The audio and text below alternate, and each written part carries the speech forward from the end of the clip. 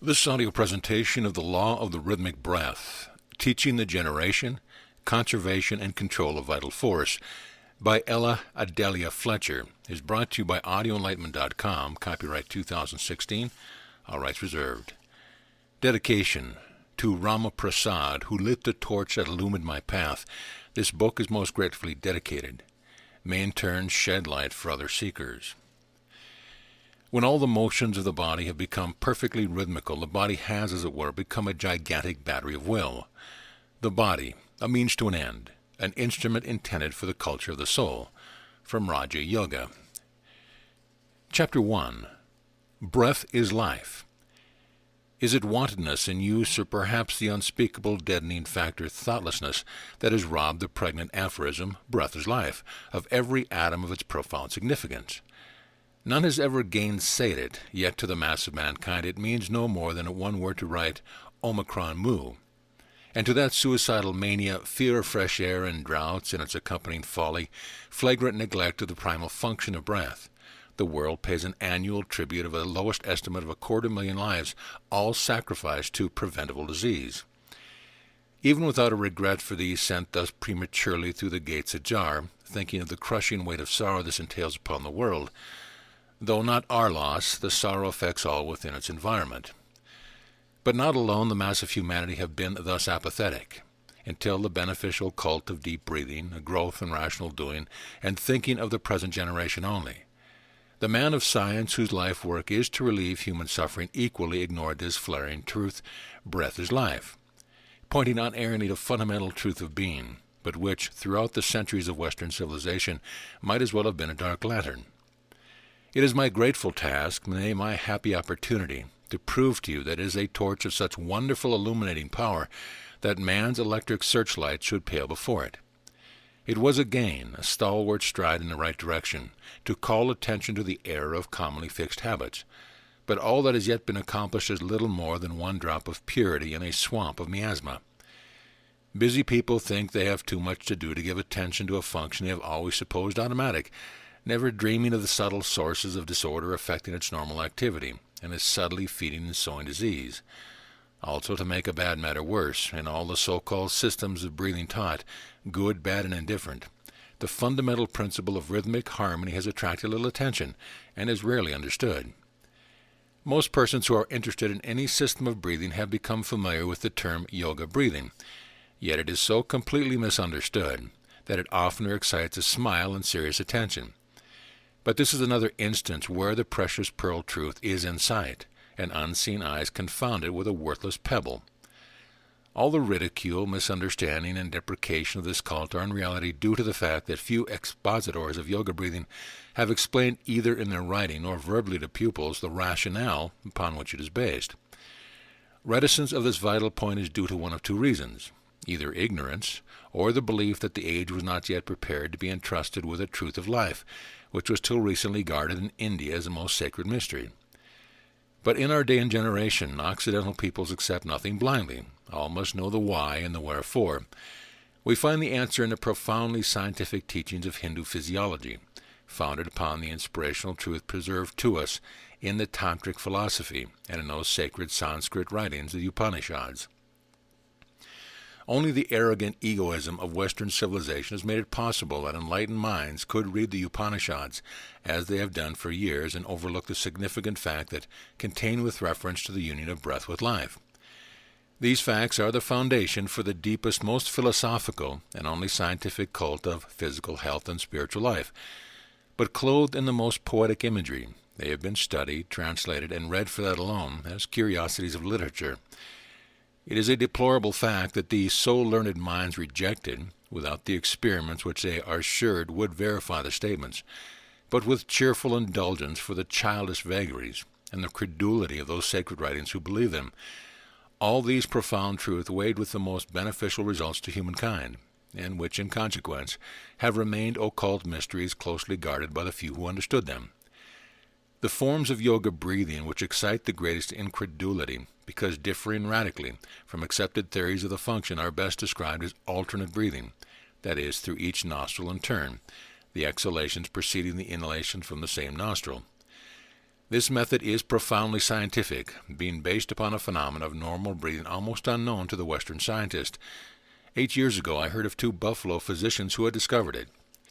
It is that every human being inhales and exhales for a certain period, nearly an hour, through the right nostril, and then all unconsciously changes to the left for a like period. Hindu physiology begins its surprise by teaching us that with each inhalation through the right nostril, a positive electrical current flows down the right side of the spine, and with every inhalation through the left nostril, a negative current flows down the left side. The lungs are correspondingly charged with positive or solar and negative or lunar currents. It is by means of the 2 currents that all the processes of life are performed, and it is an imperative condition of health that they be equally balanced. Upon their rhythmic and harmonic flow, fed by the breath of life, depends the measure of health and vitality in the human system. It is of interest here to state that early in 1905 the newspapers chronicled the successful experiments of Dr. Atkins of the California Medical College, who had discovered and succeeded in registering, by mechanical means, a positive and a negative electrical current in the air chambers of the lungs of a living person. Thus it will be seen that Western science is painfully discovering the truth which the Orient has had in its keeping since the earliest age of man. In 2 instances I have substantial proof that something of this knowledge was also in the keeping of our North American Indian medicine man. But the analysis of breath does not rest there. Of as vital importance are these facts: the universal current of life, prana, or vital force, which pervades all space, and is commonly recognized in the body as breath. The distinction will be explained later, is compounded of atoms or electrons, which are differentiated by their characteristic motions in 5 forms of vibration. Western science has recognized only 2 of these subtle ethers, and has not yet discovered their profound influence upon all living things. We are compelled to use the Sanskrit terms for these etheric forces, which are called generically tattvas, meaning literally a form of motion. Madame Blavatsky says that tattvas are both substance and force, or atomic matter and the spirit that ensouls it. The tattvas, referred to in the Upanishads as the 5 vital airs, are specifically distinguished as 1. Akasha, the sound vibration; 2. Vayu, the taniferous vibration; 3. Tejas, the luminiferous ether; 4. Apas, the vibration of taste or gustiferous ether; and 5. Prithvi, the odoriferous ether. These 5 tattvas, every one of which has its positive and negative phase, mingle in varying proportions in both the solar and lunar currents. In normal health, their flow and proportion varies from time to time with absolute rhythmic precision, every tattva having its period of predominance for a longer or shorter period. If human beings were automatons, the regularity of these vibrations would be as unchanging as the movement of the planets in their orbits.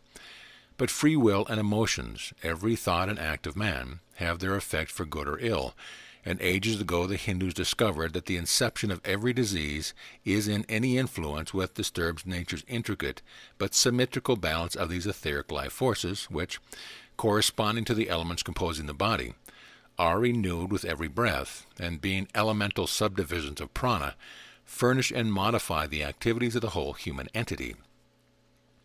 This explains the philosophy of alternate breathing, the many forms of which are devised to restore the balance of the tattvas. It also exposes the error of the statement that a strictly well person uses the right nostril by day, the left by night. So far indeed from the truth is this, that it would be a dangerous practice, and its exact reverse in a modified form, a shorter period, is the recommendation of adepts in tattvic philosophy. They commend the use of the negative breath, lunar current, at sunrise, and the positive breath, solar current, at sunset, the reason being that one is cooling, the other heating. They thus impose a certain check upon the prevalent terrestrial influences, while putting us in rapport with them, since 2 positives repel each other, as do of course 2 negative currents. In the intense activities of our modern Western life, the positive breath is employed in excess, using up all physical and mental force under the lash of willpower. The resulting exhaustion, sometimes amounting to painful prostration, is because the impact of the positive current has overcharged nerve centers. The human wires over which these currents flow slacken in this condition, and refuse to respond to the vibrations playing upon them. so the negative current does not set in. There is discord and struggle in all the atoms to accomplish this, hence suffering. The quickest relief for this condition is to close the right nostril and take a few negative breaths with deep, full inhalation and slow, restrained exhalation from the same nostril. Only a few moments voluntary attention need to be given. Once started, the life current will do its recuperative work. Beneficial effects are gained by employing the positive breath when going to sleep, which is done by laying on the left side.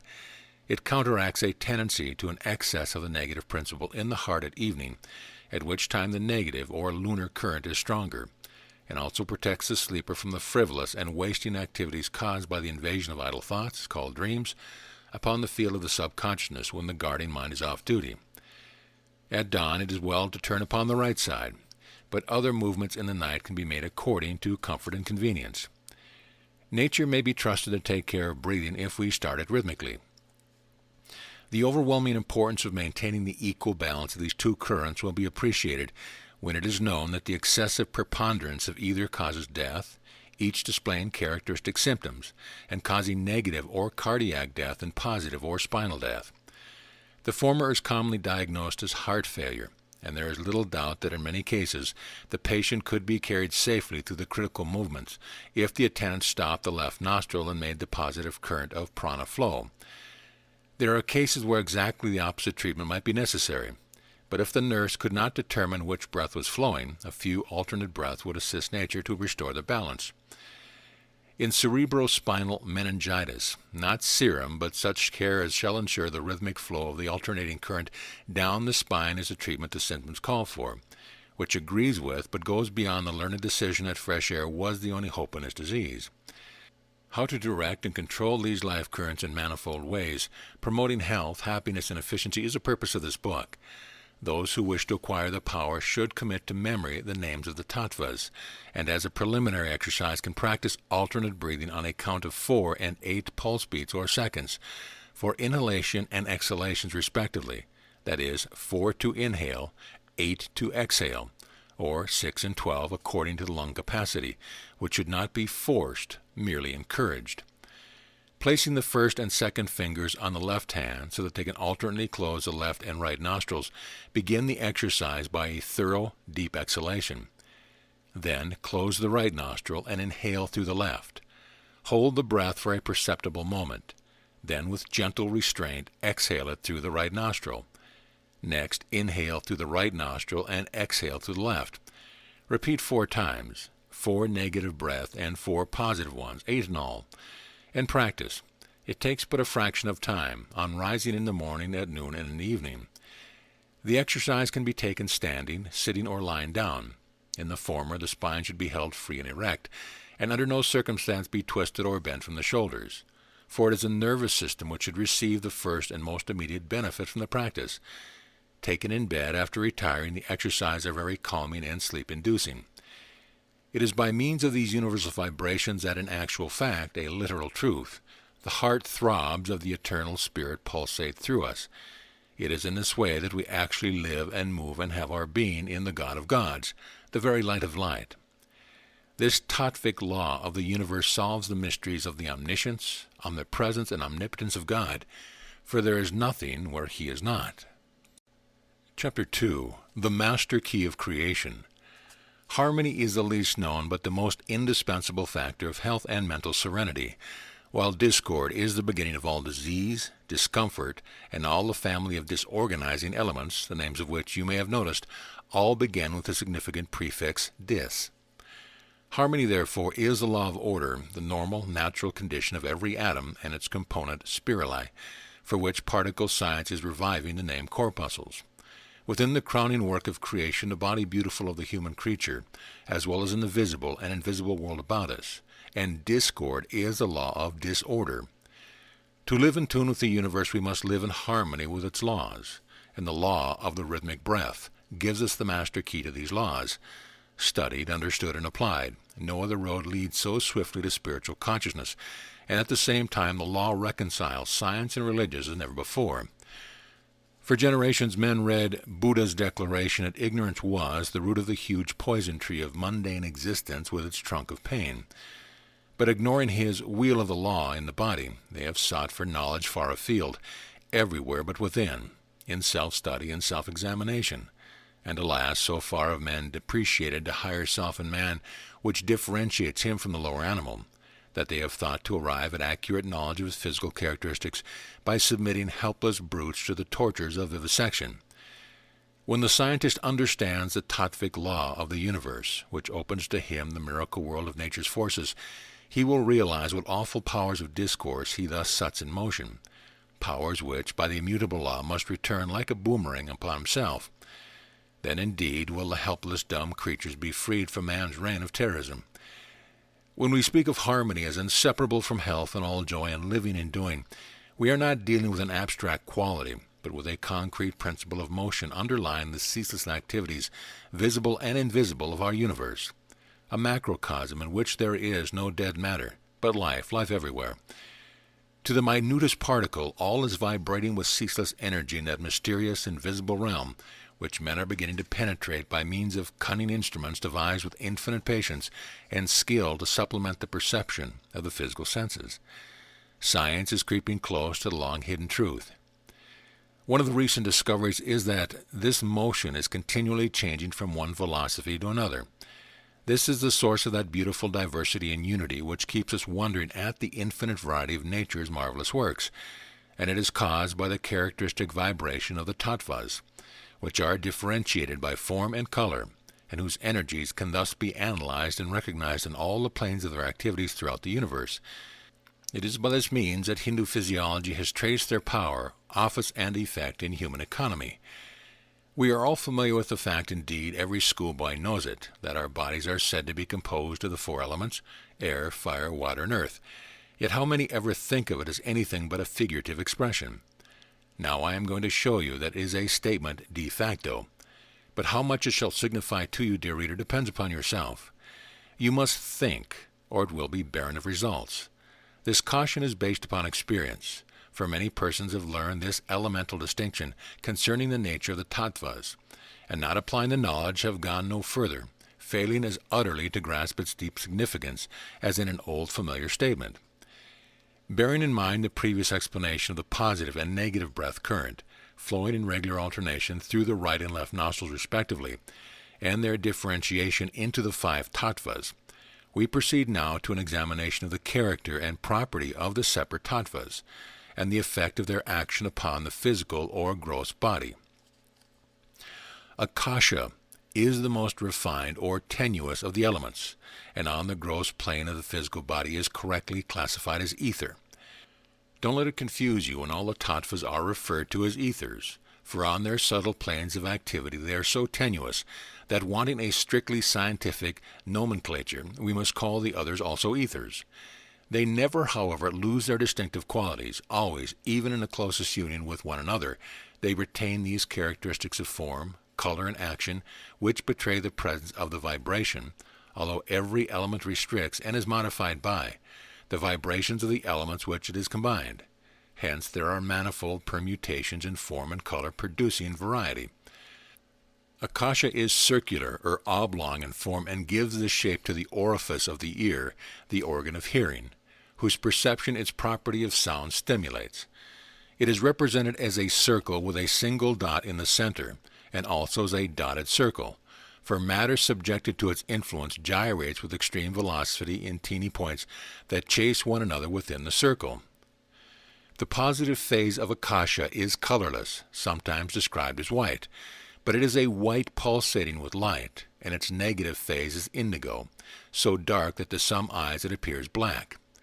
In this condition it holds potentially all the other tattvas or elements, and it is the medium or space in every state of matter which propagates sound. The study of Akasha discloses the secret of the mysterious and varied effects of sound upon all living creatures. For every vibration, as it passes through the subtle sound granules of space, space and sound being considered interchangeable terms, so closely associated are they, creates its own sound or tone, and registers its effect upon human nerves even when beyond the range of sense perception. Thus sound, with its inseparable associate rhythm, is ever building or disintegrating, and is a powerful force that man has urgent need to understand and learn to control and use with intelligence. Harmonious sounds are upbuilding and life-giving, therefore constructive, while all sounds which we class as noise are disintegrated in proportion to the dissonance and broken rhythm of their crashing and grinding.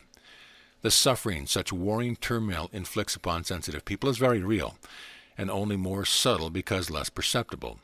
Like the drops of water that wear away a stone, is the effect upon these less conscious of the disturbance.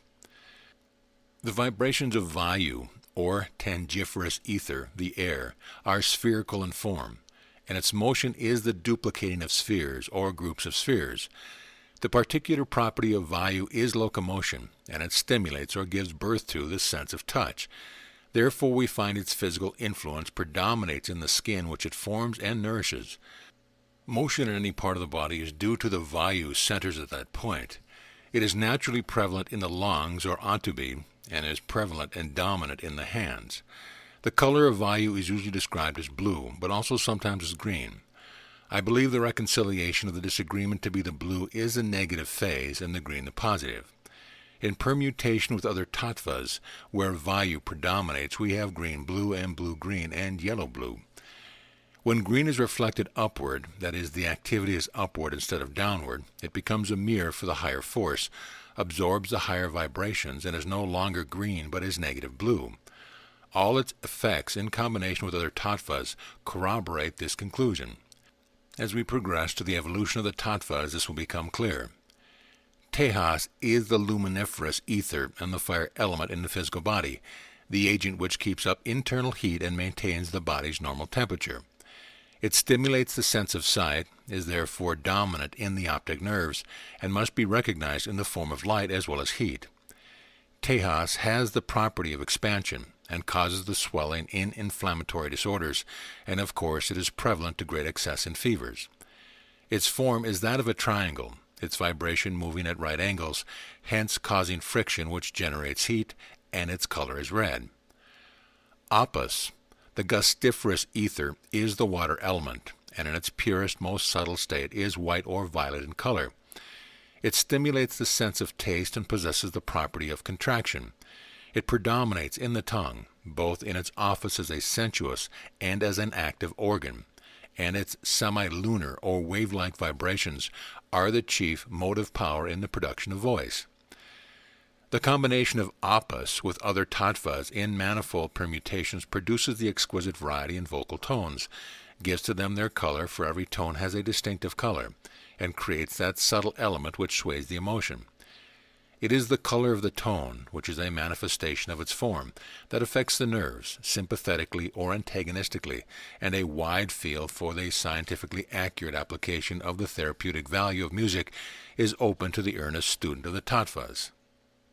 The discipline and culture of voice production and speech itself are thus recognized as of the highest importance. Wherever water runs over sand, which it throws into waving forms, it furnishes a constant object lesson on the semi-lunar form of apus vibrations. The very name wave is a symbol of the curving motion of water. Last but not least is this terrestrial life comes Prithvi, or odoriferous ether, the earth.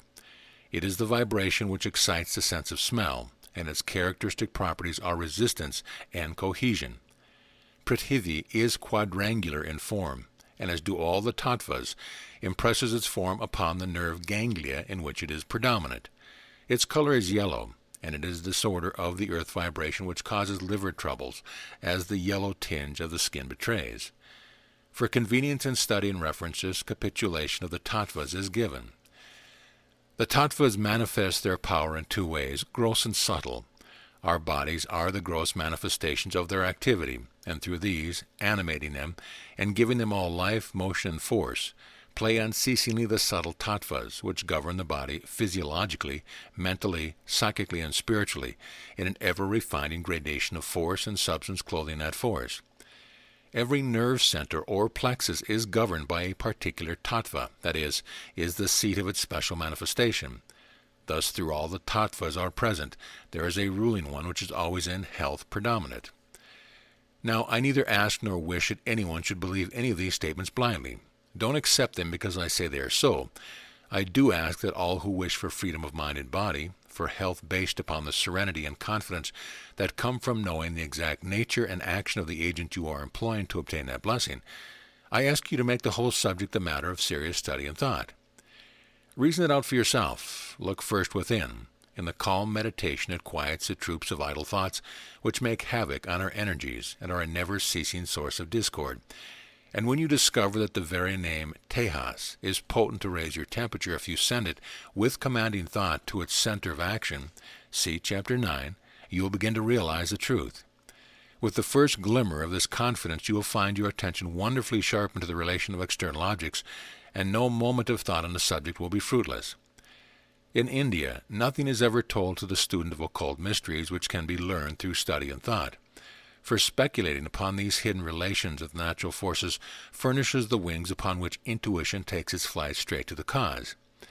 In this Western world, however, where the art of thinking is less understood, the student needs some guidance, but the quicker he can stand on his own feet, the better. In the physical world about us, you must be prepared to recognize the dominant tattva, or the combination of elements and natural objects by the color.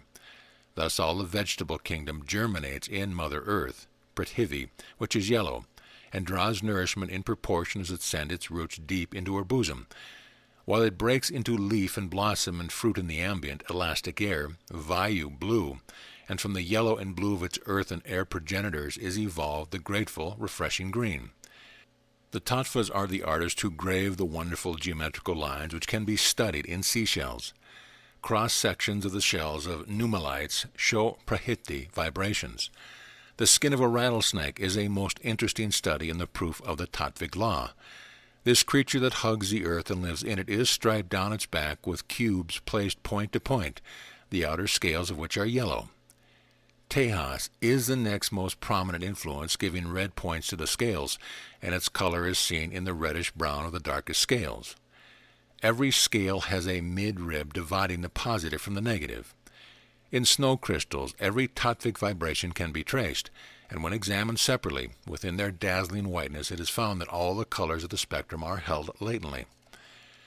Significant corroboration of tantric teaching with regard to the structural effects everywhere in the body of the varied tattvic activities is found in Bain's description of the nerves. The blue-white matter is in nerve threads composed of bundles of microscopic fibers, of which it is estimated as many as 15,000 to 100,000 are united in a single nerve. The gray-red nerve substance is a mixture of these fibers and neurons or cells of various shapes, round, oval, pear-shaped, tailed, and star-like, or radiated. In the Cosmopolitan for September 1905 is an interesting article, Artificial Creation of Life, by Garrett Service, the illustrations in which furnish an admirable study of the tattvas. The article explains the experiments of Professor Jacob Loeb of the University of California, which have aroused deep interest in the scientific world. If a copy of the magazine be accessible, notice first the 5 points of the starfish, which correspond with the 5 tattvas, as do the fingers and toes of our bodies. Turn next to the large illustration of eggs of the sea urchins. Then observe A, the beginning of segmentation, and B, second step. You will see that the development is by pairs or couples. These are the positive and negative atoms, which acting upon each other evolve every succeeding step.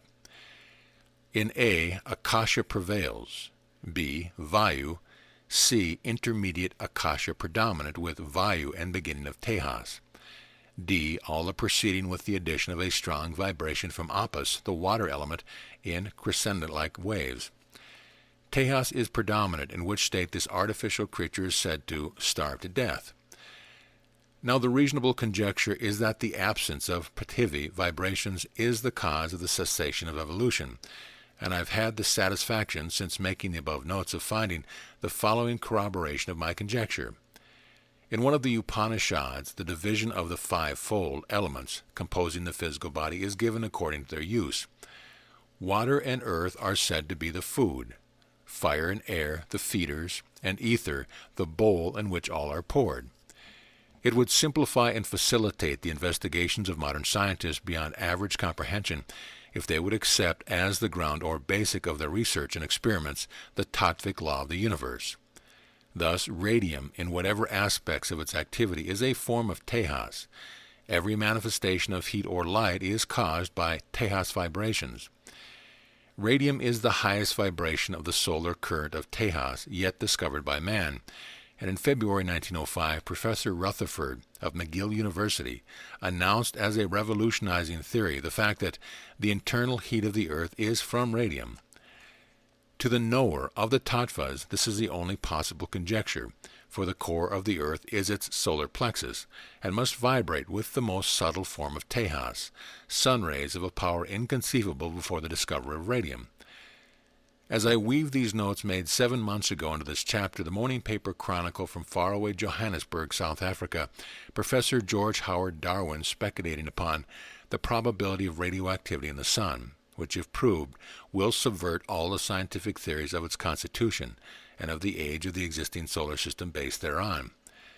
The life current is more subtle than radioactivity, and it depends upon ourselves to how high power we shall raise to it. Never forget that breath is the beam on which the whole house of the body rests. If you wish to acquire the ability to apply the law and use the master key, be diligent in the practice of the breathing exercise given in the first chapter. Make the slight change of holding the breath for a longer interval, not to exceed the inhalation, and fix the thought upon following the vital current down the spine. Then, while holding the breath, upon the sacral plexus, and follow it upward during exhalation. The length of time must be decided by physical sensations. No slightest discomfort should be felt. Restoration of the balance of the tattvas gives us rose-colored spectacles and all the energy needed to meet life's demand, even though they be exacting. The thought ministrations of Christian Science, mental healing, and faith cure, which are so winged with power, employ the same force, the only one, and are all manifestations of the tattvic law, for every thought excites a tattvic vibration, just as does the movement of a finger, and the calm fixity and intensity of the thought are the measure of its force.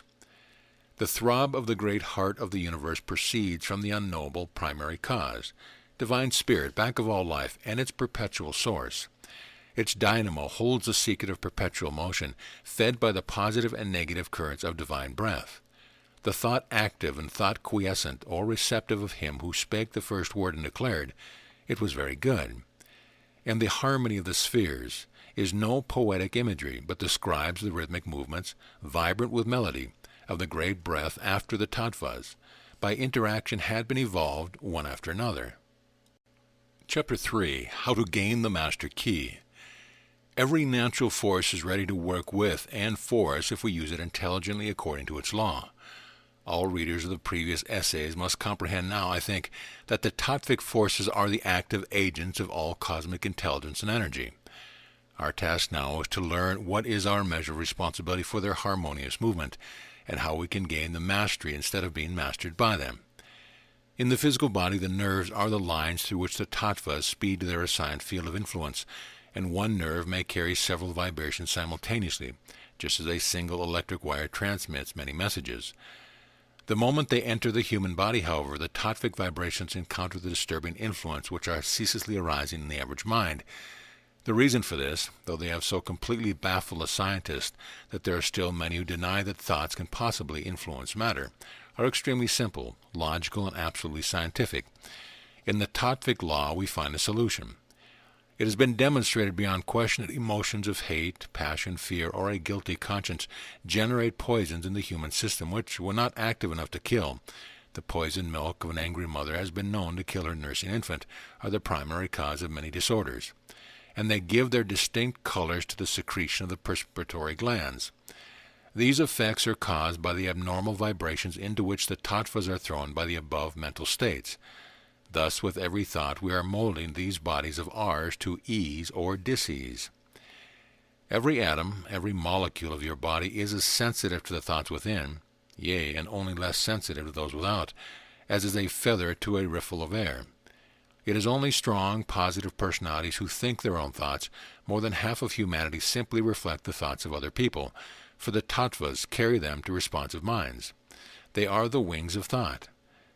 The usurped overlordship of the sense-directed mind is the source of most of the ills and suffering of the body, and its crowning sin and most disastrous menace are that it stifles the soul and prevents its growth through the experiences which should be its daily and hourly portion.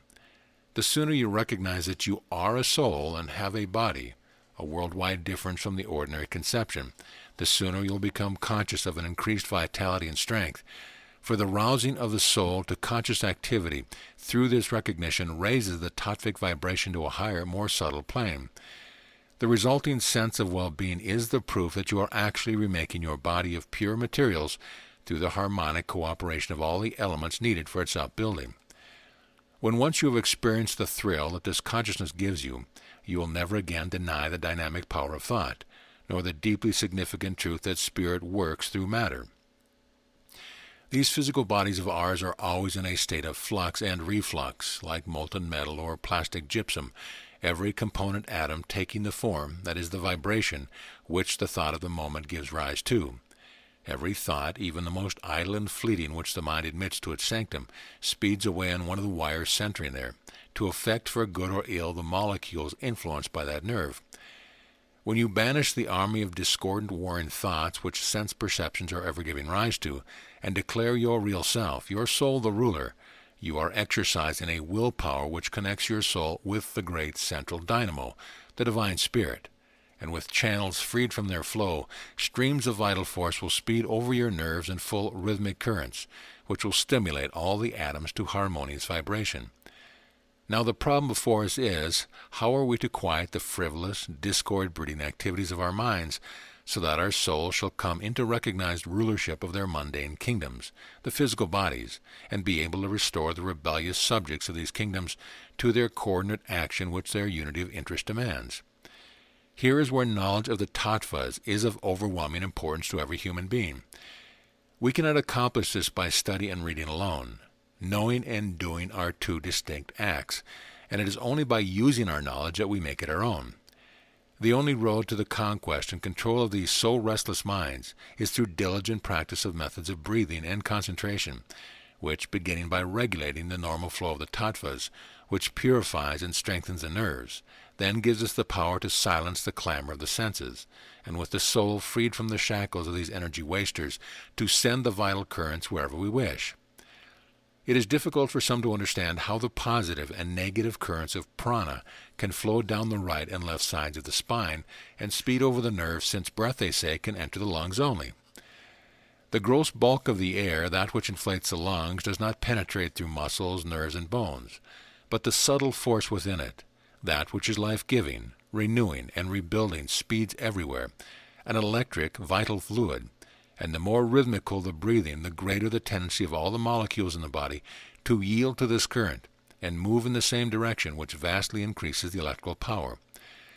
The distinction between breath and prana is a very subtle one, and most attempts to describe the latter consist of affirmations followed by denials. Even Swami Vivekananda, who could think so clearly in English that he seemed to have a psychological grasp of Western modes of thought, could not escape the Hindu propensity to strive for the finest conceivable distinction. After saying that the most obvious manifestation of prana is the breath, and that this prana is the vital force in every being, and the finest and highest action of prana is thought, he concludes by this statement, "And yet we cannot call it force, because it is only the manifestation of it." Other writers are equally baffling, yet this need not give us concern. Everyone who practices will learn to know prana for what it is. To say that breath is something very different from prana is not only misleading but unnecessarily confusing, and in great part the ultimate analysis reached by all these quibblings are distinctions without a difference, a splitting of hairs, as it were, for a breath without prana is unthinkable, since it pervades all space, and has within it the force that moves the universe, and holds the planet in their spheres. Wanting prana, we should not breathe at all, and its withdrawal brings physical life to its close. Prana is the terrestrial manifestation of solar energy, and its perpetual cycling motion from within outward and back again supplies the lever that controls the automatic contraction and expansion of the lungs. It is, moreover, the vehicle and stimulator of that thinking principle within us which superintends all the automatic functions of internal organs. The importance of never forgetting the imperative need that the positive and negative currents of prana be equally balanced should now be clear to all students. The control of this all-pervading energy, the vital or creative force in every atom, is called pranayama, and it is in the held breath exercise that we generate the willpower to gain this mastery.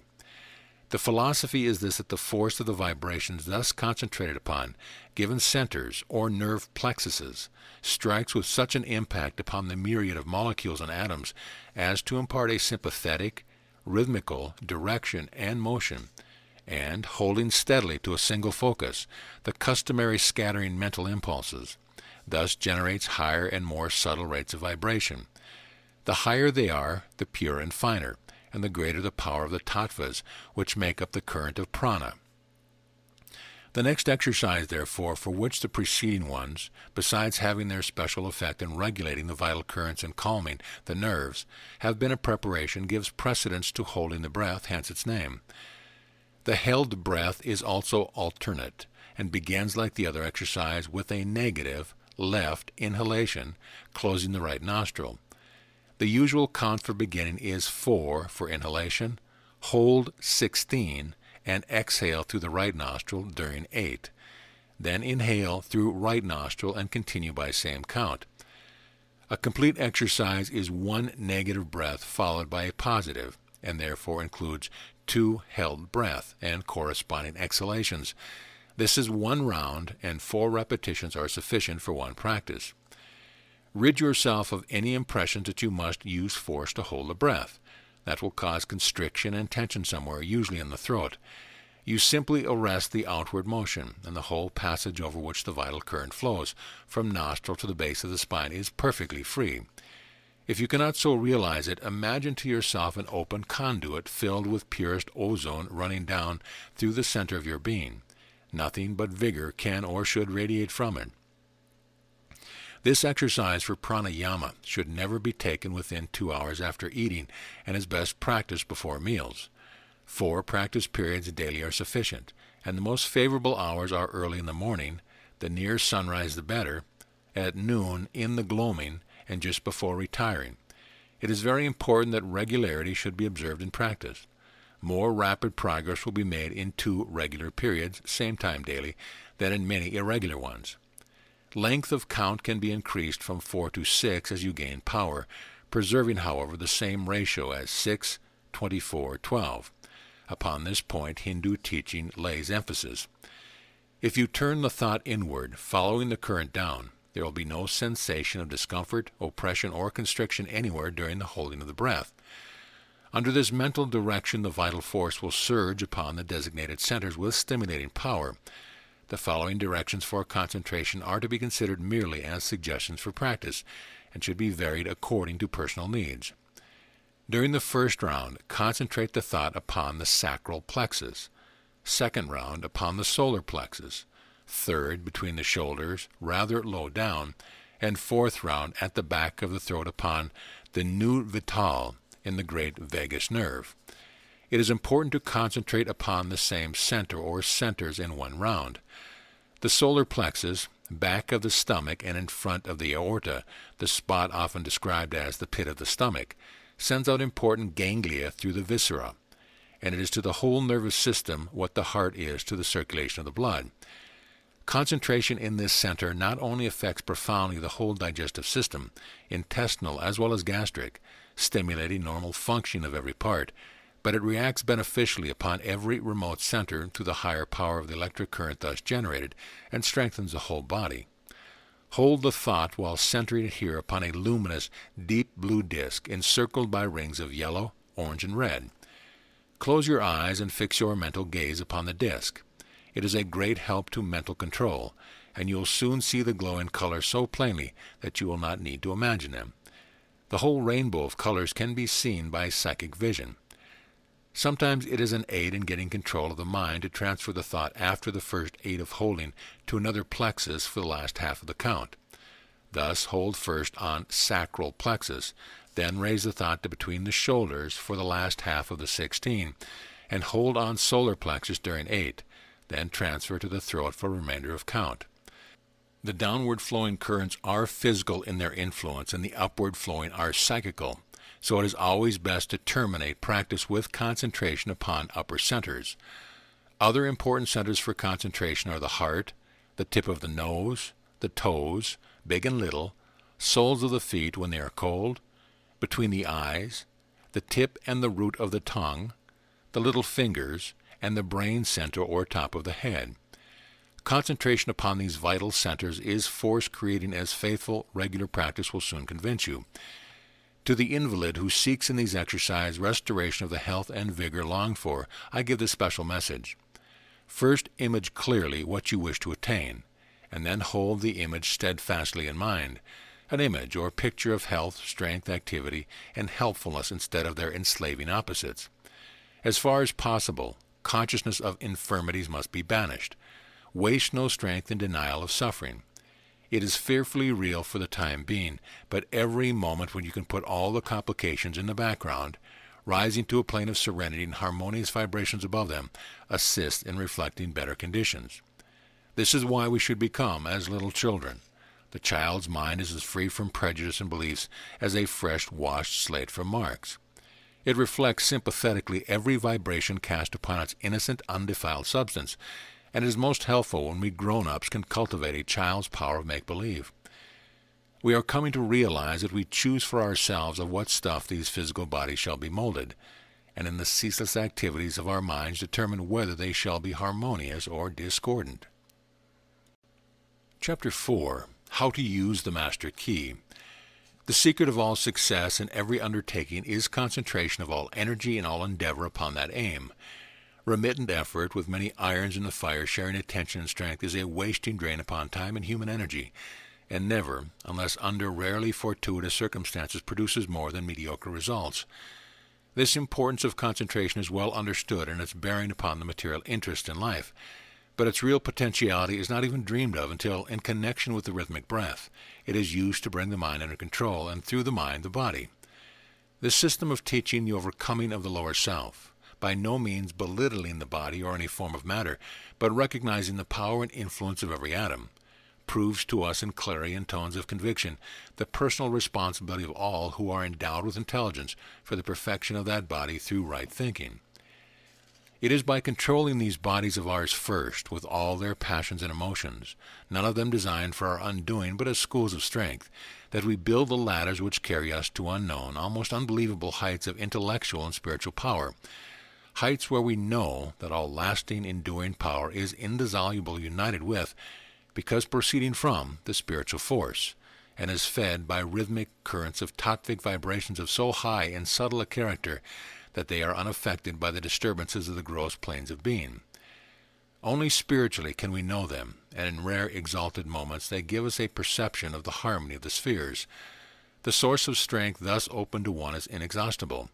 Practice will give every human being access to it, for the reservoir is within every soul. The effective use of the Master Key is by means of concentration.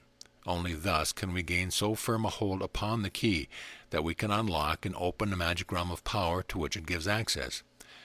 The practice of the exercise for pranayama purifies the body throughout the impetus it gives to the expulsion of all waste, and it greatly increases the flow of the most favorable tattvas, which, speeding rhythmically over the nerves, clear the channel of all jarring and jangling vibrations, those irregular and abnormal atomic vibrations which cause disease.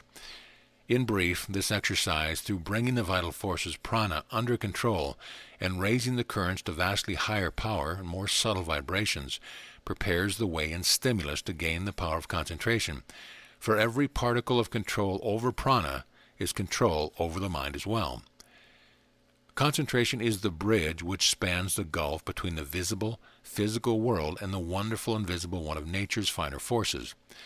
It is the first step in consciously exercising the subconscious mind, the immediate vehicle of the soul's expression. Only by concentration can we quiet the kaleidoscopic flitting of idle thoughts through the conscious mind.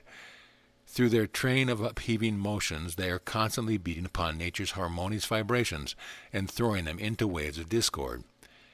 The moment we arrest, through concentration, the energy-wasting activities of the senses, which furnish much of this mental hash, we bring our minds under control of our souls, and give our real selves a chance to live and develop the powers which lie latent in every human being, awaiting only recognition and the stimulus of use or exercise to be evolved. The need for the silent period of concentration is the need for meditation, that men may learn to know their spiritual selves, and gain the peace and strength which can be found in no other way. The man of meditation is the man of poise who meets life's perplexities with the confidence drawn from this unfailing source. In the rush and turmoil of life, this noblest part of being lies latent when not denied. The progress of the race during centuries has been vastly retarded by the mistaken attitude towards the soul. It has been treated as a mysterious something quite apart from practical affairs, which must be saved for the future life, forgetful, yea, for the most part ignorant, that it is ever and always the imminent present which demands the exercise of the soul. By the conquest of self in that exercise, and the first enemy is selfishness, the soul saves itself and grows to immortal stature. It is the exaltation of the physical body as the mundane manifestation of self whose needs, comfort, and pleasure are of paramount importance that has made possible the development of the modern curse, Sunday saints who are weekday sinners. The man who knows he is a soul and that every vibration he sends out will return to him cannot have one set of morals for the first day in the week and an antagonistic code governing his business dealing in private life. No one can learn the truth of the Tattvic law without realizing personal responsibility for every thought and act. It is no longer an uncertain belief or a creed. It is absolute self-knowledge based upon unvarying natural law, and it fulfills the promise that the truth shall make him whole.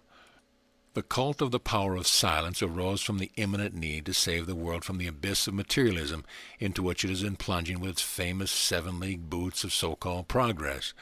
Humanity is just rousing itself to a realization of the depth of degradation to which this mad pursuit of material things as the be-all and end-all of existence is carrying the race. And it is waves of spiritual vibration generated by lofty aspiration in the silence, which are thus stirring the public consciousness as never before. From this leaven are rising insistent demands for ethical standards of conduct governing all human relations, and the time has come when these demands can never be silenced till the principle of the universal brotherhood of man passes from theory into vigorous practice, purifying every branch of government, municipal and national, and elevating all the activities and relations of life. This is the real Christ spirit which is to rescue humanity from the present intolerable conditions of sordid grind and vicious selfishness, and it is our privilege and responsibility to aid in thought as well as act in this evolution, of which Horatio Drescher wrote prophetically, "The law of the Christ is the law of organic perfection. The Christ spirit made social is the supreme triumph of all the powers of evolution." Spiritual thought must descend as a balm to cleanse and to heal the wounds of crime. Not the common vulgar crimes of ignorance or of ungovernable passion which education combats, but the far more dangerous ones, more heinous in the sight of God, more fatal to the soul. The deliberate, cold-blooded crimes of satanically immoral intellects which have sacrificed all human welfare and national prosperity to selfish personal greed and ambition. All human moralities melt away before such aims, but they can neither affect nor withstand the force of the stupendous moral waves circling round our sphere. It is man himself who must ameliorate the present deplorable conditions. He created them, created all wickedness, all crime and misery, through wrong thinking prompting evil doing. There is no wickedness in the lower kingdoms, and through the power of right thinking, man must lift the race from its present state of wretchedness and suffering. He must change conditions. Every human being, no matter how isolated to life, can aid the cause by right thinking. It is the quality of our thinking that, through the tattvas we draw it to us, makes us what we are, and upon which all our influence depends. Dedicate your daily life to high ideals, and in this training of self-control and self-knowledge, your soul will increase in sensitive intuition to all promptings from the creative resource of the Spirit which are infinite. Horatio Drescher, than whom none has aided more in the cult of spiritual thought, said, "Deep within every human soul there is a dormant intuition, which, if it be quickened, will guide us unerringly as the instinct of the dove to our home in God, from the power of silence. That quickening can be obtained only when we listen for our soul's command. This is difficult in the hurly-burly of life till we have made our mind sensitive to the soul's lightest whisper by wooing it in silent concentration. Remember that we thus raise the tattvas to a subtle plane, which means increasing activity, vastly increased velocity. This higher rate of vibrations increase the power of the soul to manifest its control over the mind. In fact, puts the two in rapport as nothing else can. The strength which the mind thus gains is shared by every nerve and externalized in the increased vigor and vitality of the body. Existence should be made a joy. Only thus can any soul manifest its higher powers, and to this end the daily life, as far as it is under personal control, should be ordered with harmony and restraint. Moderation in eating is important, and the purer the foods, the substance furnished for these marvelous tattvic activities, the better the result. When there is extreme physical disturbance, more especially congestion of any sort, the practice of the exercise for pranayama, the held breath, would be better omitted. At such times, alternate breathing on account of 7 for inhalation and 9 for exhalation aids wonderfully in restoring poise, calming the mind, and soothing pain. Hold the breath a few seconds before exhalation, and observe a like interval before inhaling the next breath. Repeat 6 or 7 times, that is, from 12 to 14 breaths, according to need. This exercise can be taken frequently, every hour or two through the day, and is especially helpful at any moment of excessive fatigue and mental or nervous disturbance. It is the sovereign remedy in all crises of heart weakness.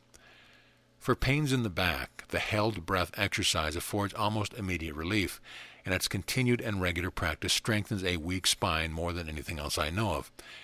It is well to proceed this exercise with several rounds of alternate breathing as given above. Do not confound these exercises with rhythmic breathing fully described in Chapter 31. They are remedial and corrective, designed to restore normal conditions. In the well-poised human being, nature takes care of the regular alterations of the current. Instead of counting numbers during these exercises, and especially during the held breath, it is best to think a rhythmic syllable or phrase, a sacred word or lofty sentiment, the repetition of which holds the attention and promotes harmony. There is a deep significance in this which demands more extended consideration than can be given now. By accenting the first word in each group of 3 or 4, according to count, the mind carries the number without difficulty. Rhythm is promoted, and another anchorage is formed for the mind. This affirmation from Mrs. Besant's Thought Power is an admirable sentiment for the purpose. The self is peace, that self am I. The self is strength, that self am I. But any thought or word of deep significance to the student will be effective. In the practice of the exercises for pranayama, and in the period of concentration following it, the eye should be closed. This inhibits one disturbing sense activity, and at the same time discloses to us a marvelous inner vision, whose development, like that of all senses, depends upon use. The first aim of concentration is to withdraw all the senses from every external excitant, for this aids powerfully in quieting the mind. Exactly in the measure that we can hold our attention to a given point, do we increase the rate of the tattvic vibrations and therefore the force of prana. One of the earliest results of regular and effective practice is the discovery that this internal vision looks upon a marvelous realm of color due to the tattvas, which are able to recognize by their characteristic forms and colors. As these vibrations mingle, they vary from their simple forms to those of bewildering complexity, forming every conceivable geometrical line and figure, and the blended colors producing myriad hues and tints. Many movements whirled around a central dot or vortex, which sometimes gives a sensation of great depth of unfathomable space. This whole, as it were, is akasha, the first vibration which was thrown into undifferentiated matter by the great primary cause, Divine Spirit, hence the beginning of the involution of spirit into matter. Sometime this akashic depth might be described as colorless, a glowing white light, again as black in its intensity, really indigo. These are the positive and negative phases. Then, as the vayu vibrations mingle with the akasha, it changes to deepest azure. Those who have once seen the wonderful play of light and color within realize forever and aye that there is a realm which there is no night, and a light that penetrates the densest matter, the light that never was on sea or land. Chapter 5. The Evolution of the Tattvas. In the evolution of the tattvas, we trace the evolution of the soul to its beginning in the involution of the spirit. The one is as inseparably connected with the other as are the interacting energies of the positive and negative life currents, the outbreathing and the inbreathing of the Divine Spirit, or the thought active and the thought quiescent, upon which all life and motion depend. Thus, spiritual activity is the creator of all things, and the energy behind all motion, without which creation is unthinkable, derives its power from the one source. The first manifestation of that power was positive and negative, the active impressing its sound or action upon the receptive passive, and Akasha was the first tattva evolved by the interaction of these divine currents of spiritual force. The cosmic void of undifferentiated matter, the Hindus, Prakriti, was formless, and the first need of differentiation was the space in which to create many forms. Therefore, the characteristic property of Akashic vibration is to make space, and the closer the impact of matter upon the vibration, the louder is the sound of their movement. This is the reason of the phenomena that natural philosophy explains as the denser the medium, the better conductor is of its sound. The homily and familiar comparison in the Aitreya Aranyaka Upanishad by the learned Hindu teacher of the ether, that is, the Akasha, to a bowl in which all the other elements were poured is extremely fallacious and graphic. In very fact, all the other tattvas, one after the other in their turn, were evolved and are continually mingled in the spaces of Akasha. Akashic energy expressed as sound has long been recognized as both the builder and disintegrator of form. The wonderfully beautiful geometrical forms into which dry sand sprinkled upon a drumhead or upon a sonorous plate will move under the impulse given by musical tones show the ever-formative effect of Akashic vibration. It was through an ingenious device of the German philosopher Klandi that sound vibrations were first made visible, circa 1785. He observed the plates of metal or glass gave out different sounds according as they were struck at different points, and he conceived the idea of stirring the surface with fine sand and drawing a violin bow across the edge of the plate, while damping the vibrations at certain points by touching the edge with his fingertips. This established nodal, or rest, lines along which the sand grains shifted, showing the form of the vibrations, and by varying the points of contact, both for drawing the bow and dampening the vibrations, a great variety of beautiful figures were produced corresponding with varying tones. It was thus found that a given tone always produced the same figure, so the experiments disclosed an unvarying law of sound vibrations. Illustrations of these sand forms, called Klandi's figures, can be seen in Tyndall's Sound, and in most textbooks upon natural philosophy. They are of particular interest in our study because they betray the presence of all the tattvas in manifold combinations in the different musical tones, and show how their characteristic vibrations are modified by interaction one with another. Efforts to establish the laws of tonal color should investigate this field, for color, following form in cosmic manifestation, is inseparably connected with it, and as invariable as the form. Each may be recognized by the other. Helmholtz discovered that every color has its special vibration, that is, form, but he drew the false inference therefrom that the secondary colors were not formed from the primaries. The tattvic law corroborates the original conception, and by it means the presence of any element can be detected by the known influence or effect of the blending of colors. In the realm of hidden forces, every audible sound is a subjective color, and vice versa. Every visible color is an inaudible sound. Both proceed from the same potential substance, which physicists used to call ether. Occultists pronounce it plastic, though invisible space. The deeper we study the tattvic law of the universe, the deeper is our conviction that everything in the natural world moves rhythmically. It is only when the human mind steps in with its responsibility of free will to choose the right or the wrong thought, and the act that life's rhythm is broken and all its vibrations thrown in a discordant jangle.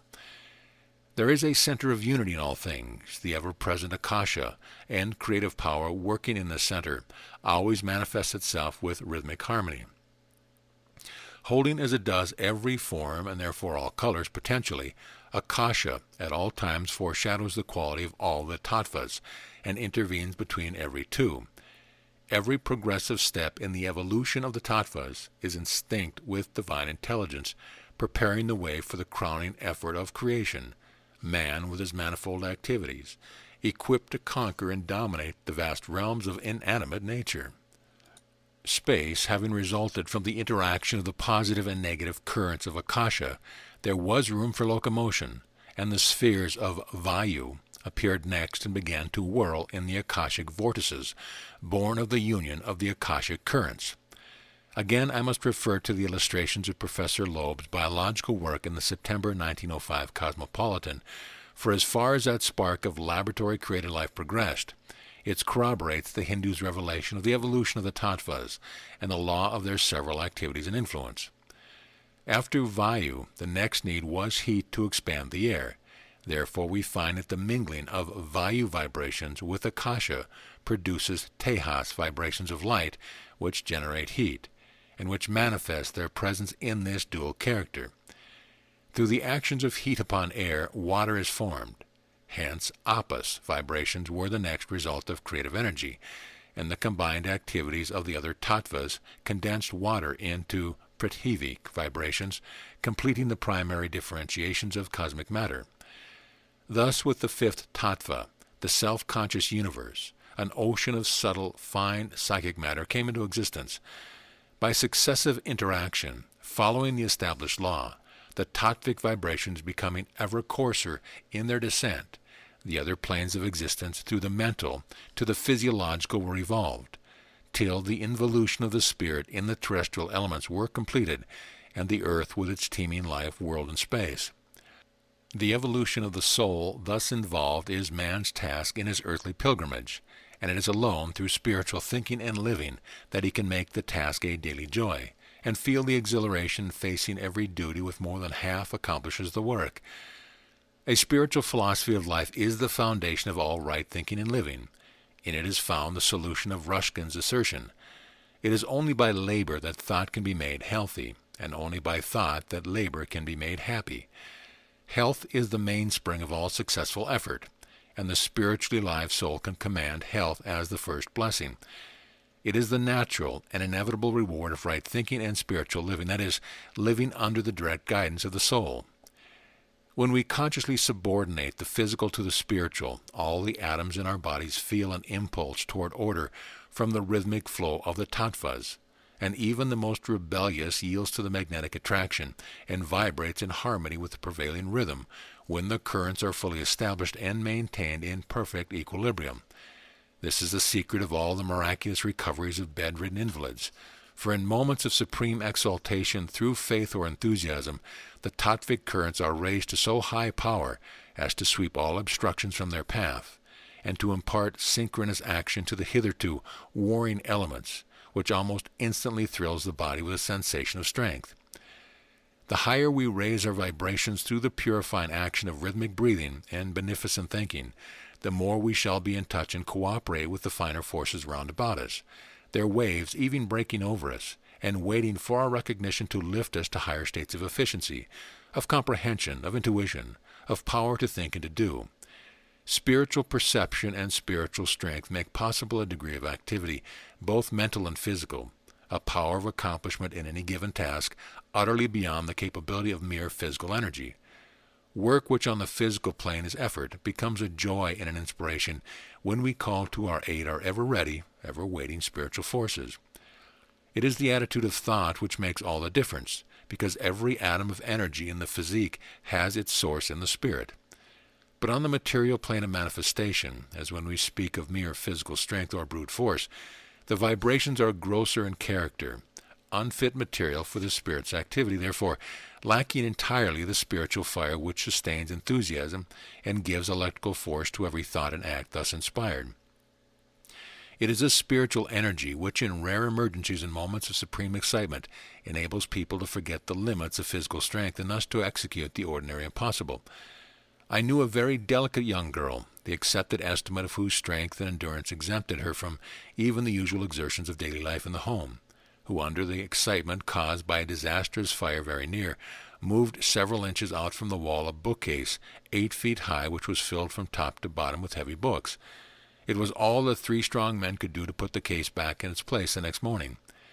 We can train ourselves to employ this spiritual energy at need, and thus eliminate many of the most trying conditions in life. The wastefulness of common methods of thought is a constant drain of psychic energy which we can better employ. Every fact that has been stated can be verified by personal experiment, which means persistent practice of the breathing and concentration exercise already given, not intermittent practice when you are reminded of it by a bad feeling, or when you happen to think of it or have nothing else you would rather do. To derive the benefit, spiritual, mental, and physical, which I assume all my readers are seeking, the practice must be regular at the regular periods, as nearly as possible the same daily. Never let any of the exercise become automatic. Hold the mind to the center.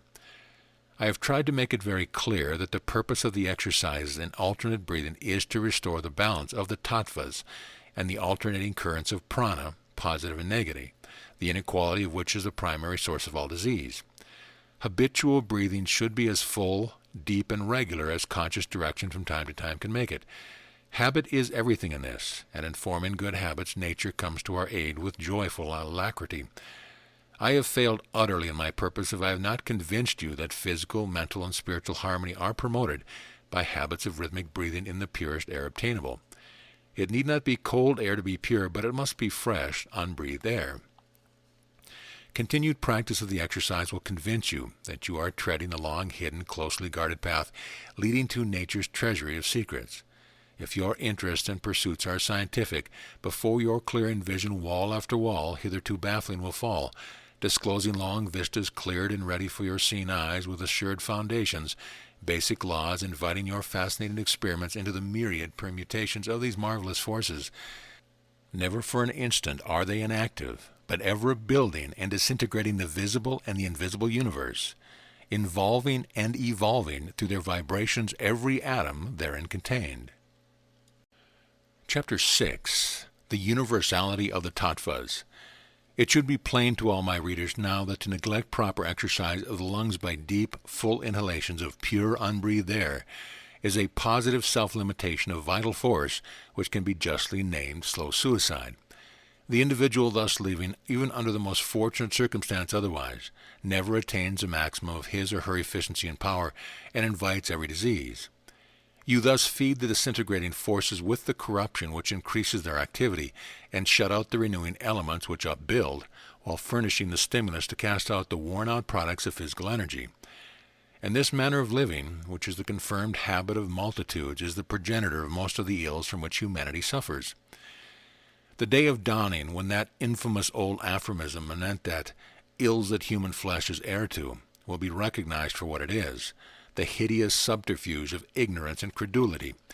It has caused the most flagrant violations of natural law, and weighed like an incubus upon the human race, encouraging fear and every other prolific agent of evil and suffering, being a common source of that weakness and inefficiency which produce poverty. Fear breaks down tissue, and disorganizes nerve cells as much as any acknowledged disease. It is only blindness to the latent, the potential powers within that makes possible the conditions from which a majority of mankind suffer daily. As I shall show you, there is no digression from our subject, the study of the tattvas, but most intimately connected therewith. When you pray for strength, for health, for relief from pain, do you realize what answer comes back to you from divine silence? It says to you, take them.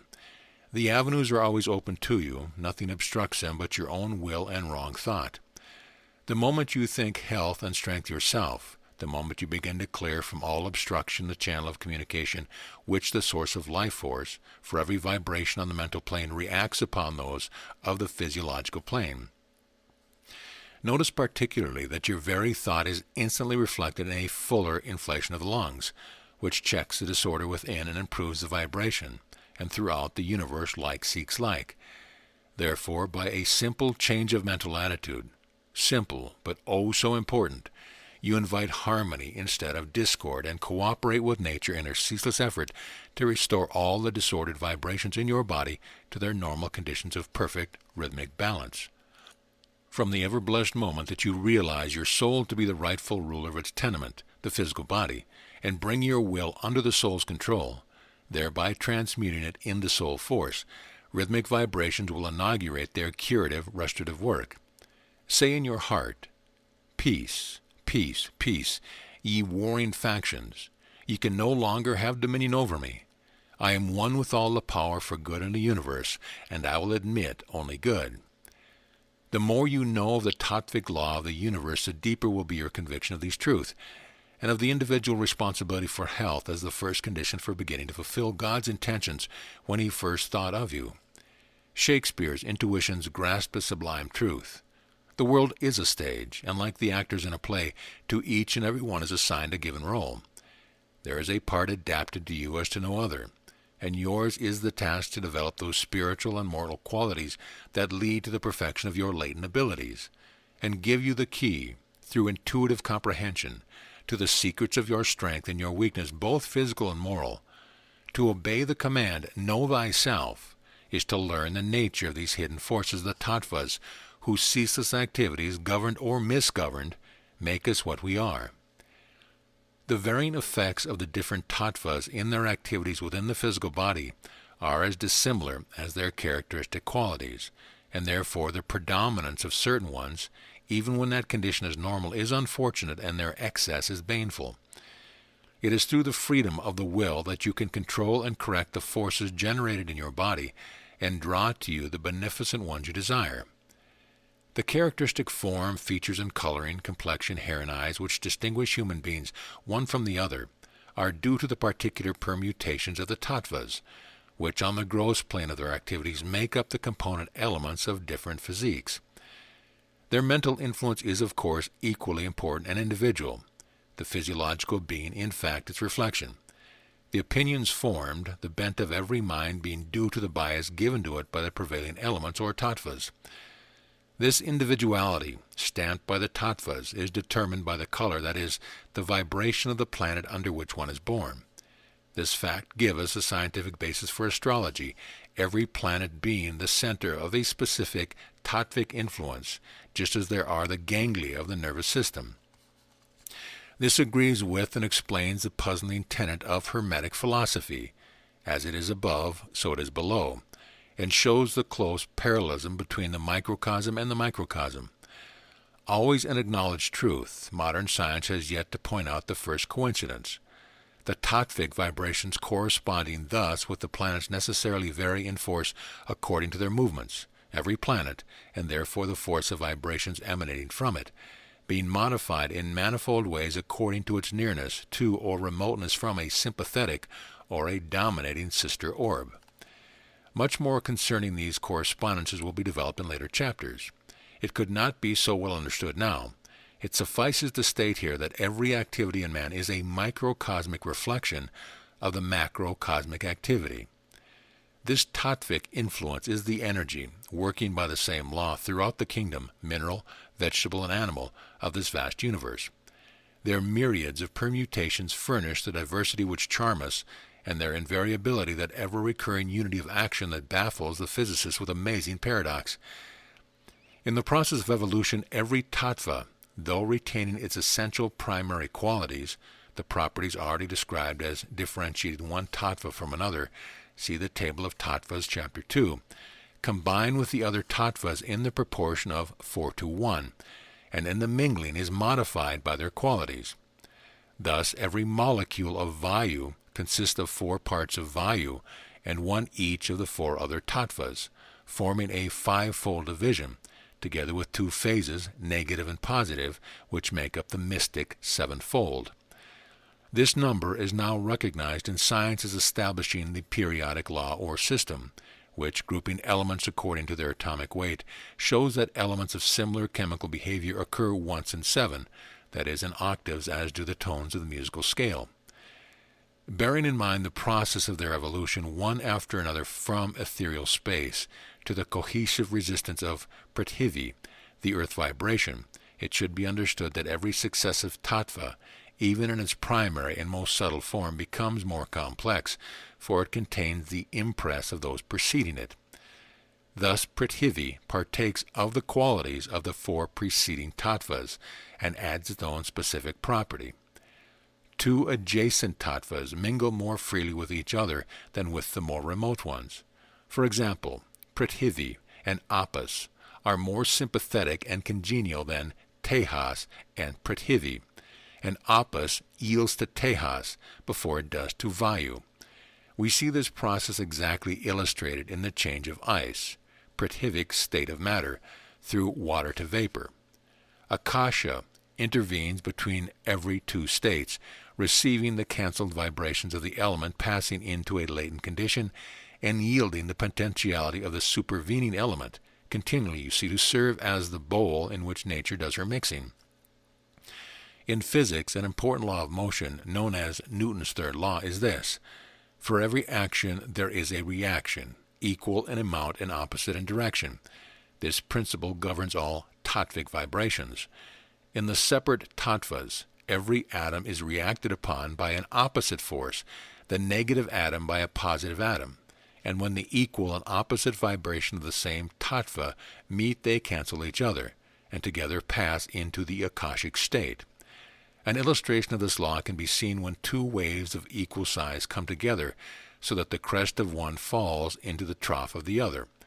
Thus meeting, the waves are cancelled and smooth water results.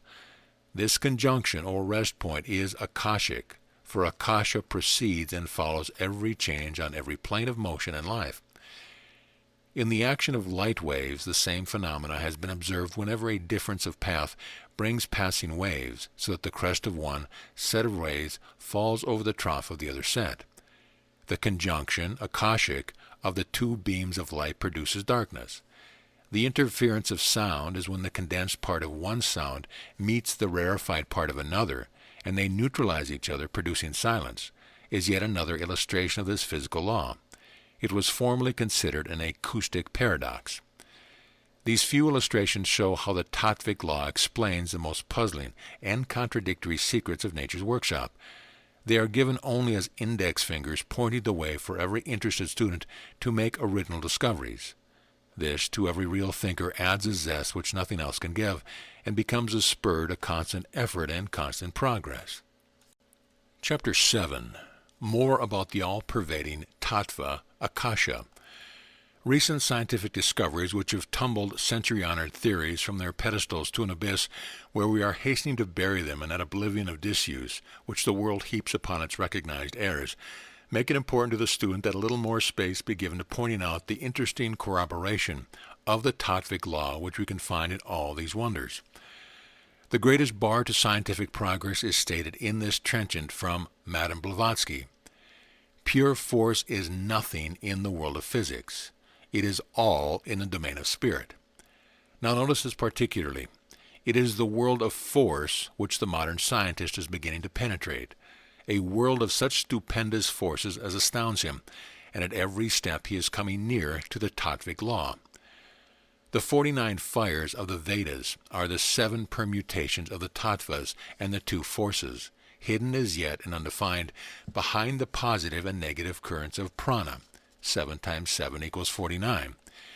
Every one of these has well-determined chemical and physical potencies in contact with terrestrial matter, and a distinct function in the physical and spiritual worlds, with a corresponding relation to a human psychic faculty. To the ancient Hindu adept, all these hidden forces were as an open book, and years ago India's initiates accurately predicted all the amazing discoveries and inventions of recent years, which have furnished new foundations for science and kept the world marveling. Out of the invisible, Sir William Crookes, with his radiant matter, and Roentgen, with his X-ray, lured 2 of these 49 fires. With the X-ray, the principle of radioactivity, which revolutionized science, was established, and it paved the way for the discovery of the 20th century marvel, radium, which disclosed radioactivity as an actual property of matter. No one conversant with the tattvic law can doubt that radium and all the radioactive substances can be properly classified among the 49 fires of the Vedas. In all these progressions and permutations, the higher, more subtle plane or state of matter is positive to the next lower, and every lower one is the result of the interaction of the positive and negative phases of the next higher state. Radium furnishes us with invaluable data corroborating the tattvic law.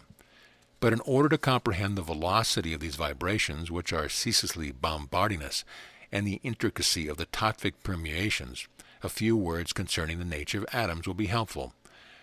The word atom is still defined in standard dictionaries and in textbooks upon physics published within the present decade as the ultimate particle of a molecule which is indivisible.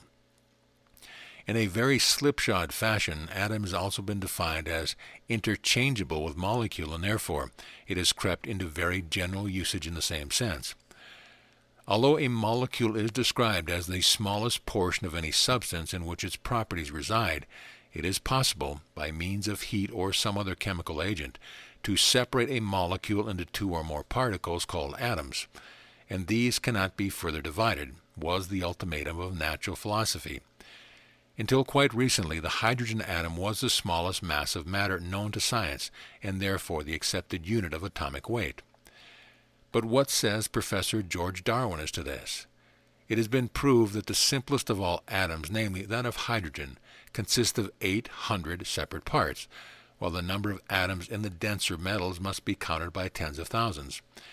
These separate parts have been called corpuscles or electrons, and may be described as particles of negative electricity. It is paradoxical, yet true, that physicists know more about these ultra-atomic corpuscles and can more easily count them than is the case with the atom of which they form the parts.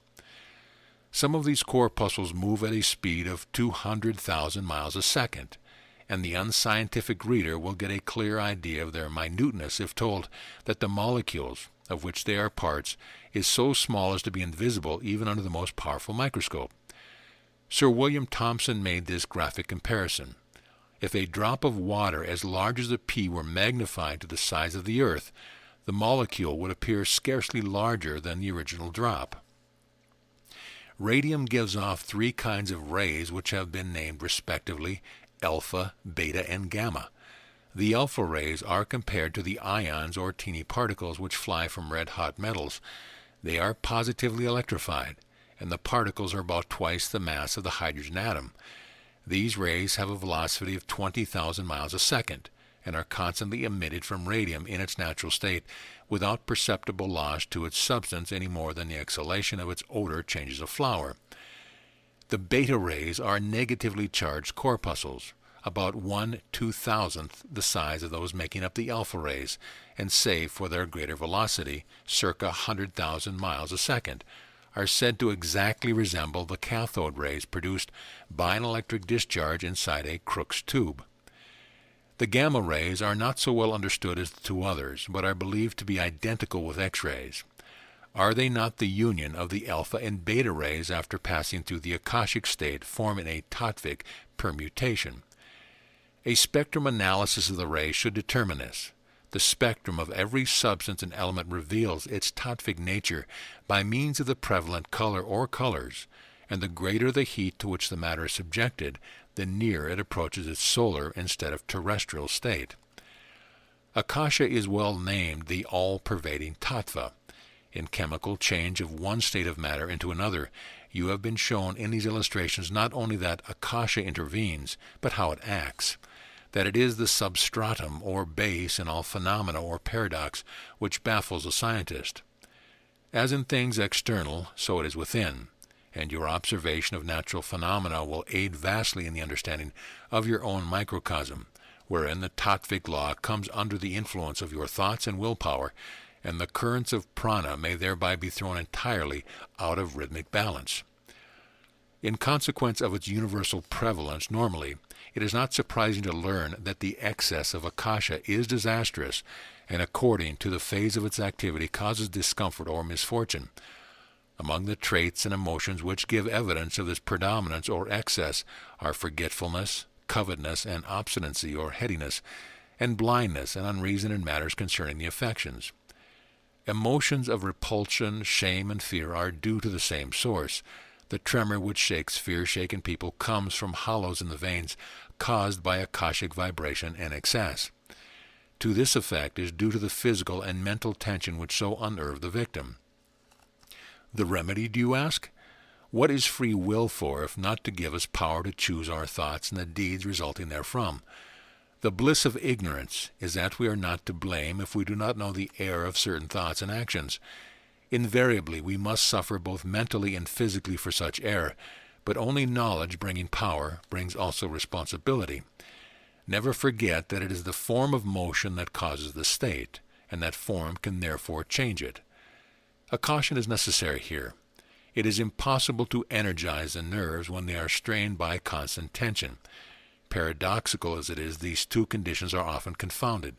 but there is a marked distinction between tensing and energizing the nerves.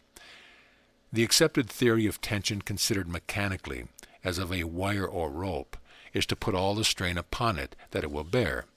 Nerve and muscle tension wears people tremendously because it is a stretching, straining, and sundering of atoms one from another which breaks down structure physiologically. In concentration of energy, as in the held breath exercise, the reverse is the condition. The atoms are compacted closer and closer together and thrill with the force of unison and the harmony of synchronous motion. Thus the most delicate and finest nerve is raised to the power of a larger one, and the increase of energy throughout the nervous system corresponds. Face every mental or physical crisis first by taking a few deep, full inspirations to change the air and thus the vibration, that is, the form of action in the lungs, and follow this with 8 or 10 repetition of the nerve-purifying and nerve-strengthening alternate breathing as directed in Chapter 4. While thus breathing, look within, and seek that heart silence which carries you to the radiant center of your being, and laps you into poise and confidence. You will thus raise your vibrations to a higher plane, and in doing so not only lift yourself into a state of sympathy with higher influences and draw them to you, but above conditions where unwholesome vibrations and thoughts, similar to those you may desire to expel, reach you. You are making for yourself a protecting sheath against demoralizing, mundane influence of the earthy character which feeds materialism. Sympathetic vibrations are the wires upon which epidemics spread from victim to victim, and commonly that sympathy is fear. But courage and confidence can be made equally contagious. Happy, courageous thoughts draw the vibrations of happiness and courage, and steadfastly maintained will spread a contagion of health and happiness round about you. Chapter 8. The specific influence of the tattvas. In the invariability of these characteristics of every tattva which differentiate one from another, we find the reason for the force of habits, and the clue to that inexorable law of like seeking like. This law is set forth in the Bible with stern realism, appearing as so manifest an injustice that to many souls it is a hopeless stumbling block. What are habits? The established periodicity of certain vibration or vibrations for all forces in nature by an inherent law of their being come back to their source. This tendency in atom, molecule, and cell to repetition of motion is due to the unvarying law of rhythm. All examinations of molecules prove that their movements are periodical, and when normal, rhythmical. All life is a matter of vibration. Every act, every thought is a tattvic vibration, and once a given vibration has occurred, not only is it apt to recur, come back to its source, but every repetition increases that liability and its faculty of action, because it cuts deeper its channel through the directing brain or nerve substance. The great law of rhythm is a director, incentive, or cause of all automatisms. For this reason also, consonants of action draw similar vibrations together. The way is made and invites that vibration. Thus, on the mental plane, similar thoughts flash from one receptive mind to another as a needle is drawn to a magnet. On the gross material plane, water mingles with water, oil with oil, and everyone knows how all tangible things of like nature are drawn together, and similar events occur in groups, whether they be tragedies or festivals. But knowledge of the underlying cause put in our hands a weapon of defense against the seeming cruelty and hardship of this law. We must ban the thoughts which cut the channels for unfavorable vibrations, and avoid the deeds which deepen and make more permanent their impression.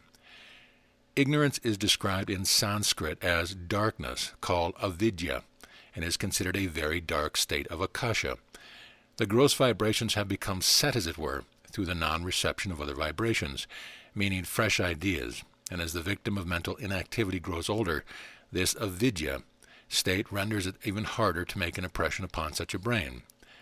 Every new thought makes a new channel in the brain, which explains a high average of conservatism in the human race. People are prone to follow ruts. It is harder to make new roads, which is evidenced in our idiomatic expression, to break a road. The fewer channels there have been in a brain, the less yielding is a substance. Darkness well describes it, and the more difficult it is to penetrate it with new ideas which must thread their way through. Swami Vivekananda expressed this in a graphic figure of speech. The more thoughtful the man, the more complicated will be the streets in his brain, and the more easily he will take to new ideas and understand them. It is not the mere bulk of a brain, but the character of its cells, its atomic structure, that makes the intellectual giant.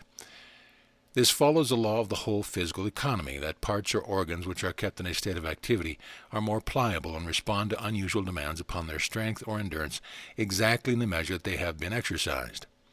Nothing in the universe is in a state of permanence or standstill, as it were. Everything is either improvising, building up, or disintegrating, and the atoms in our body follow the tattvic laws of universal motion. But never forget, you are free to choose what the motion shall be, whether harmonious, building up, or discordant, which is disintegrating. For the physiological plane is the reflection of the mental plane, and your own thoughts can be made paramount in influence, protecting the body from unfavorable vibrations which otherwise would find entrance. So all-pervading, so deep-lying is this law of like-seeking like, that we gain in health as we promote the health of others, and our happiness is increased in the direct ratio that we make others happy. That is the line of least resistance, and the easiest way to win all benefits, guerdons, or material success whatsoever is to seek those blessings for others. The mind which is stirred to emotional excitement by the trifling annoyance and perplexities of the average daily life, plunging into wordy conflicts upon the slightest provocation, is wooing every and any physical disorder, makes rhythmic harmony physical function impossible, and invites the disturbance of the tehas tattva, a most dangerous vibration when thrown out of balance, disturbing its legitimate functions. Every reaction in the form of hatred or evil, even repugnance or the intense sort, the deep revulsions that stir up whirlpools of emotion, disturbs the balance of tehas, and weakens the mind, exposing it to more easily stirred, for every unhappy thought is responded to by an unhappy, discordant vibration. We contribute our might towards universal harmony by cultivating indifference to evils which we have no power to remedy or alleviate. Every manifestation of control in such cases, by which we retain our poise and therefore our judgment, also strengthens the mind and increases our power. The energy thus gained and stored is converted to a higher power. Tantric philosophy explains minutely the effect of the different tattvas upon human life, health, and happiness, prophesying good or bad fortune for many of the habitual acts of daily life, according as they are performed with one or the other currents of prana, or during the prevalence of certain tattvas. While some of this detail is more curious and practical, and part of it's obsolete, not applying to conventions of modern life, there is much that is fundamental, which can be proved in many experiences, and is constantly corroborated in every system of mental therapeutics.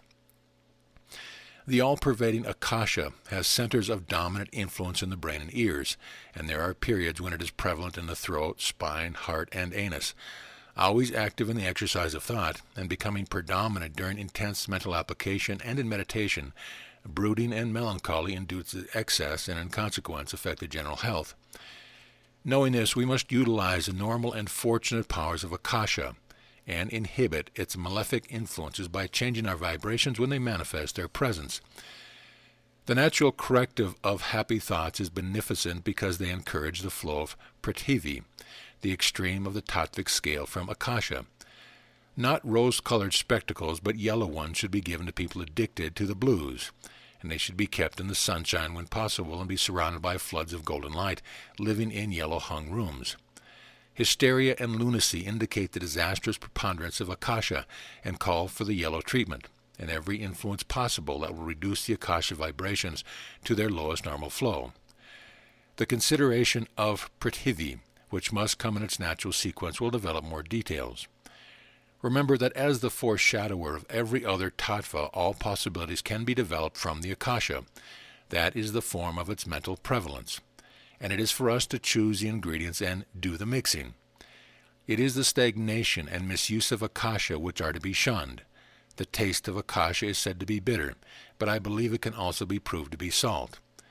It is the lightest of the tattvas. Taking 10 as the unit of akasha, they increase in weight by 10 in natural order from vayu, 20, to prithivi, 50. Vayu is only less unfortunate when excessively predominant than akasha, and as their relations are close, the presence of one in excess indicates a predominance of the other, or is apt to be accompanied by it. In speaking of the manifestation of vayu, or its centers of dominant influence, the reader is cautioned against confounding the vayu tattva with another Sanskrit use of the word which was entirely misled some students. The word is derived from the root va, to move, and signifies a motive power. Certain organic functions of the body, which are considered as so many manifestations of prana, are generically called vayus, though having specific names. In this sense, vayus are nothing more than forces of prana, or it would be clear to say they are evidences of pranic power. In only one of these so-called vayus, the function of breathing, is the vayu tattva prevalent. To avoid confusion, I shall restrict the use of the word to its tattvic sense. It is much clearer to know these manifestations of prana by their specific names when we come to them. You have learned that the sense of touch is stimulated by the vayu tattva, and that a specific field of its gross activities is to furnish the thin, elastic sheath garment that protects the sensitive flesh, the skin of the body. The two phases, positive and negative, of vayu form the positive and negative skin, each of which is 5 layers in which the other tattvas mingle, one after the other, with the vayu, and disclose their influence by the modification in the form of the cells. An illustration of a magnified section of skin betrays all these tattvic activities in oblong, squared, and triangulated spheres and dotted circles. In a single layer of the cuticle, it is computed there are 1 billion scale-like cells to the square inch. Every movement of the body is a manifestation of vayu, and acts of levitation are exhibitions of supreme mastery of this tattva. It is more than probable that it is an excess of vayu which gives people sometimes in dreams the sensation of flying, and deep breathing when walking almost literally gives wings to the feet, so light and buoyant does it make the body. Vayu has an acid taste, and the acidity of the stomach, which accompanies most gastric disturbances, is unmistakable proof that this tattva is flowing in excess. All the exercises in alternate breathing, and the held breath especially, are of great benefit in all gastric disorders, and I know of nothing else that can give so speedy relief to intense suffering in acute attacks. 4 or 5 repetitions of the held breath exercise are sufficient at one practice, but the intervals of practice may be every hour if the need be urgent. Do not confound pranayama with the exercise. That is, do not say you take a pranayama. You take an exercise, the held breath, to acquire pranayama, the control of prana. Always clear speaking promotes clear thinking and facile doing. You will understand now that it is the law of periodicity which makes it so important that periods of practice, both for the breathing exercise and for concentration, be observed regularly, that is, as regularly at the same hour every day as possible. Regularity in this greatly promotes the harmony and ease of the doing and increases the benefits proportionally. No ordinary interruption should be permitted to interfere with this, especially during the first months of practice. The attitude of mental serenity gained in meditation upon the higher self, when we come into a consciousness of inward power from our union with the great central dynamo of life itself, gives us a physical poise which is invaluable in meeting the vicissitudes of daily activities and lessens the friction beyond compare. And the benefit is not merely personal. The serenity and physical harmony of one such well-poised person will impart its benison to a whole group. Chapter 9. Tattvic Influences, Tejas, the Fire of Life. It is only natural and in perfect accord with the harmony which we observe throughout nature that the tattva which puts us in happiest relation with the universe while we live on the terrestrial plane is the earth element, or prithivi. Moreover, the fortunate influence of the tattvas upon mundane life decrease, according to tantric philosophy, in exact ratio to the remoteness from the terrestrial element, and the lowest triplicity, prithivi, apis, and tejas, work together with paramount influence upon human life, for good when harmoniously balanced and for untold evil when misused. And this influence is not alone upon the gross plane in perfecting the physical body and maintaining the equilibrium and harmonious functioning of all its organs, but also in subtler ways to the great sympathetic nervous system, which is the connecting link with exterior vibrations. We are constantly lapped in an ocean of life-giving prana flowing in all currents of rhythmic harmony from its solar center. But in diseased physical conditions, these currents are beaten back, deflected, as it were, by the antagonistic repulsion of the discordant vibrations holding sway over the body and surrounding it with their unwholesome atmosphere. Thus the universe of matter, to our vision unmanifested, surround us. We choose it from what we will. If we desire harmony and poise, we must think of harmony and poise, for such vibrations do not impinge upon either physical or mental states of heat and excitement or depression and worry.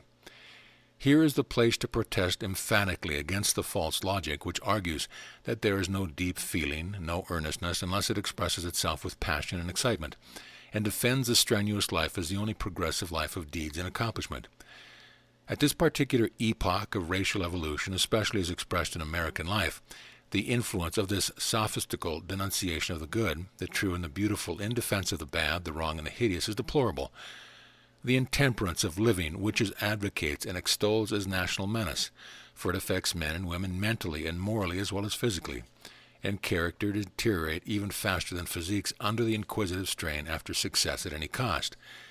You will learn in this study of self-development, that is soul growth, through self-control, that all great events, working harmoniously to a given end, come out of the silence, just as Admiral Togo's fleet sailed out of the silent mist on that memorable May morning in the Tsushima Straits, and gave such an exhibition of conserved power as the world never before witnessed.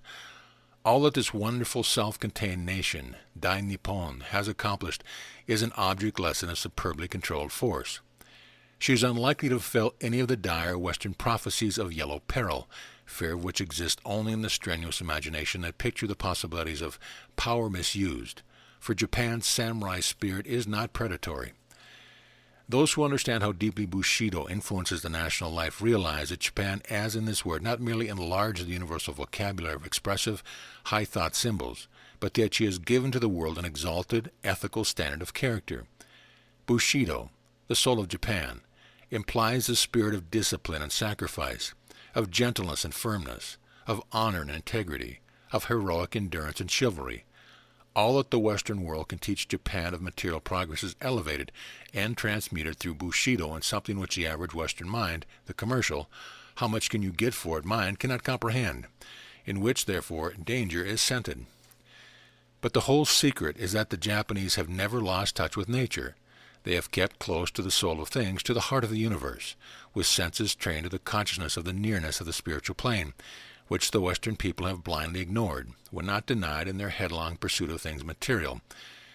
Japan's own peril is only from those of her people who imitate too closely Western commercial methods, forgetting the traditions of the past or never themselves trained in them.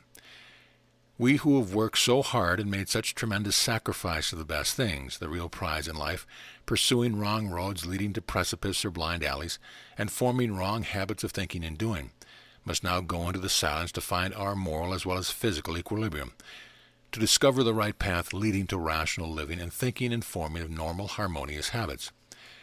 It is in the stillness that we give the rhythmic breath of life, ever offering its healing restorative power, an opportunity to overcome the antagonistic, disordered vibrations in our body, and draw into synchronous movement, that is vibration, all the rebellious atoms and molecules which have been setting up independent republics, all warring against one another. The state we woo is inward and individual, and not dependent upon exterior silence, although aided by it. As a delicious calm of this stillness in which we try to enwrap ourselves makes its presence felt, a poised serenity flows over and through us, penetrating every fiber of our beings and restoring confidence and power. But few, even when rejoicing in its newfound strength, attempt to analyze its source. It is the magnetism generated by the rhythmic current of prana, which, sweeping through every channel, imparts corresponding motion to every atom, as a great tidal stream sweeps through its estuaries with irresistible force, carrying all obstructions before it, and compels every molecule of water to flow in the same direction. The rhythmic current of prana, coming under the control of the soul-centered will, thus affects for good the whole being. When practicing the breathing exercise and endeavoring to concentrate the mind upon a given center or subject causes physical disturbance, it is because this control has not been gained. The disturbance is open revolt against control and order. Not struggling, but letting go is necessary. Retire to the silence of the soul on the heights of your being and reflect its calm upon the mind. Downward to those rebellious physical atoms the reflections must pass on. It is the unchangeable law. The rhythmic word or affirmation is at such times most helpful. There is a monitor within who quickly takes cognizance of the accent and establishes the rhythm, so that you feel every group when it is complete. This holds attention and prevents the exercise from becoming mechanical, in which state the benefit is greatly lessened. The figure of man standing with outstretched arms epitomizes from his crown to the toes predominant tattvic influences in the exact order of their evolution. Akasha is prevalent in the head, which is raised heavenward. Out of this Akashic bowl of mentality comes whatever of good or evil our consciousness mixes there, to be reflected upon the physical plane, and affect for weal or woe ourselves and our fellows, for none can live to himself alone. Vayu has its keenest vibrations in those extended fingers. Tejas is extremely active throughout the torso and has more centers of dominant influence than there are any other tattvas. Apas is influential in the knees, and Prithvi, predominating in the soles of the feet, maintain man's gravity as his feet press Mother Earth and meet her sympathetic vibration. A deep significance is here. The living man is the live cross. It should not need historical proof that the cross is the most ancient of symbols, its origin lost in the midst of antiquity, to convince us that, like all symbology, it originally expressed the recognition of the truth of being. That is the dual principle, spirit, matter, positive, negative, and the elemental forces evolved therefrom, which involve the submergence of the spirit, and out of which the soul must be evolved. And just as the spirit, in order to manifest, laid itself upon the cross, the first sacrifice, the spark of spiritual fire radiating from center to circumference, thereby limiting itself to the sphere. So the soul center of man is at the intersection of the cross just between the shoulders, where angel wings are always indicated, and whether they be winged angels in the very fact matters not the least. They symbolize the flight of the soul when it recognizes its own power and freedom.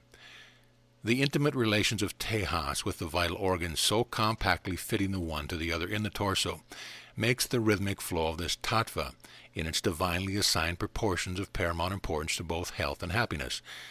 Not only does it maintain the normal heat of the body, which centers of great activity in the sacral and solar plexus and between the shoulders, but it presides over digestion and distributes the renewing nutrient juices throughout the system. In disturbed conditions, it destroys its own work. The positive phase of Tejas is manifested in the stomach, and its negative phase in the duodenum. Its prevalence in digestion explains the close sympathy between the stomach and the brain, for as Tejas stimulates the optic nerves, it has at all times a strong influence upon thoughts, and correspondingly suffers as strong a reaction from them. Indeed, no other tattva is so quickly affected by every mental disorder. The Hindu god of fire, that is, the power or force in this element, the luminiferous ether, is called Agni, and this word is frequently used interchangeable with Tejas to signify the same element, though in some of the Upanishads a distinction is made of naming heat or fire Agni and light Tejas. The god Agni is represented with 7 tongues, which of course symbolize the 7 permutation of the tattvas. There are many references in the Upanishads to Agni as the fire within by which the foods are cooked. The student is bade to stop his ears and meditate upon the throbbing he hears within, which he should recognize as the noise of Agni's activity, and also as tangible proof of the life and light within, which are one with the Spirit Divine, in very truth, not figuratively, omnipresent. On the approach of death, this inward noise ceases. The forces of life are withdrawing. Agni is the name of various plants, among them Citrus acidus, lemon, and Plumbago xylantia, a member of the leadwort family.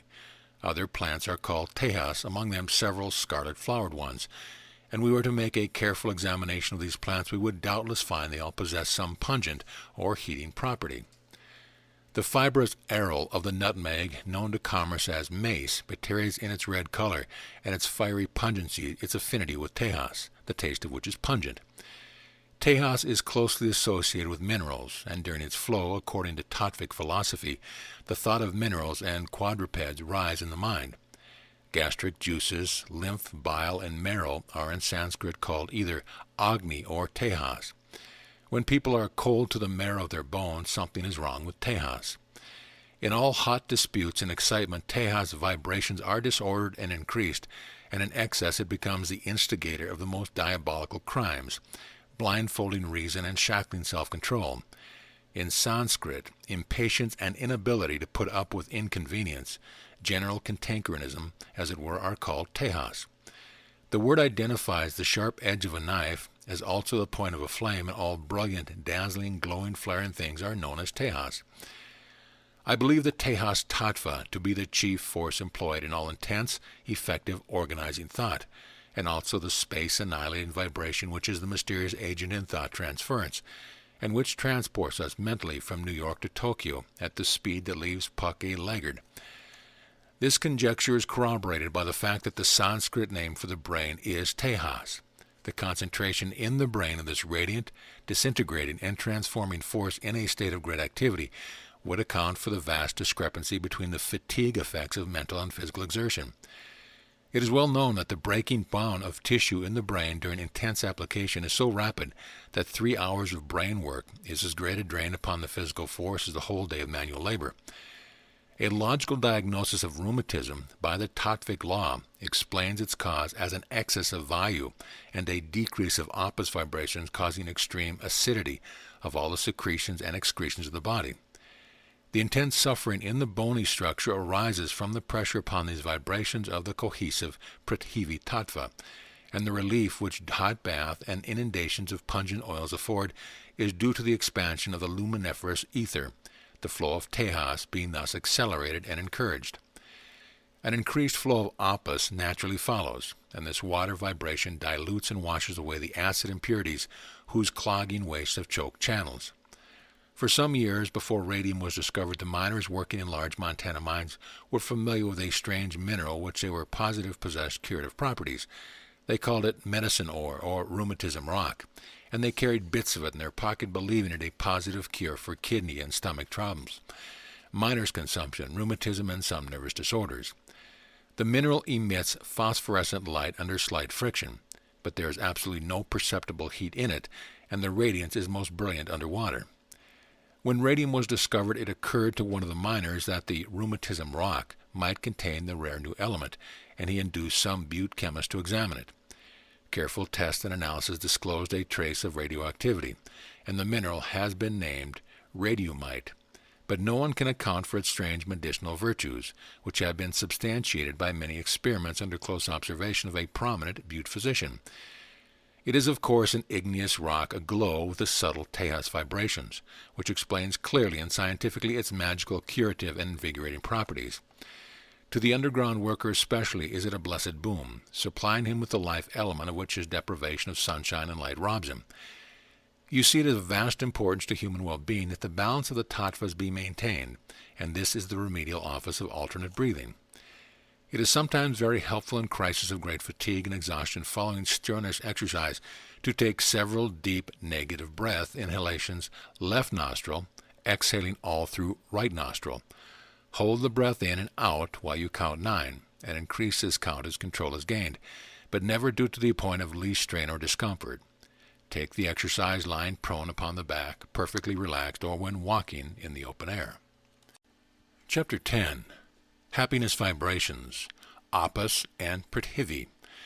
The Tattvic law of the universe, understood and applied in daily life and thought, makes living under the old regime of blind submission to unknown forces, generally believed to be malefic and always endangering health, an utter impossibility, really unthinkable. And the application of the law leads one to spiritual living by as direct a course as the flight of a homing pigeon. This radical change of thought is a regeneration, but concerning the transition there are several things to be considered. In this pouring of the new wine of higher thought or spiritual consciousness, which is the only real life, into the old bottles of disordered bodies, the only trouble arises from failure to cleanse the bottle properly. Progress will be delayed as long as impurities of any sort are permitted to pollute the temple of the living God. There are many kinds of pollution, and some of the most insidious society smiles upon as pleasures. Gormandizing, dissipation, and excess of any sort which recklessly exhaust nerve strength, and pickling the body with nicotine till the stale, rank odor oozes from its pores are of these, and habits which thus ignore the body's need of order, cleanliness, and purity within, as without, must be changed before the old bottle is fit for the new wine. It is a fatal mistake to belittle the body, for it is only when we have, through considering its needs rationally, molded it into a wholesome, perfect body, that we can forget it and make of it the perfect instrument for the soul's activities for which it was divinely destined. When consciousness, in thraldom to the senses, is tossed hither and yon by fear and anxiety concerning the painful phenomena of physical disturbances, the soul is a prisoner in the darkest corner of the basement, and is powerless to exercise control. It is reduced to the lowest servitude. But with recognition of the real status of the soul, the physical conquest is more than half achieved. There need be no ordeal of purification when the soul rules, no struggle of contending forces in the physiological chemistry, for as darkness is dissipated by light, so there can be neither impurities nor discord when the soul turns on the spiritual current. When there is painful physical conflict, it is a reflection of the mental state, a half-heartedness and wavering of faith and confidence from failure to comprehend the great truth involved, and hence inability to develop the latent soul force. The temptation to indulge in these pleasures of the senses which are physically injurious loses its fascination and is seen in its true light when the soul wakes to its real duty and the consciousness of its glorious power. This is the secret of the wonderful hypnotic influence that cures the desperately ill, and releases youth from thraldom to petty vices that have enchained the will and threatened to wreck the moral being. By hypnotic suggestion, the soul is roused to consciousness of its power and duty, and the soul itself works the miracle. Moreover, the soul is receptive to suggestion in natural as in hypnotic sleep, for it is then released from the delusion and illusions of the senses, and is itself in touch with higher influences, consciously, when its aspirations lead it thitherward, but under any and all circumstances more accessible to them. It is not perhaps generally recognized that the night time of the body is the daytime of the soul, which was the creed of Iamblichus, leader of the Neoplatonist. This is a divine opportunity for soul growth, the saving provision or means by which God retains at least a faint hold upon even the most wayward of his children.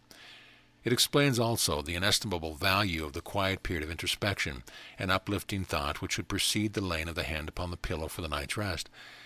Incalculable harm is done to little children by sending them weeping and rebellious to bed, a sure prelude to restlessness, troubled sleep, with a sense of injury stabbing the heart and ranking in the mind.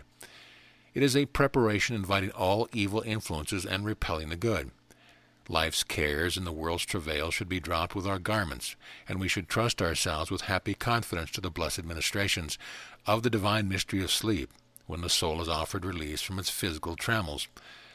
The thoughts which occupy the mind at the moment when sleep gently slips the cap of oblivion over our brains are of paramount importance not merely upon the rest which should ensure, but also upon the general health, because they determine in no slight degree the character of the tattvic flow and the equitable balance of the two currents of prana, apis and prithvi. The water and earth elements are favorably vibrations whose flow we encourage by cheerfulness, serene poise, pleasure, satisfaction, and all pure forms of genuine happiness. We can thus, by governing our unruly thoughts, correct inherited surplusages of unfavorable vibrations, and furnish the conditions that attract to us more fortunate ones. Remember always that it is the mind which dictates every action that disturbs the tattvic balance of the vital current, and that the endowment of free will makes every human being responsible for the thoughts that supply the impulse.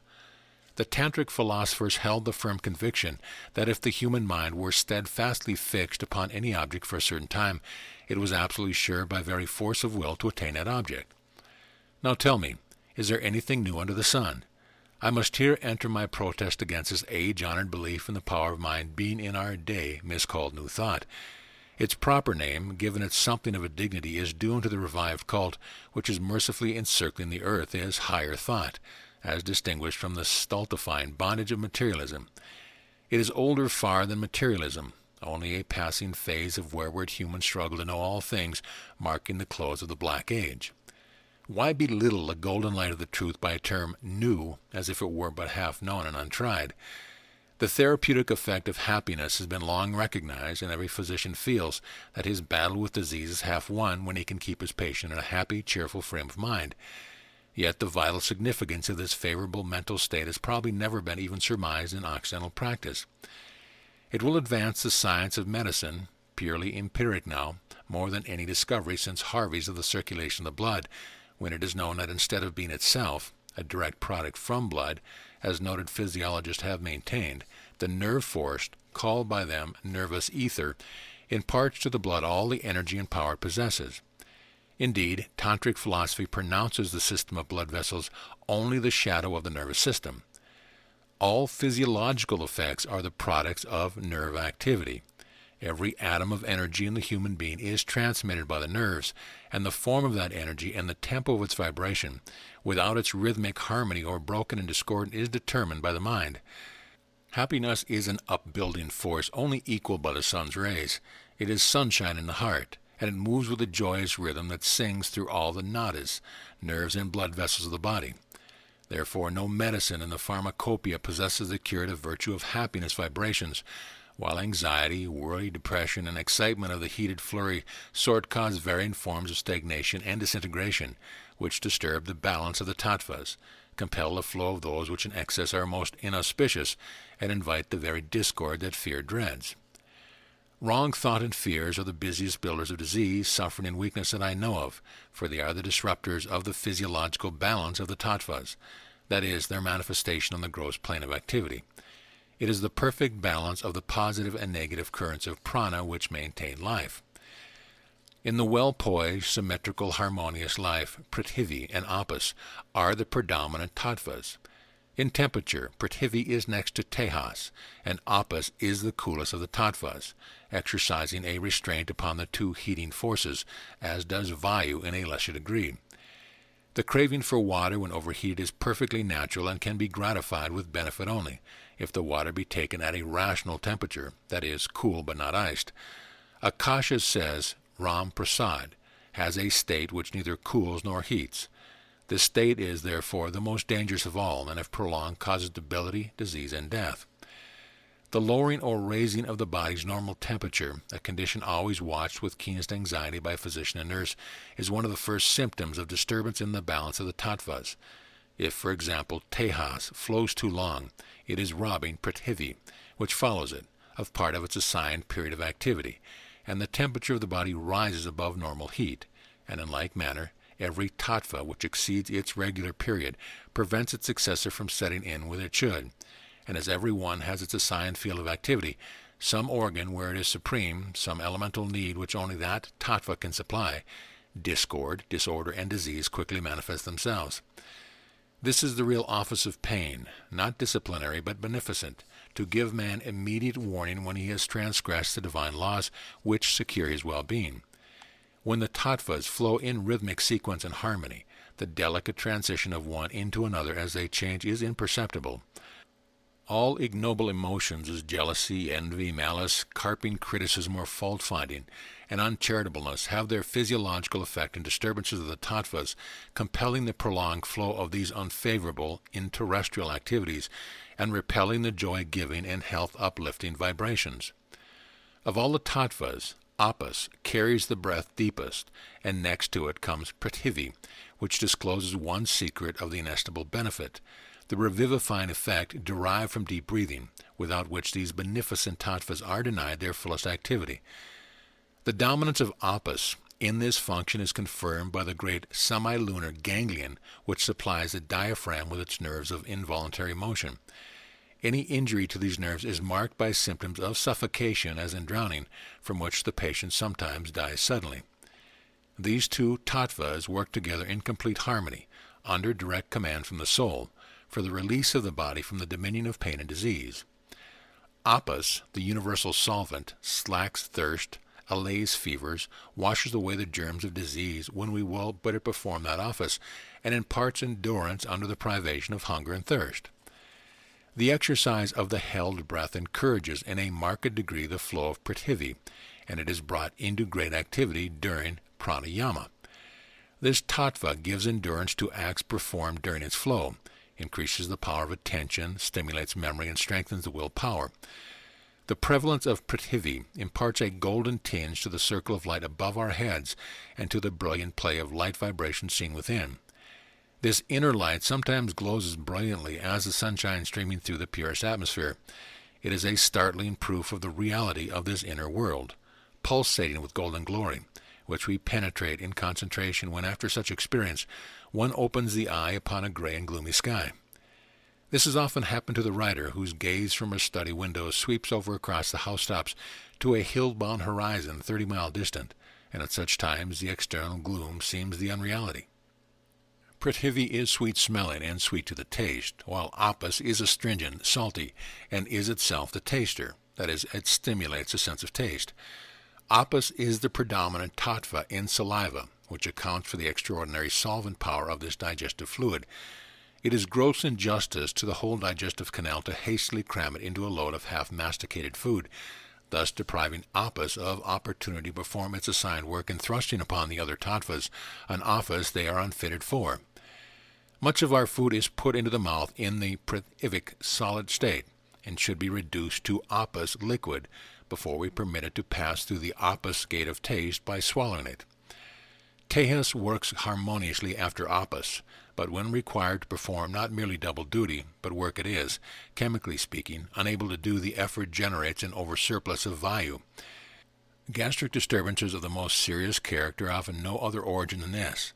Sudden death from nominal heart failure have been caused in this way the pressure of the gas, akasha and vayu, upon the heart arresting its action. The great benefit derived from walking is that through the exercise of the feet in their contact with the ground, we are attuned to terrestrial forces. Not only does the Prathivi tattva in the feet increase in strength, but throughout the body it works more actively in all its centers. It shares the influence of Tejas in the solar plexus, and stimulates the wholesome normal flow of this tattva in all its centers. As Prathivi is active in the liver and the lower intestines and kidneys, it can be readily understood that the exercise of walking is an unequaled stimulus to healthful digestion, if we eat pure foods adapted to our physical needs and perform the only voluntary process of digestion, mastication, with the care its importance demands. Apis being regnant in the mouth and throat is naturally the prevalent tattva in the function of speech and production of voice. As the semi-lunar current of this tattva passes over the muscles of the vocal cords, they are drawn up and contracted. The deeper the curves, the tenser the cords, and the variations in sound and tone are due to the modification of the stimulating tattva through its permutation with the others. The anatomy of the larynx is a beautiful example of the cooperative action of the tattvas. 5 cartilages corresponding to the different tattvas enter into the construction of this marvelous vocal instrument, itself of triangular form blended with crescent-like curves. Be not confused by reading in Century Dictionary that there are 9 cartilages. All but the ring-like chrysoid cartilage, the seat of akasha, which connects the larynx with the trachea, are in pairs, and the dictionary counts them separately, though this is not usual in physiologies. The spherical form of vayu is recognized in the thyroid cartilage, Adam's apple, upon the action of which the intensity of the voice is determined. Tejas' influence is seen in the triangles of the arytenoids, and that of Prathivi is recognized in the hardest of these cartilaginous bodies. The corniculate larynx, all these forms are rounded and modified by the prevalent apis, and throughout the whole body its centers of activity can be traced in semilunar valves, ganglia, and cartilage. Concerning the changing tones of the voice in speech and song and their correspondingly changed color facts of much interest will be developed in later chapters. The thoughtful student, however, must already realize something of the tattvic value of an agreeable tone in the speaking voice, of music and speech. Every word we utter has its effect upon the invisible force around us. It has been said that to pronounce a word is to evoke a thought and make it present. The magnetic potency of the human speech is the commencement of every manifestation in the occult world. Remember the formative power of sound, ever building or disintegrating. It is a stupendous force when properly directed. For the subtle sound space, atoms are everywhere, and pleasant speech is every human being's contribution to universal rhythm and harmony. But it affects immediately and most powerfully himself and his associates. Chapter 11. The Atmospheric Currents of Prana. The Chinese artist Shikaku, living in the 5th century of our era, laid down 6 canons of art, of which the first and most important principle concerned itself with the life movement of the spirit through the rhythm of things. It is this life movement of the spirit that I shall now endeavor to make clear to you, disclosing the subtle bonds of rhythmic influence that connect every human being with the vast space of the universe, and open to him its illimitable resources if he but use them aright. The broad and general divisions of influence throughout the cosmos are positive and negative, and all life upon the earth reflects these in all of its component parts, whatsoever their diversity and complexity. Every human being is an electric battery with the regulation of poles and development of power under his own control. The physical organism is an exquisitely adjusted system of electrical and magnetic activities. every positive having its receptive negative, and every negative its corresponding positive, and the harmonious interaction of these establishes the keynote of the individual rhythm. But mark this well, the perfect balance of these electrical life forces can be maintained only through deep, rhythmic breathing of the purest air. And I shall harp upon this string till no reader can ever forget it for a moment. Be not content with letting someone else breathe fresh air, laboring under the iniquitous delusion that you are too delicate, too sensitive to cold, to bear it, but insist upon having it yourself by day and by night. Not till you do this can you begin to manifest the real power, mental as well as physical, which is your natural inheritance. The want of fresh air is the father of all colds and most lung troubles, and the increased awakening to this truth is a most hopeful sign of the day. During the winter of 1905-1906, one of the largest hospitals in New York adopted the plan of caring for all pneumonia patients on the roof in the open air, canvas awnings to screen from the wind being the only shelter. Every patient so treated recovered. During the 2 succeeding winters, this treatment has been greatly extended and with unvarying success. At the risk of tiresome iteration, I must again state that human beings do not normally breathe through both nostrils at the same time, and the breathing exercises already advised are not an arrogant effort to change the natural order of this life function, but a scientific attempt to restore it.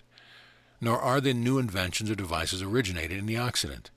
The knowledge of correct rhythmic breathing and of the exercises in alternate breathing which purify the nerves, restore the disturbed balance of the life current, and preserve the harmony necessary for health is the common heritage of the East Indian people. Down through the ages it has come to them, and the practice of breathing exercise precedes their daily devotion. The continued flowing of both positive and negative breath currents simultaneously marks extreme physical disturbances, a nullifying of life force, and the Tantrists believe is an indication of approaching death, showing the breaking up of physical entity. An ocean of solar prana surrounds the great orb of day, and it is the particular state of this tattvic matter which sustains and keeps in its orderly rhythm movements of the whole solar system. As the vibration of the solar prana approach the earth, they are arrested by a broad band of akasha, which gives birth to the terrestrial vayu. This forms a blue sphere about the earth, limiting its movements. No explanation for this is given, but following the tattvic law, the natural inference is that the extent of the earth atmosphere is limited by the conjunction of the solar and terrestrial currents. An akasha always emerging from such chemical affinity, as when 2 tattvas meet and mingle, and from this akasha is naturally evolved the vayu forming our atmosphere, the color of which makes the cloudless sky blue. This is all the result of tattvic energy, and we must now grasp the sense of that subtle something which binds the tattvas together and directs their activities, ever carrying them onward and never arrested by them. This is the spiritual essence, sustaining life from moment to moment, always pouring out the great central dynamo under divine guidance, and born to us on the solar rays. No akasha nor vayu can arrest it, since they are but forms of its ceaseless energy. Therefore these rays, bearing the gift of life to earth organisms, are merely reflected by these media and pass onward to exercise their organizing influence through terrestrial prana, a modification of the solar state. The positive and negative streams of the life current as they flow about our terrestrial sphere receive their direction, that is, are controlled in their course, by the aspects which the sun, the moon, and the earth present to one another. In considering terrestrial life, the first division of these positive and negative influences is that of the seasons, reckoning the 6 months when the sun is north of the equator is summer, during which the positive solar current flows from the North Pole to the south, and the negative in the opposite direction. When the sun sinks southward below the equator in the early autumn, the negative current sets in from the North Pole, and the positive current flows from the south. These 2 great divisions of time and of influence upon earth life are called by the Hindus the day and night of the Devas, or a Deva day and night. The Tantrists further divide the month into a Pitriya day and night, according to the moon's phases, the light half of the month, moonlight nights, being positive or day to the dark half, which is negative or night. Thus you see the positive current upon the physical plane of life, the sun breath, is always reckoned as the daytime of life, and the negative as the nighttime. The positive is the period of activity, the negative of the receptive brooding and preparation by rest for further activity. Of supreme importance, however, to earth life is this: As the Earth turns upon her own axis while moving round the great life orb, other, more dominant and powerful, and more constantly alternating influences than the north and south currents are developed in terrestrial prana. These are the day and night currents controlled by the rising and the setting of the sun. Solar force is centered in the east, and the lunar, or sun shadow, in the west, and with the rising of the sun, every foot of the Earth's surface, as it comes under the influence of the solar ray, receives the positive life current which streams westward along these rays. At the same time, the lunar or negative current flows eastward, and with the setting of the sun, the daily direction of these currents is exactly reversed. The sweep of this solar current of prana westward, being much stronger than the polar currents, deflects the northern current in the same direction, and the lunar current has a corresponding effect upon the negative current from the south, carrying it eastward.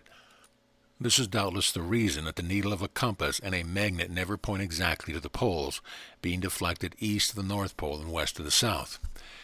The quiescent moment at dawn and in the twilight marks the Sushumna, or a conjunction of the two currents, when Akasha prevails in the prana. It is for this reason that the Hindu so scrupulously takes his breathing exercise and meditates during these two periods, believing the influence of nature to be especially favorable. During the day the Earth is negative, having yielded her positive radiation to the lunar current moon breath, or the brooding night. Dawn thus finds her in the condition to be receptively grateful for the invigorating rays of the positive or solar vibrations.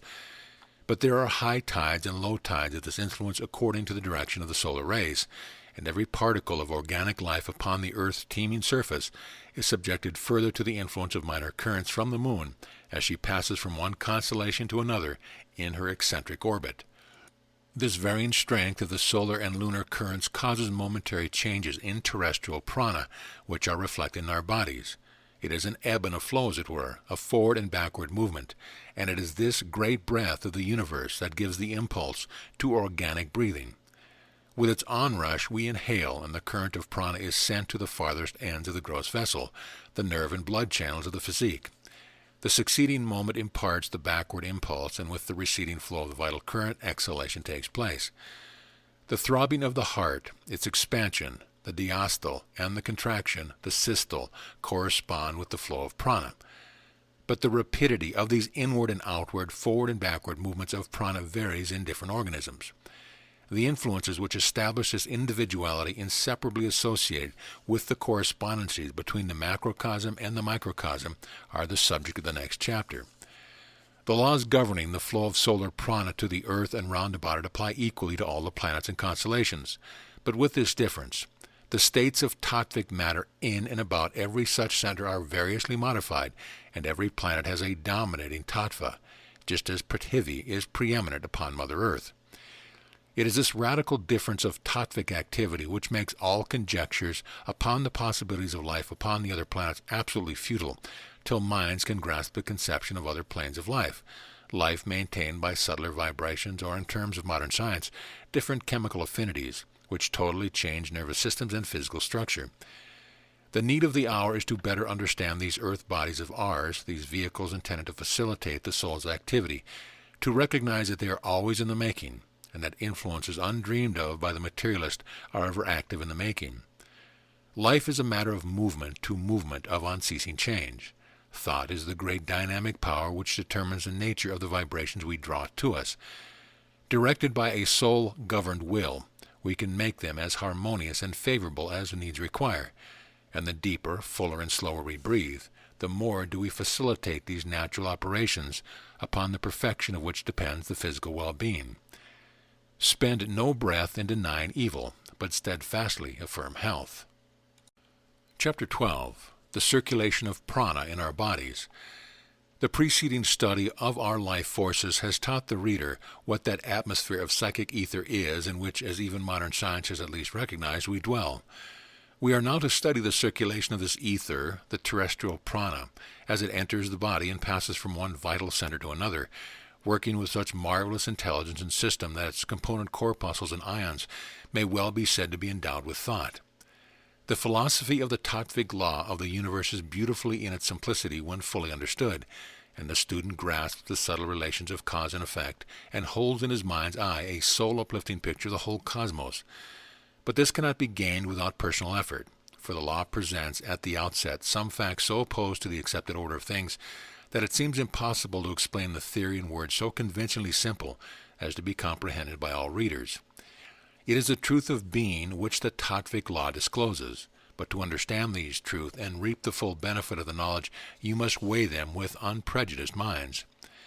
Think for a moment how profoundly the authority of the senses must have been shaken when the first microscope revealed to man the heretofore invisible world in touch with him everywhere, teeming with undreamed-of activities governed by the same laws as the visible realm, and similar but infinitely finer forces than those he already knew and had weighed and classified. When the microscope opened the first gate into the invisible kingdom which surrounds us, it disclosed also the shortcomings or limitation of the physical senses, and with many other marvelous instruments since invented which penetrate and weigh and measure the unseen, the experience should warn us never to deny any new thing because our senses have hitherto failed to cognize it. Then, too, when difficulties present themselves, it is defrauding self to seek outside help before trying to solve them by real thinking. Such mental exercises will make the brain more pliable and receptive. You can draw no knowledge from any printed book, from written word whatsoever, unless with receptive mind you think the matter over and make it your own. Much study and the reading of many books become a delusion and a snare unless time for thought be given and the mind assimilates and digests the facts. Only thus can we invite winged thoughts of inspiration and encourage the development of the higher self. Moreover, if you would reap full advantage from the study, a state of mind in sympathy with the subject and matter under discussion is absolutely necessary. Antipathy and antagonism, the spirit of denial, close the receptive channels because blinding judgment and obscuring the intellect. An intense desire for knowledge of a particular kind, especially for light on the path, opens a way and attracts the vibrations that lead you almost unerringly to your goal. Unfortunately, most people face a novel proposition with all the antagonism of previously accepted theories arrayed against it. But you must now cast any prejudices you may have behind you and prepare with an inquiring mind to understand the only logical and scientific explanation which has ever been conceived of that most wonderful mechanism, the human body.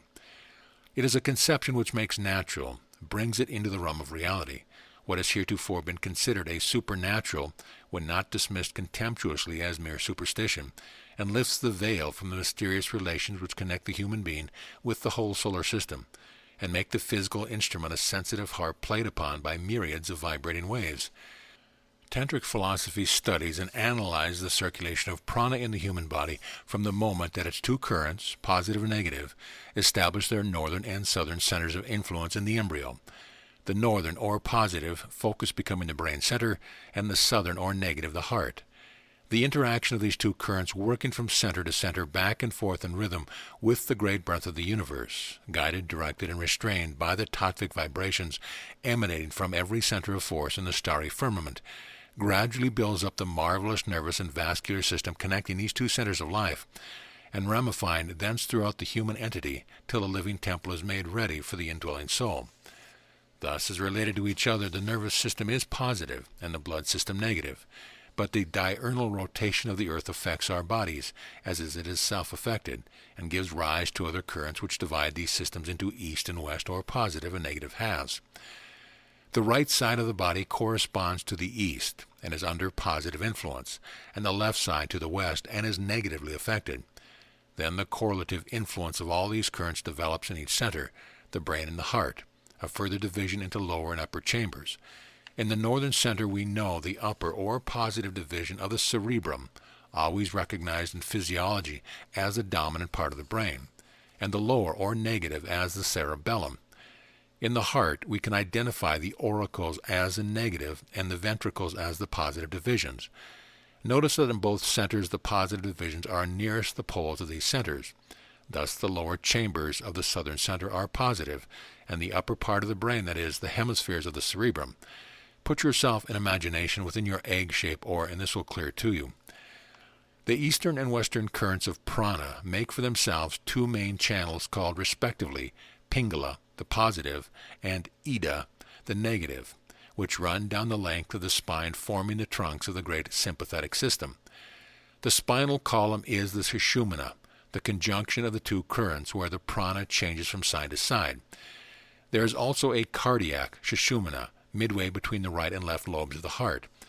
To all these conduits of force, nerves, arteries, and veins, the tantrists give the name nadi, and for the sake of its simplicity we will retain it. The three nadis above mentioned are the most important in the body, being the great reservoirs and conduits of life force. Radiating from both the Ida and the Pingala are 50 principal nadis, and these branches into hundreds and other hundreds, till 10,100 branch nadis are reckoned, and through the ramification of these into thousands of twigs, the nadis of the third degree become so minute as to be visible only under the microscope, and the total number is reckoned as 727,210,201 nadis. Wherever this vast network of nerves spreads throughout the body, there are blood vessels running side by side proceeding from the nadis of the heart. Thus you see the real force of life dwells in the nervous system, which receives the positive solar current of prana, while the blood vessels receive through the nerves the negative lunar current. The one, therefore, represents the sun, the other the moon, but these two phases of life-sustaining matter are merely different conditions or states of the same substance, prana. The solar matter and its manifestations in the body are an exact expression of the terrestrial prana, as that is of the solar source. I shall also use the tantric term chakra, signifying a disc or circle, in describing the pairs of sensory and motor nerves branching from the spinal cord. These 31 chakras of the spine are brought into existence by the 31 sunrises in the zodiacal sign, and the tantrists recognize a like number of chakras in the heart which correspond with the sunsets.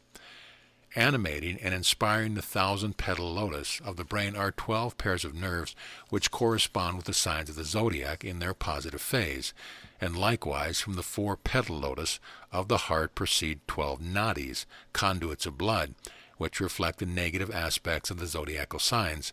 These can be identified in any good illustration of the heart. Thus the microcosm mirrors in itself the macrocosm, and every nadi and chakra therein is connected with the greater sphere by invisible lines of a power and influence that human intellect has never yet weighed nor measured. Although there have come down through the ages hints of these mysterious relations, which would not be silenced, modern thought has brushed them aside contemptuously as rank superstition. Ere long all the textbooks will have to be rewritten. Madame Blavatsky said, "The heart is king, the most important organ in the body of man," and she further states that esoterically it is the 7-leaved lotus, the cave of Buddhi with its 7 compartments, and corresponding brains, that is, states of spiritual consciousness. The Hindu Trimurti, Trinity, corresponds in the world of matter with fire or sun, water and earth, and is symbolized by the lotus, which, rooted in the earth, grows up through the water to expand in the sun-warmed air into leaf and bud and blossom. A most sacred symbol to the Hindu, this transition from root to sun-kissed lily expressed to him the evolution of soul through its earthly physical vehicle to spiritual consciousness. Here again we have proof of the aptness of the symbology, for these descriptions of both heart and brain are corroborated by clairvoyant sight, which sees, surrounding both these centers, countless radiations of exquisite, opalescent, prismatic colors. They circle and return, outlining in very fact the many-petaled sacred lily of the Orient. For striking illustrations of this, see Babbitt's Principles of Light and Color, page 481. The sympathetic cords, the Pingala and the Ida, consist of chains of ganglia which are centers of tattvic influence, the Padmas or lotuses of the Tantras. These tattvic centers are of 5 sorts, taking the form of the prevalent tattva. Thus the Prithivi centers are quadrangular, the Apas semilunar, Tehas triangular, Vayu spherical, and Akasha circular, and tattvic permeations form composite ganglia. It is of interest to record here that 5 distinct types of cells in the spinal ganglia of our friend the dog are known to anatomists, every one of which could probably be identified with the tattvic force therein manifested. Although the record of the human neurons is incomplete, it has been noticed that the spherical germinal cells, partly for reason at present day not clear, later assume in different regions very different shapes. The significance of this change of form, however, seems never to have been surmised by the anatomist. In Standard Dictionary, under the word perineurium, an interesting illustration can be seen of a cross-section of a nerve. There are 5 coils of wire-like fibers grouped together in the general sheath. They vary greatly in size, and every coil has its own insulating sheath, preserving to every tattva its inviolate line, though all run over the same wire or nerve. Presumably, the sizes of the coil vary according to the dominance of the tattvas. The padmas of the sympathetic cord are closely connected with all the 31 chakras of the spine. Those of the pingala are, of course, positively electrified, and they owe allegiance to the brain. And those of the ida are negative and owe allegiance to the heart. The movement of prana through the nervous system corresponds with the course of the sun through the signs of the zodiac and with terrestrial rotation. As the sun passes from one sign to another, the prana moves to the corresponding nadis of the brain. At sunrise, the rays of this localized prana descend every day to the spinal chakra of the pingala side, corresponding with the position of the sun in the zodiacal sign. Thus, every chakra in turn, day by day, is the microcosmic correspondence with the ecliptical prana of the macrocosm, and from it the prana streams along the nerves of the right side, gradually entering the arteries and veins. Always, under normal conditions, prana is stronger till noon in the nerve than in the blood chakras. At midday, these two great life-disturbing systems of the body are equally balanced, and this perfect equilibrium fits the individual for the fullest expression of his physical and mental powers. He is in the enjoyment of the noonday of his strength. It is most unscientific and a brutal imposition upon the stomach to load it up at this time, when the day's labor is but half done, with a hearty meal of foods difficult to digest. It is a flagrant waste of both strength and food. Only a light luncheon of easily digested food should be taken. Especially for all sedentary workers, this rule should be made a hard and fast one. From noon on, the blood is the great absorber, and at sunset the solar prana has passed entirely into the nadis of the blood. The impact of these positive vibrations has beaten upon the tattvic cords of the various sensuous and active organs until they are weary and have lost the power of sympathetic response to external stimuli.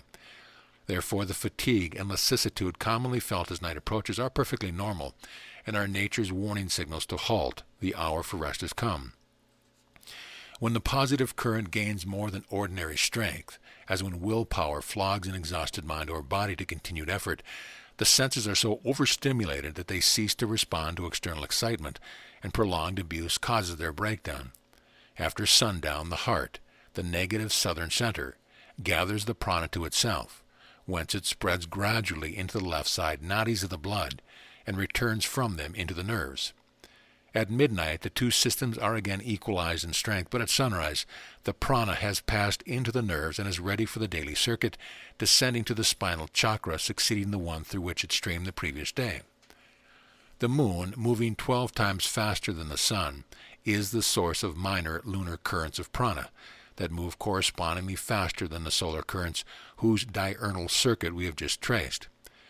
These movements correspond with the movements of the sun and the moon through the zodiacal signs, and their interaction is the immediate cause of the periodical change of breath. Thus, while the sun rays are reflected in one chakra, those of the moon pass through 12 odd chakras, and the lunar current of prana streams from the spine to the heart in a fraction less than an hour, 58 minutes 4 seconds, and returns in the same time, while it is passing to the spine to the right, that is, from the northern center to the east. The breath flows out of the right nostril, and as the Shivagama describes it, the right side of the body is the full side. When the prana enters the cardiac canal, the heart Sushumna, the breath, for a few seconds, is imperceptible in the nostrils. As it leaves the heart from the left, that is, moving to the west, to return to the brain, the breath flows from the left nostril, and thus, hour by hour, or a duration of 2.5 garis, 1 gari equals 24 minutes, the solar and lunar currents alternate, and thus they would rotate forever and a day, in agreement with the unchanging laws of the universe, but for the disturbing factors of human will and emotions. But the freedom which has wrought so much evil is simply a power misused. It is even more powerful for good. The periodicity of special wave vibrations which stamps upon every mind its bias, imparting its individuality, is established at the moment of birth by the pranic current prevalent at the time. But never forget that we have the ability to overcome unfavorable vibrations, and the overcoming develops latent powers as nothing else can. Self-conquest is the greatest achievement, and the self-conquest won by the light of the Tattvic law is a process of uplifting, developing, a growth of soul power, not of humiliating self-abasement. Chapter 13. The Manifestation of Prana. What we know as the manifestations of prana are the periodic changes of its center of activity from one vital function to another in unvarying progression, apparently regulated in the order of manifestations by the changes in the flow of the tattvas. For these manifestations of prana are, of course, manifestations of various tattvic activities. Concerning this, the Upanishad explains, as the paramount power appoints its servants, telling them, rule such and such villages, so does the prana. It puts its different manifestations, its elemental servants, in different places, and they follow in the order in which the flow of the tattvas succeeded one another, by the flow being meant the predominance of one tattva more than the other. It is not to be understood, for example, when vayu is said to be flowing, that vayu is the only tattva present in the pranic current, but it is in the greater proportion, 4 atoms to 1, each of the other 4, in order that its centers can be renewed. Whether waking or sleeping, while life animates the physical entity, these changes succeed one another ceaselessly and methodically. According to the Shivagama, the flow of the tattvas is gari by gari, about 24 minutes, one after the other, and the current of prana is active in all the centers of the prevalent tattva at the same time. This, however, does not agree with the teaching of the modern gurus and learned pundits of East India, but I believe I can reconcile the two. The Shivagama is none too clear in describing these changes, and the Upanishads are entirely indefinite on the subject. Therefore, it is not surprising that some students have confounded the tattva changes, or the manifestations of prana in tattvic centers, with the changes of the pranic currents, which are much longer, and this has led to some confusion and diversity of opinion as to the change of breath. The succession of the tattva is not in the exact order of their evolution, and it varies also accordingly to the part of the body in which the current of prana is at the time active. Thus, while it is in the back part of the body on the right side, the tattvas change from vayu to tejas, prithivi, and apas, and when the life current passes into the front part of the right side, they change from apas through prithivi and tejas back to vayu. The changes on the left side are exactly reversed, for negative action is a reflection of the positive, receiving its impressions as does a mirror that of the object before it. If we could keep this always in mind, it would explain many puzzling things. As akasha flows between every 2 tattvas and is active in the sushumna, which intervenes between the changes of pranic currents, the time of its flow is broken into shorter intervals, and therefore the description gari by gari could not apply to it. It is my belief that the meaning of the Shivagama has been misunderstood, and a description therein on the flow of the tattvas applies to their changes in the solar and terrestrial currents of prana, and not at all to do those in the human physique. Just as the planets are distinguished one from another by the predominance of a ruling tattva, so also is every species of earth life thus differentiated, and the lower the grade of life, the simpler the structure and consequently the vibration and the color. This is proved in the auras of minerals, which show only one color, and have a flora and fauna which displays more and more complex colors as they ascend in the scale of life. As you might conjecture from its life under the ground, and the busy ant pravritti is the dominant tattva, and the reason the fly goes into hiding or persistently attacks a human being and all warm-blooded creatures when cold winds blow and on raw, damp days is that tejas is its life element. I have found that the most obstinate nuisance will cease this persecution on such days if a pitcher of hot water be placed nearby. He will hug it as long as warmth lingers. In the birds of the air, vayu predominate over prithivi, while in the quadruped who clings to the earth with 4 feet, this is exactly reversed. I have frequently given emphasis to the fact that upon man is placed the responsibility of choosing for himself what shall be the dominant tattvic activities of his being, and that upon his choice depends not alone his own weal and woe, but the comfort, happiness, and well-being of all whose lives are connected with him. Therefore, knowing as you do now the terrestrial influence of the various tattvas, it must certainly appeal to you as more logical that some of them should have a greater normal flow than others, and this is exactly the teaching of the present time of the East Indian gurus. By this method their order is as given above, but vayu is said to flow 8 minutes, tejas 12 minutes, prithivi 20 minutes, apas 16 minutes, akasha only 4. As this totals 60 minutes, the rational conclusion is that the exact period is a fraction less, and that there is one complete change of the tattvas during the flow of each current of prana. Now, if you remember that 5 garis are about equal to 2 hours, you will understand that by the Shivagama reckoning, we are confronted with the puzzling statement that there is only one complete change of the tattvas during the flow of the 2 currents. That is, during a positive period when the breath is in the right lung and the currents are flowing from the northern to the southern center, and the negative one when the breath is in the left lung and the direction is reversed, the prana flowing from the heart or southern center northward on the left side. Yet the statement is also made in the Shivagama that in the left as well as in the right there is a 5-fold rise of the tattvas. That the tattvic change in the world current are gari by gari is my conviction. With regard to the 2 currents of prana, it is significant that the period of their flow exactly corresponds with a 12th of the moon's eccentric diurnal orbit, during which period there is a marked change in her elongation or angular distance from the sun, and this change in the wave vibration is reflected in the breath. The Tantrists believe the lunar current to be most powerful during the rise of Taurus, Cancer, Virgo, Scorpio, Capricorn, and Pisces, and the solar current to be dominant when Aries, Gemini, Leo, Libra, Sagittarius, and Aquarius are in the ascendant. To understand this clearly, we must grasp the conception of the wheel within wheels, the ever-present positive and negative forces in every division of every activity down to the infinitesimal molecule. Thus, though the lunar current is negative to the solar, it is itself compounded of positive and negative atoms and has its positive aspect. In no other way can we reconcile the flow of the lunar current southward on the right or the positive side of the heart, during which time the breath flows from the positive nostril. Therefore, in its effects in action or movement, it is like the solar current, for it is positively electrified. We are simply to understand that the course of the current through the body is influenced by the direction given to the moon's ray from its position in the heavens. But always the raya, lunar current or negative phase of prana, is the cooler state of life matter, which is only the shade of prana, the original state.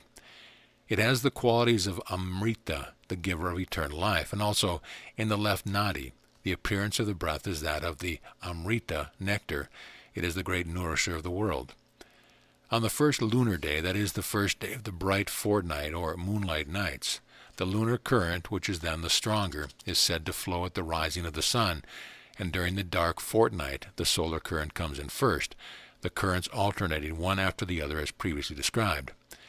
In spite of this normal order, however, tantric philosophy teaches that it confers groups of good qualities to cause the negative breath to flow at sunrise and the positive breath at sundown. Any electrician should understand the rationale of this, for it puts the body in a receptive condition towards the terrestrial prana, which is at its maximum of its positive phase at sunrise.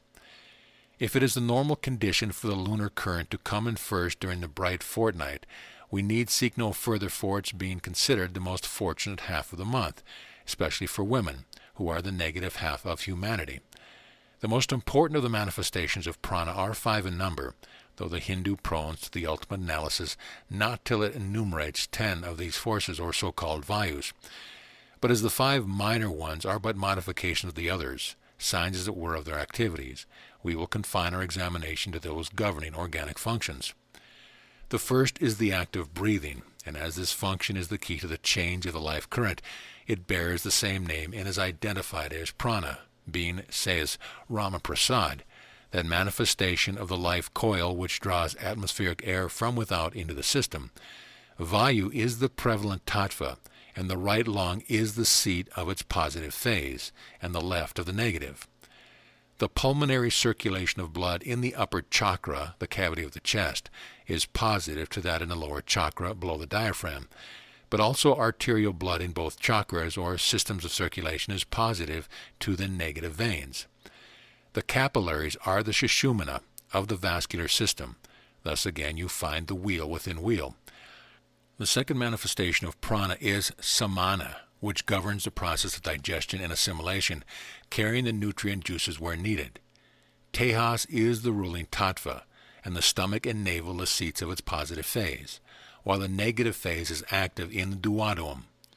Apana, The third manifestation governs the excretory functions, in which Prithivi predominates, the positive phase working in the long intestine and the negative in the kidneys.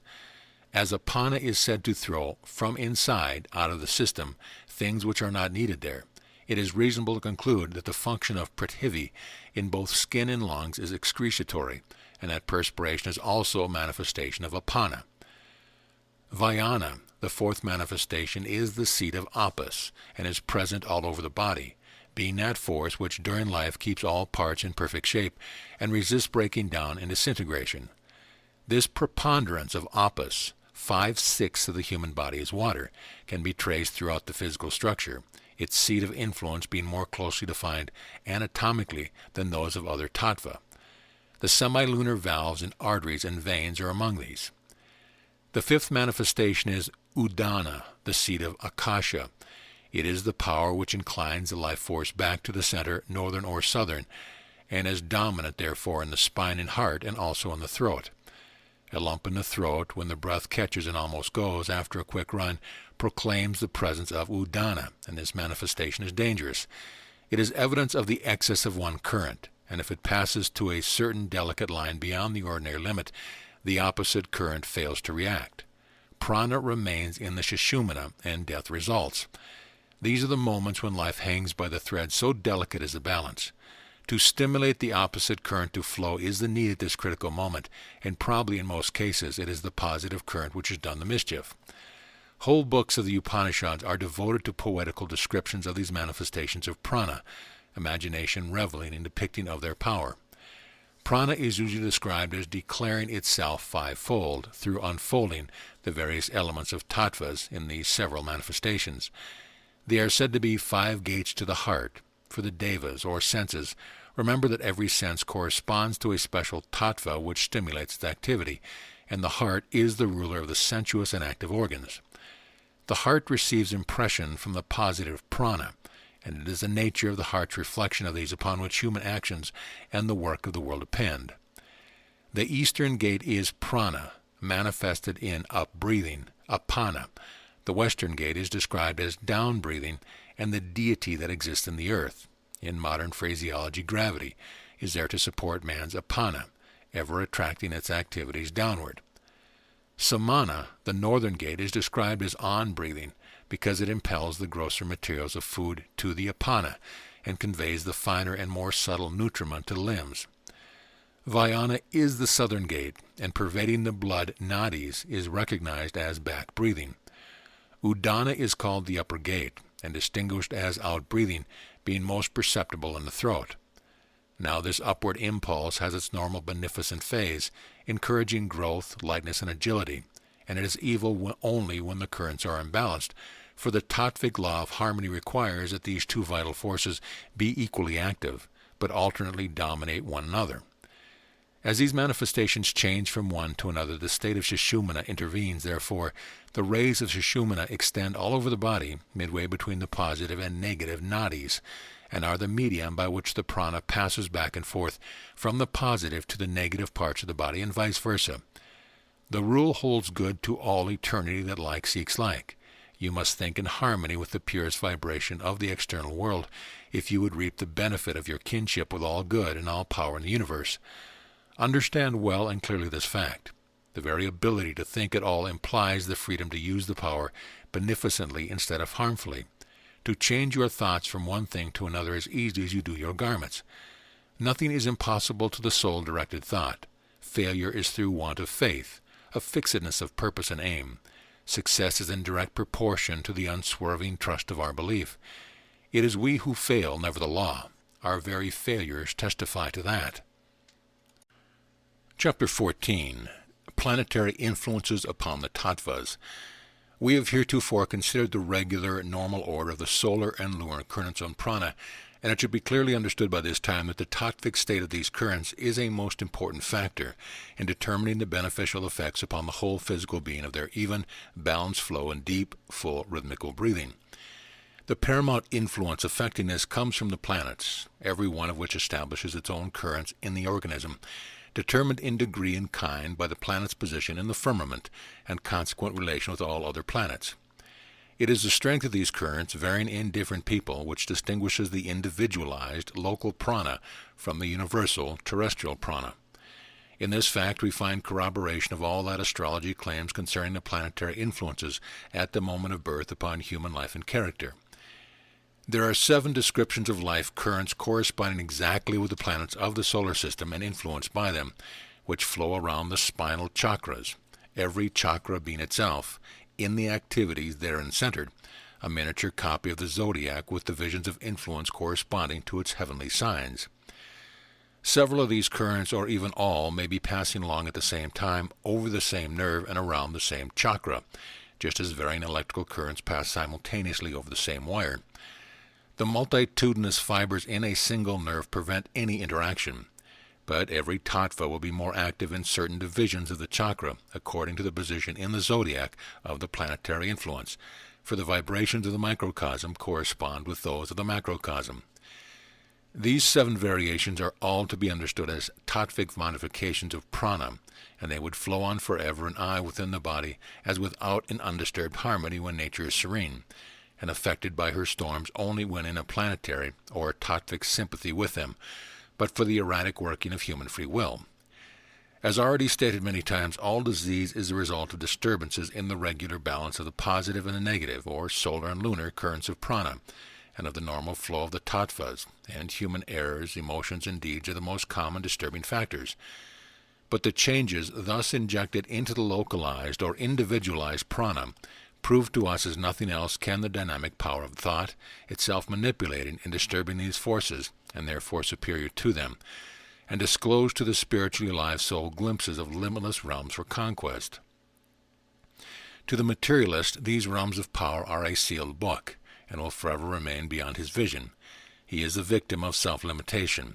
They are accessible only to the soul-directed will, which, governing thought, chooses the right path and carries consciousness to higher planes of harmonic vibrations.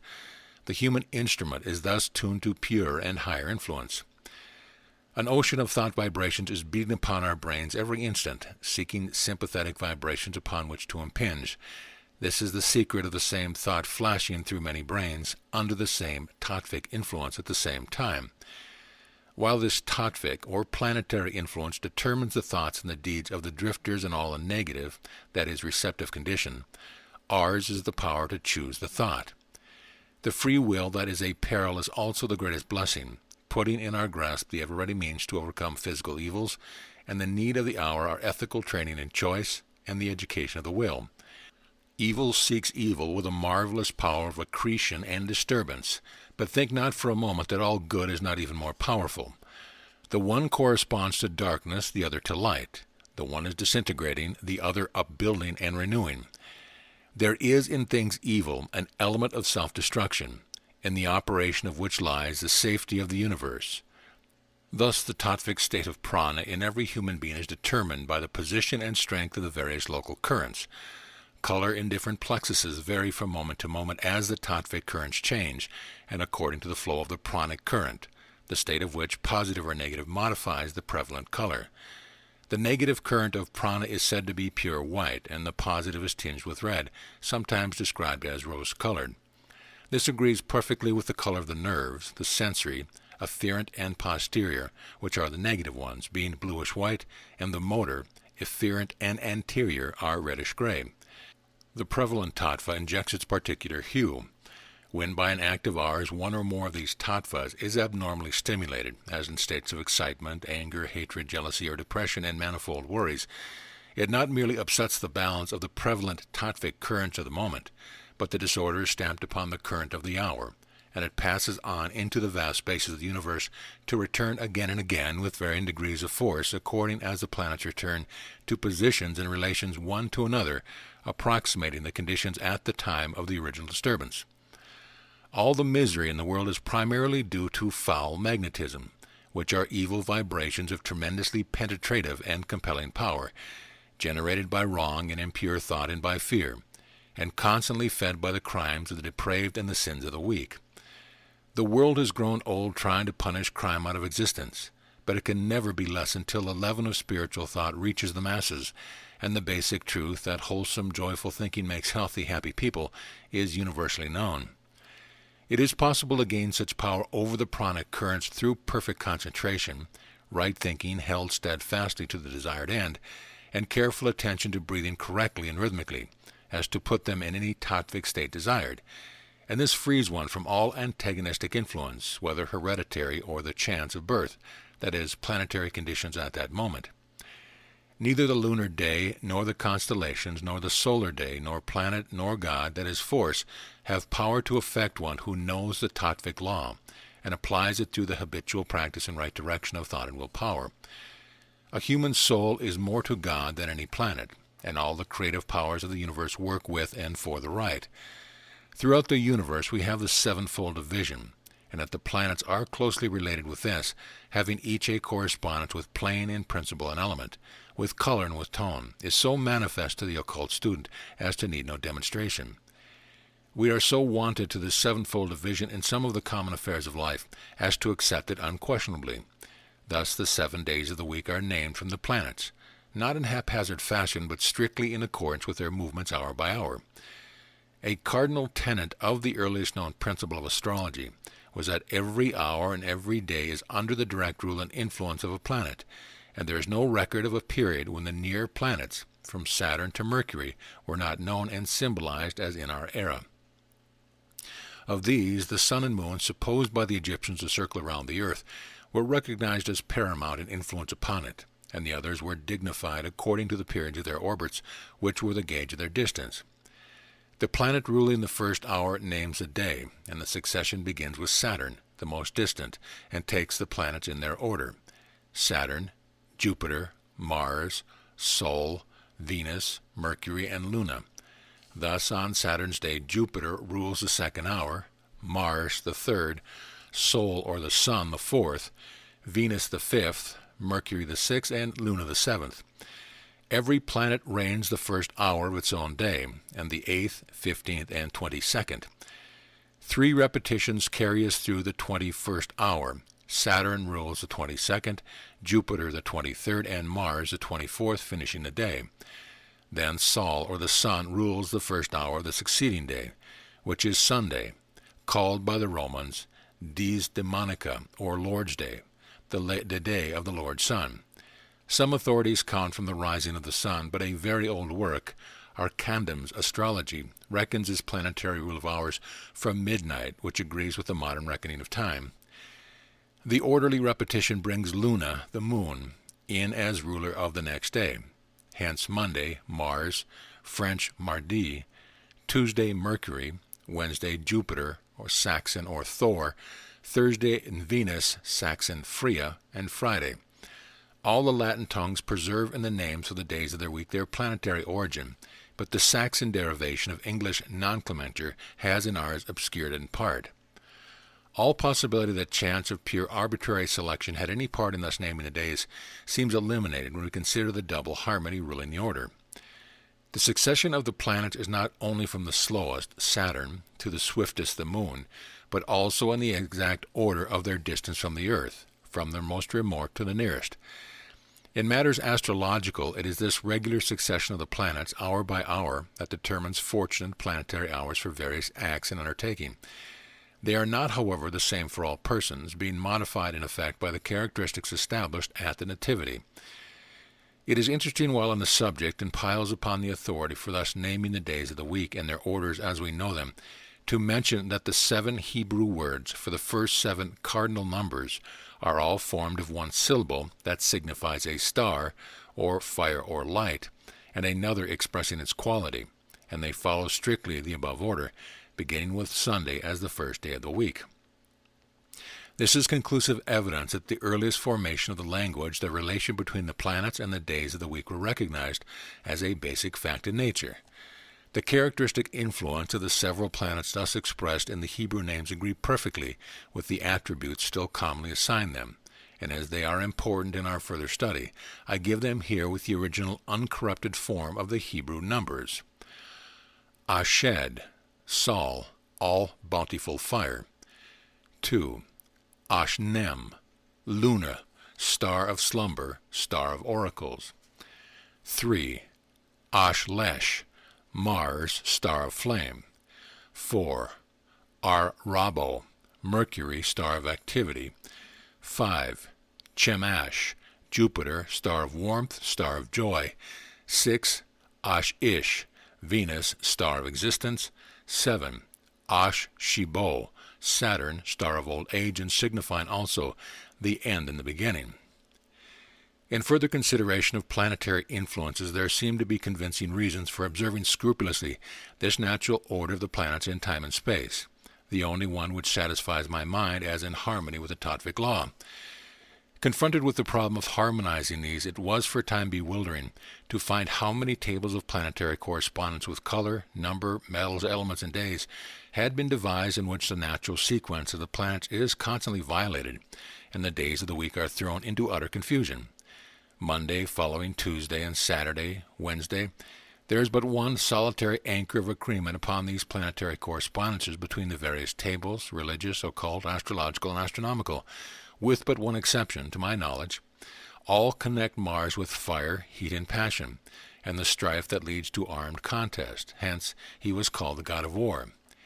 We shall weigh the authority of some of these tables when we study in their turn color and number in greater detail. Our immediate interest now is with the Tattvic correspondence with subject their activities, that is, their vibrations and physical organisms to planetary influences. The Shiva Gama, which is the Sanskrit authority for most of our knowledge concerning the Tattvic law, gives two sets of Tattvic values or correspondences for the planets, which at the outset is bewildering and unsatisfactory. There is but the slightest agreement between the two, and upon examination the logical mind rejects both as equally arbitrary and capricious, and seeks for a satisfactory hypothesis upon which to base the law of correspondences. We ask ourselves, how do the planets differ one from another in elementary substance, and how are the tattvas differentiated? In the evolution of the latter, see Chapter 5, we know that Akasha, the bowl in which all are mixed, is the most sublimated, and that they increase in density as they descend to Prithivi, the activities of which tend to cohesiveness and compactness. This brings us immediately to the question, are not the planets differentiated in the same way, and is not their density determined in like manner, or by the variation in their proportion of the tattvas? If so, which is the most ethereal? Fortunately, modern science has arrived at very definite conclusions upon this subject of the density of the planets, a triumph of mathematics, that wonderful science on the wings of which the most severely materialistic mind fares forth into the invisible and brings back irrefutable data. When we group the planets in the astronomical order of their density, we find that it increases in almost regular progression from Saturn to Mercury, which harmonizes perfectly in sequence with the age-honored order of the hour-by-hour rule, that is, from the most distant to the nearest. The remote planet Uranus, or Herschel, and the Neptune, pronounced by occultists to be outside our system, do not come within the relations we are considering. They were unknown and invisible to the ancient world, both discovered within the last century and a quarter. Their influence upon earth life as yet is very slight, but they are heralds of a coming change. Dropping out of this planetary sequence temporarily during our search for Tattvic correspondences, the sun and moon, lords respectively of the positive and negative currents of prana, we are reminded that the earth upon which we live is also a planet and has its place in this progression of density, and we find it between Venus and Mercury. But in her orbital distance from the sun, the earth's place in the sequence is between Venus and Mars.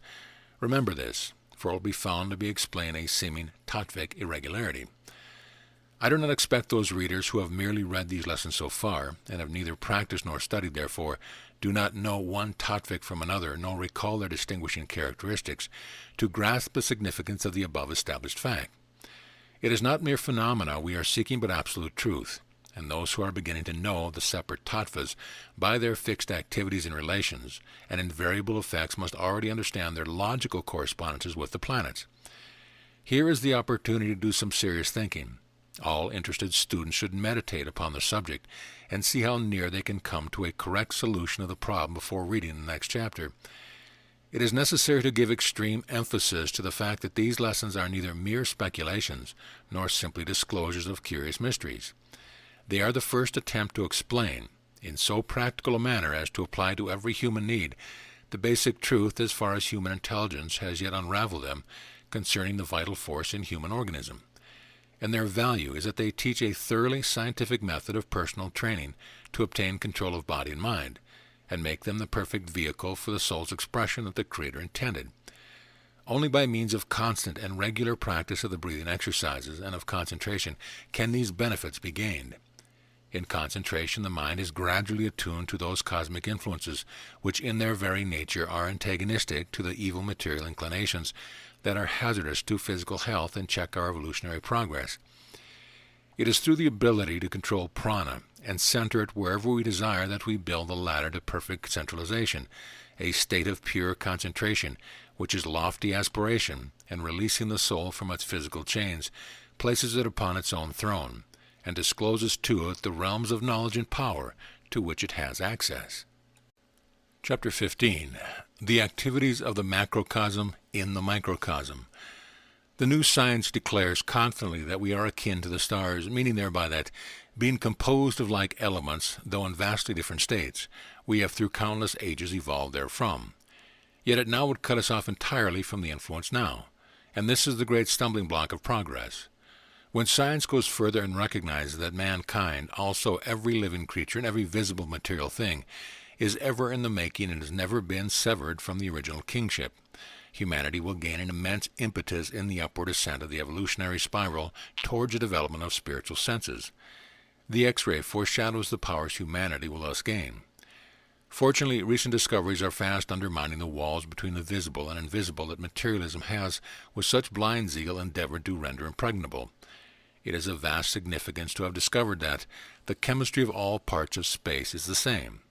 The factor which they leave out of all their calculations and investigations is the life movement of the spirit through the rhythm of things.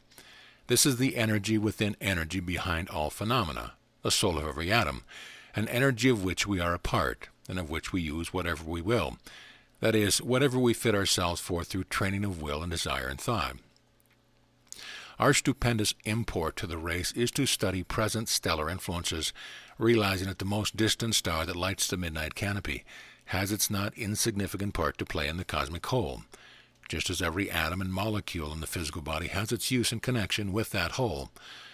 All phenomena, atmospheric, terrain, physical, or mental, may be traced to cosmic energies, a part of which we are.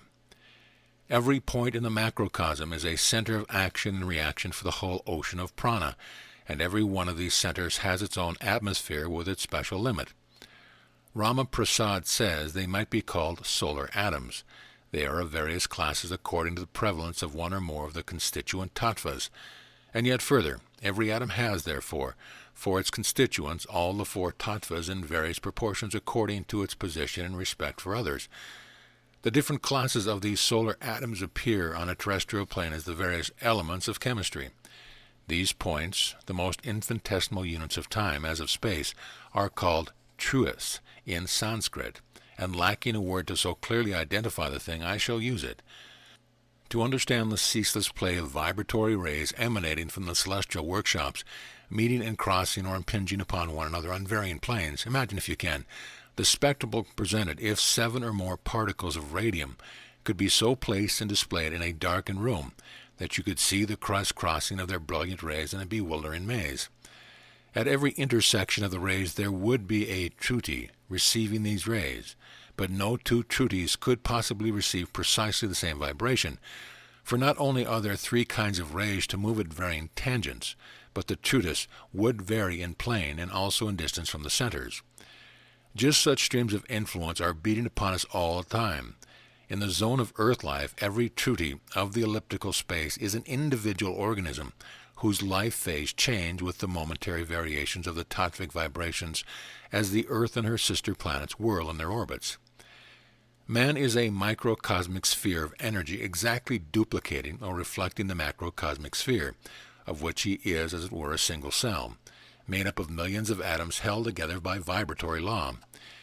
Just as no 2 trutis can be exactly alike, so no 2 human beings are, for the unceasing play of the tattvas is a constant mingling and a changing under the ebb and flow of the great breath, which holds all the planets and constellations in their assigned orbits. Thus the tattvas are the forces that lie at the root of all manifestation. They are that which lies behind every natural phenomena. But it is only when the tattvas reach a certain state of density that they become visible. The sun, stars, and planets are the visible, materialized centers of invisible, spiritual, and ethereal forces. To spiritual vision, no matter is dense. It should be remembered that no two planets move with the same velocity or in the same orbit, and that consequently their aspects one to another are incessantly changing. The varying forms of tattvic force and influences cause this, and it is the reaction from the planets which inject such variation in the pranic currents flowing earthward, and in consequence, into every species of the earth organism. These organisms being, as you will remember, manifestations on the gross, that is visible, plane of tattvic activities.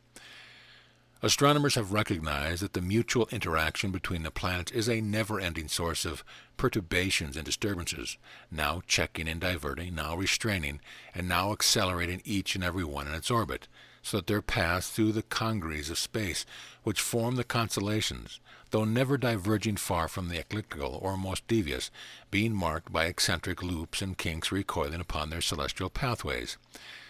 Size and weight or velocity of motion, and especially their position in relation to the sun, have been the factors supposed to account for the influence and antagonisms driving these stellar lords to so erratic conduct. That the antagonism was in substance a question of chemical affinity or repulsion, shall we not say of electrical condition, seems never to have occurred to investigators. But when we apply the tattvic law to the problem, there is the most logical basis to believe that it solves the enigma, accounting for all vagaries and idiosyncrasies, and for the known influence of one planet upon another. Let us begin with Saturn. By our law of correspondences, it seems a simple matter to recognize that this most masterful and significant of the major planets is the center of Akashic influence, and derives from the predominance of this tattva all the malefic influences which the astrologer attributes to the great infortune. The rays of light thus thrown upon the subject dissipate a cloud of mystery, and make clear hitherto unexplainable phenomena, as also many a legend and story of old. Both Saturn and Jupiter are said to present only a surface of clouds, and may not have anything solid about them, but it is suspected that they have a high temperature. Some states of Akasha are known to be marked by an extraordinarily high temperature, and a surface of cloud is what we should naturally expect. Even to the naked eye, Saturn gleams with a cold blue light. Seen through a 5-inch telescope, the planet appears as a cool silver-white color with a delicate grayish shading, blending one with another as they stretch from the bright equatorial belt to the deep blue poles. These polar caps are sometimes described as a dark greenish hue, but the great dissimilarity in the human optics would account for the discrepancy, as also would the changing tattvic conditions. An interesting feature is that the planet is banded by vari-colored belts, red, orange, and sometimes delicate rose color. They are, however, less brilliant than Jupiter's belt and not recognizable as so variable. But the greatest distinction of Saturn, the phenomena that puzzles the scientist the most, is its remarkable systems of rings, separate from the planet and surrounding its equatorial belt. There are two broad, bright bands separated from each other by a black line or indigo, which line marks a 1,600-mile gap, and a third dusky inner ring, which is only faintly luminous, and so transparent that the edge of the planet can be seen through its mass. The space between them has been measured, and it is estimated to be from 9 to 10,000 miles broad. The inner and outer rings are over 10,000 miles in width, and the middle one is more than a third broader, being 16,500 miles wide. To the knower of the tattvas, the only possible hypothesis is that these rings are tattvic emanations from the mother bowl of Akasha, and their peculiarity so far as known perfectly agree with their natural identification.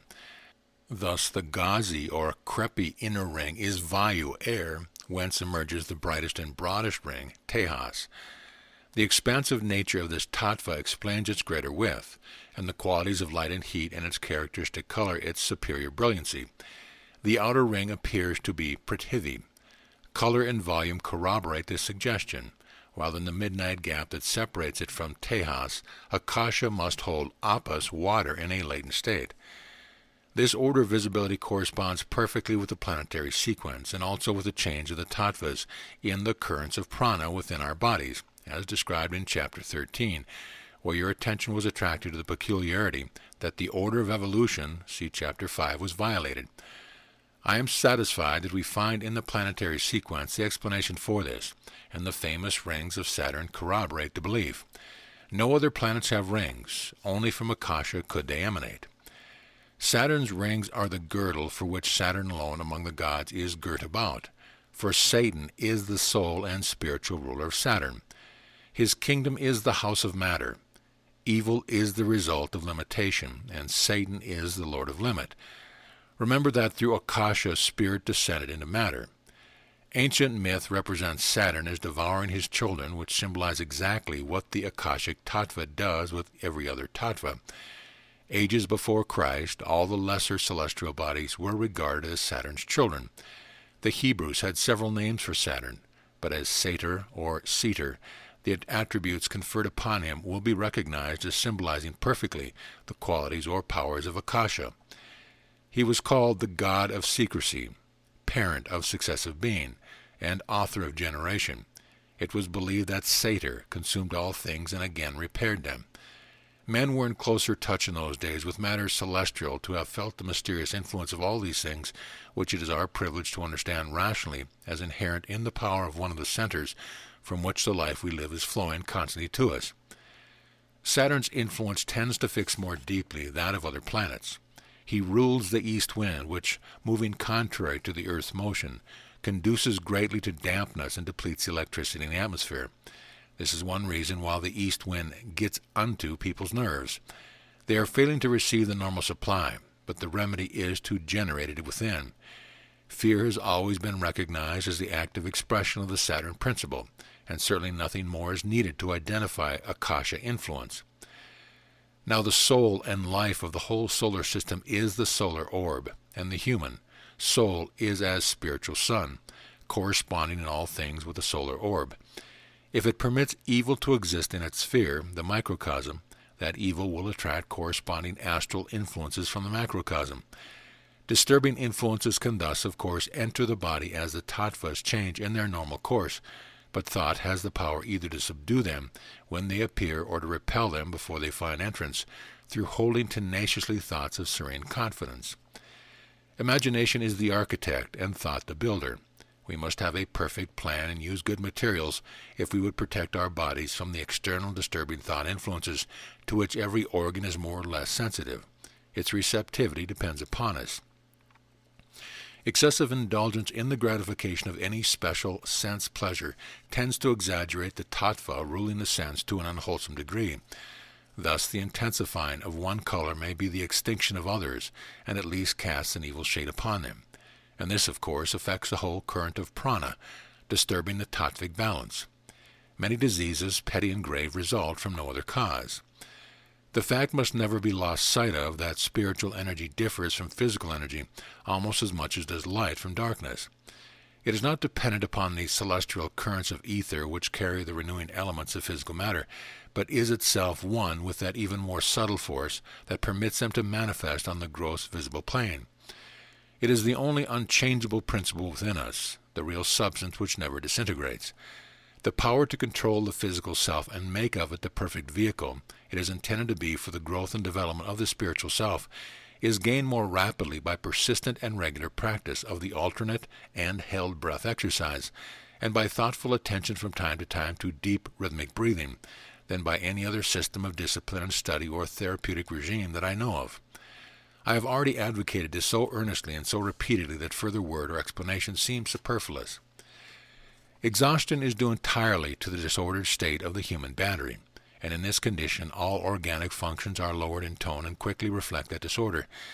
Neither lungs, skin, nor kidneys have sufficient energy to eliminate the rapidly accumulating waste. Hence, vital centers become clogged, and serious disease sets in wherever the physical structure is weakest. The first need at such times is to renew the battery and restore the balance of the disordered currents of vital force, and the media for doing so. Breathing exercise is so simple, so easy to apply, that the most helpless invalid, if the mind be sane and capable of direction, can employ it for regenerating the whole body. Both nerve and blood circulation, and thereby all functions, are stimulated more by this method than by any possible physical culture exercise. And here a caution is timely. There is a vast difference in attempting to exercise healing power from without as when denying disease and pain, and working from within outward in affirmation of the desired condition. The resulting atomic vibration and the potencies involved are very different. The one is a species of constraint, the other is free upward guidance. We must strive for poise and tranquility, for repose and confidence, which manifesting themselves in good colors, favorable tattvas, draw good and pure colors, and help to build pure and strong the life, thus aiming for the highest and the best. Chapter 16. More about macrocosmic activities in the microcosm.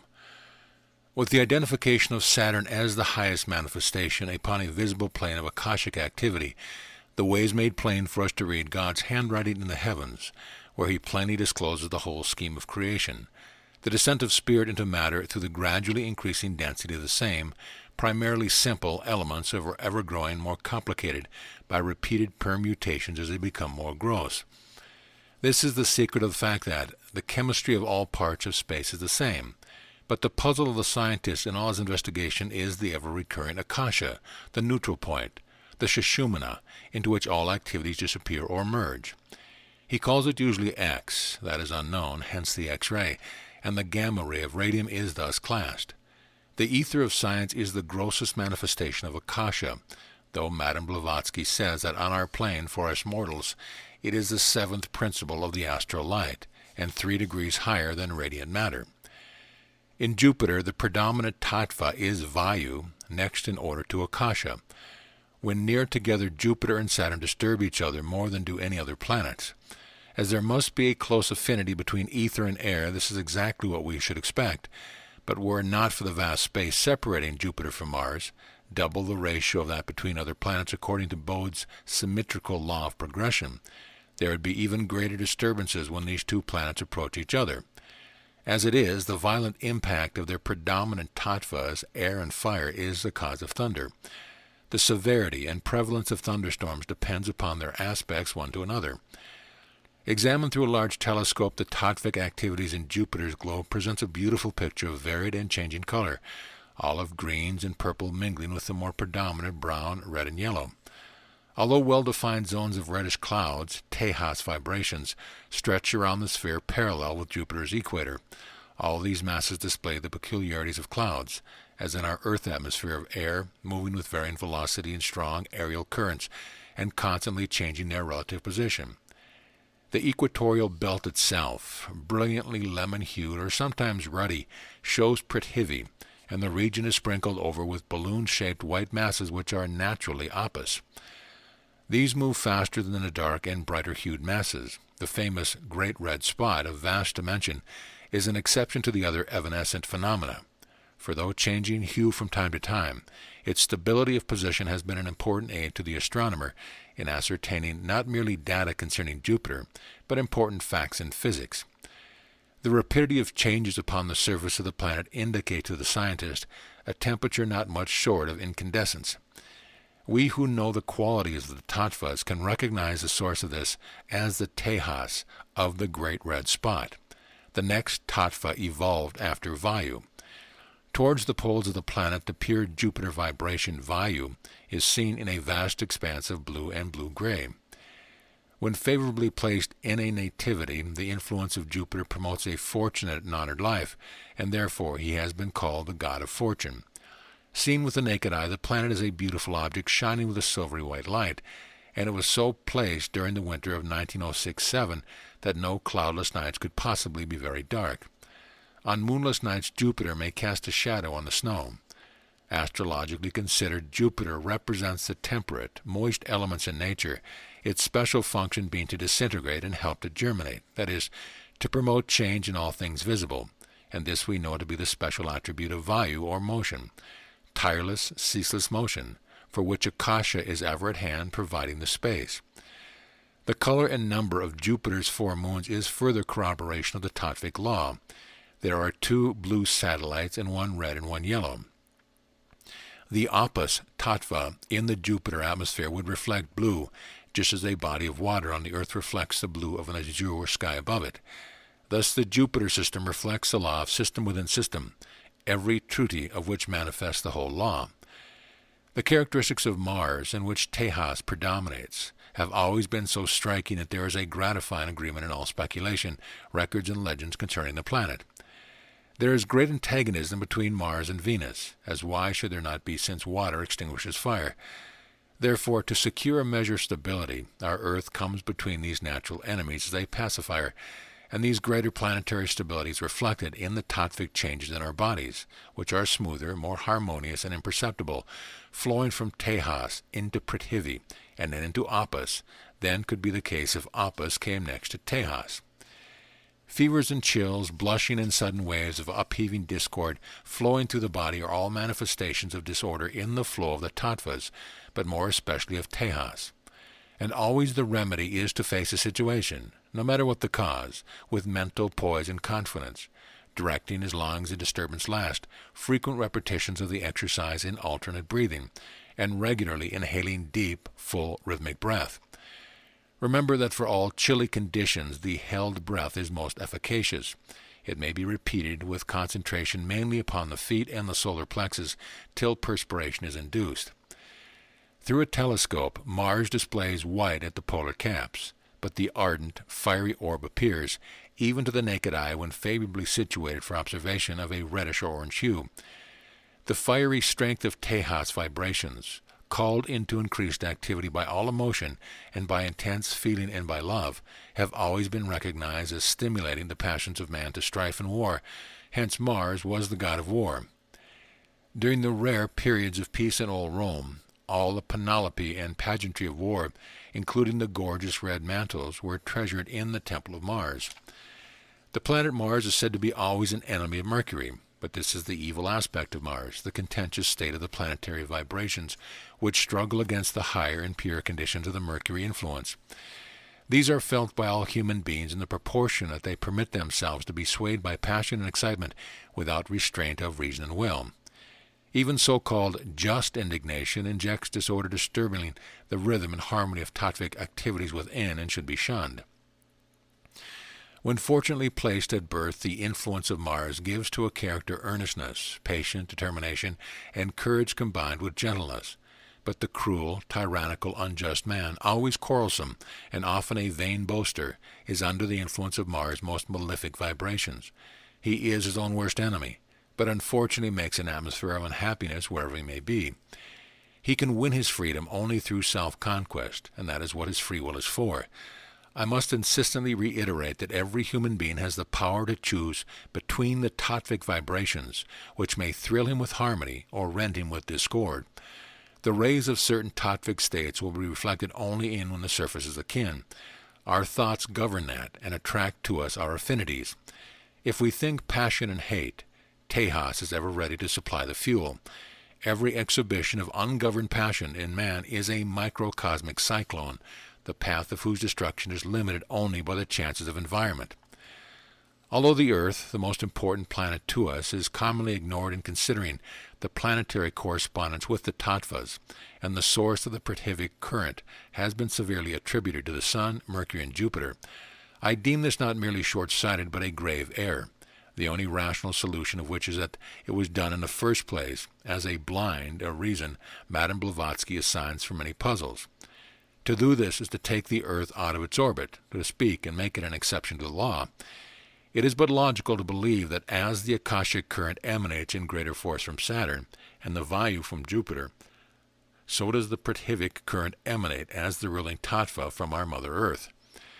If we accept this as proved through the invariability of natural law, it explains perfectly the reason for the preponderating flow of Prithvi in our pranic life currents. See Chapter 13. It is the tattva of our environment, and in its normal flow puts us and holds us in sympathy with that environment. Now please do not ask me how you are to know when this tattva, or any special one, is flowing normally or is disturbed.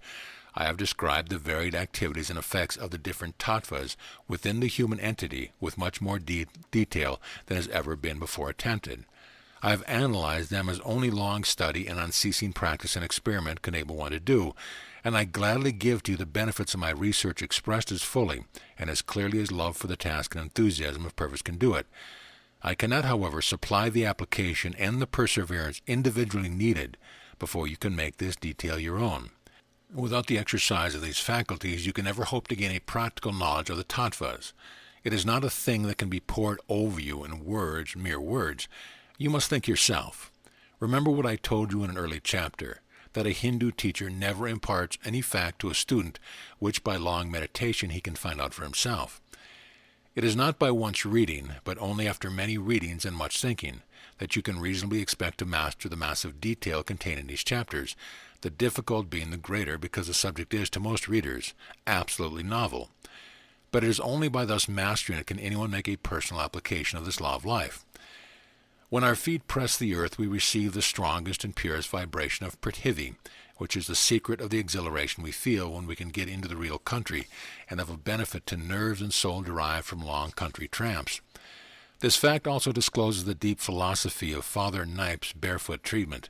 In the early morning, before the day's struggle and conflict have generated discord, this especially in large communities where human beings are herded closely, the vibrations are at the highest state of harmonic activity, and when the feet tread the dew-wet grass, the double benefit is gained of receiving the two most favorable tattvas in their freshest and most refined, highly electrified states.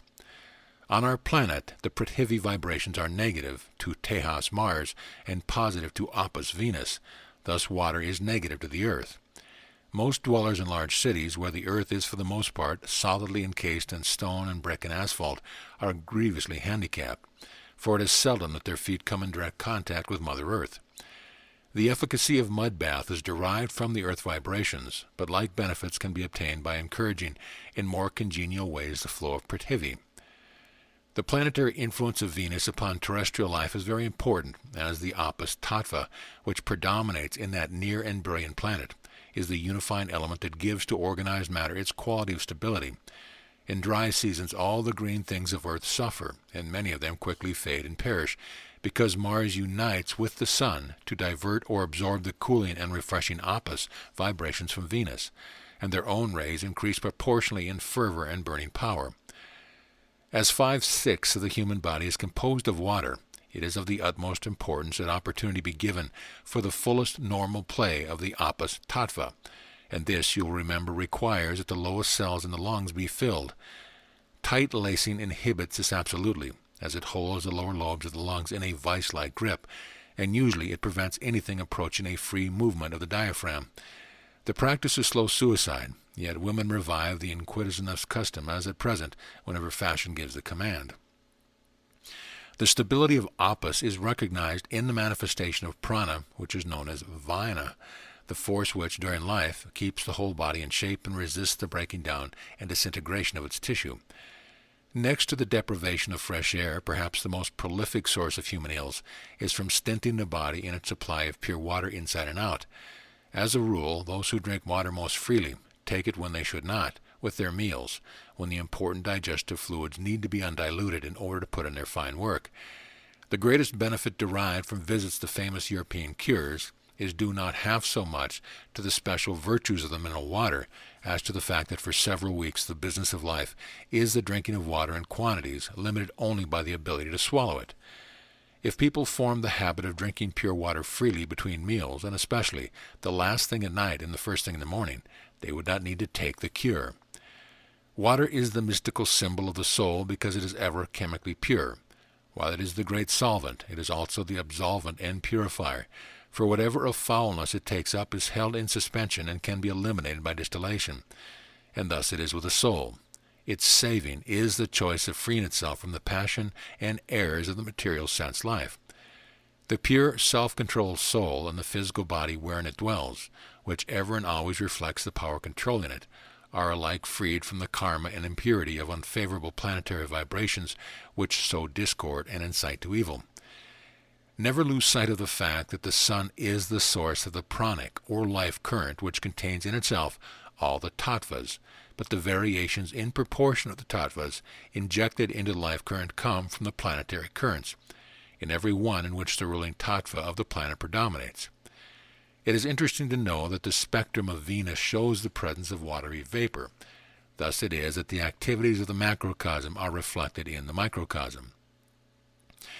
It is in the pulmonary manifestation of prana that the tattvic condition of the vital currents can be most indisputably ascertained, for every tattva throws the elastic spongy cells of the lung into the form of its characteristic vibration. Thus, when the apus tattva is prevalent, the cells expand in crescent-like shape. When tejas predominates, they are triangular, and with vayu, spherical, and various modifications of these geometrical forms indicate the tattvic permutations.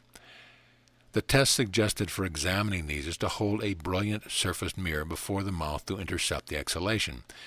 The vapor, as it condenses upon the cool surface, will take the form of the vibration dominant at the moment, and it can be best seen by another person looking over the shoulder of whose breath is under examination, as of course these vapor cells are extremely evanescent. We have now identified the planetary correspondence with all the tattvas, and there yet remains the smallest and swiftest of the heavenly host, Mercury, who yields nothing in importance to the more brilliant and better-known orbs. He is the bond of union, and truly the messenger of the gods.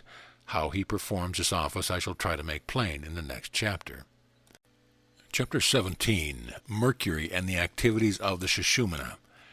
Hermes, as the messenger of God, reveals to us his paternal will, and developing in us intuition, imparts to us knowledge. The knowledge which descends into the soul from above excels any that can be attained by the mere exercise of the intellect. This quotation from the Neoplatonist Proclus is a most fitting introduction to our study of the influence of the planet Mercury, called by the Greeks Hermes, upon human life. For by the illuminating light of the tattvic law we are able to remove the statement from the realm of mere speculation, to which it has been indulgently regulated for centuries, and to feel convinced of the intuitional truth embodied in the ancient Greek thought. All scientific data concerning the planet Mercury, as well as the fables and ancient myths connecting planet and God, are strictly in harmony with what I believe to be Mercury's activities and influence, whether heavenly or terrestrial. Briefly reviewing the first mentioned, we learn that as a stellar body, Mercury is exceptional in many ways, and has always baffled the astronomer in his efforts to obtain accurate data concerning its constitution and environment. It is the smallest planet in diameter, but the swiftest in motion, has the least mass, but the greatest density, being 2 1/4 times denser than the Earth, and only slightly less dense than the metal Mercury, is nearest to the Sun, and has the most eccentric orbit. As seen from the Sun, Mercury passes through one constellation of the zodiac in a fraction over 7 days, completing the circuit of the zodiac in 88 days. And as seen from the Earth, it makes 3 complete circuits of the Sun in 348 days. Also, from our point of view, the planet is usually in the same constellation with the Sun, and is never farther away than a nearby sign. The astronomer considers it more than doubtful if Mercury has an atmosphere, and it has no satellite, when it can be observed in the same telescopic field with Venus. Its totally different constitution is plainly betrayed by its markedly lower albedo, or reflecting power, for Mercury appears as zinc or lead contrasted with the dazzling silver-white radiance of Venus. Now I should like you to remember in this connection that wherever or whenever the apus tattva, most prevalent in Venus, can be isolated, it is recognizing by its glistening silvery whiteness. It is said to impart a silvery edge to the human aura. I wish I knew how many of my readers could answer the question, what are the 3 principal nadis in the physical body? Those who cannot would better reread Chapter 12, and fix firmly in their minds the names and offices of the great main reservoir and conduits of life force. You will understand perfectly then that the pingala on the right side of the spine is the conduit of the solar current positive, and the Ida on the left side are the lunar current negative, and therefore these nadis correspond respectively with the Sun and the Moon, and are influenced by their activities. With what does the Sushumna, in which the 2 currents meet, correspond? In our study of planetary relations and influences, we have traced the correspondence of the organic activities in the human body with the whole solar system, and the truth of the old Greek aphorism, as it is above, so it is below, has been made to us a living reality. When once your attention is drawn to the fact, you will constantly come upon proof that to many ancient people this was a familiar truth. Bacon says the ancient styled man a little world in himself. Now the correspondence of the constellations of the zodiac and the planets with all the organs of the human body, through its nervous system, is but the microcosmic reflection of the vast system of cosmic vibrations. Therefore, in the solar system we must find the cosmic Sushumna, in which the solar and lunar currents meet. In the progress of the human soul, in its evolution, its growth and development, there is nothing more important than the office of the Sushumna. Consequently, it is inconceivable that it is not a cosmic prototype of equal importance to the solar system. In the gloaming, at dawn, and at twilight, the solar and lunar currents meet in the cosmic Sushumna. The identification of Mercury as this Sushumna of the macrocosm makes perfectly clear and comprehensible all the dignities, attributes, and influence which legend and fable have conferred upon the planet, both actually and symbolically, and explains many of the characteristics that have puzzled the astronomer. No other planet possesses any attributes that connect it with the office of the Sushumna. Again, giving precedence to known facts, our first clue is that Mercury is in the closest cosmical relation to the Sun.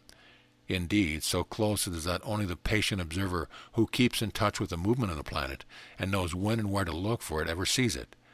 There is a tradition that the eyes of Copernicus were never gratified by the sight of this swift solar attendant. In the latitude of New York and neighboring states, for about a fortnight during its greatest eastern elongation from the Sun, Mercury can be seen in the early twilight, just before its setting, and for a like period when the planet is west of the Sun, rising before the orb of day, it can be seen in the early dawn. During the first weeks of December 1906, Mercury was a morning star, and was seen in close companionship with Venus. These neighboring planets were in Scorpio, and only 2 signs to the southwest in Virgo. The crescent of the waning moon was in conjunction with Mars. The spectacle was unforgettably beautiful, worth many early risings to enjoy. It was a reminder also that both esoterically and astrologically, Mercury and Venus are considered spiritual affinities, while Mars and Saturn are thought to have a close physical sympathy. This latter may be beneficial or harmful according as the physical is kept under subjugation and subordinated to its divinely planned office as a perfectly fitted vehicle for the soul's activity, or is given free rein and stifles all higher interest. Now, Mercury is the unifying element between the several principles of man as between the tattvas. The strife the planet arouses, in that it is ever impelling upward and resists downward tendencies. It is Mercury's rod that pricks the conscience and would ever extend its support in the struggle against wayward impulses. When you fully understand the entire office of the Sushumna, this will be quite plain.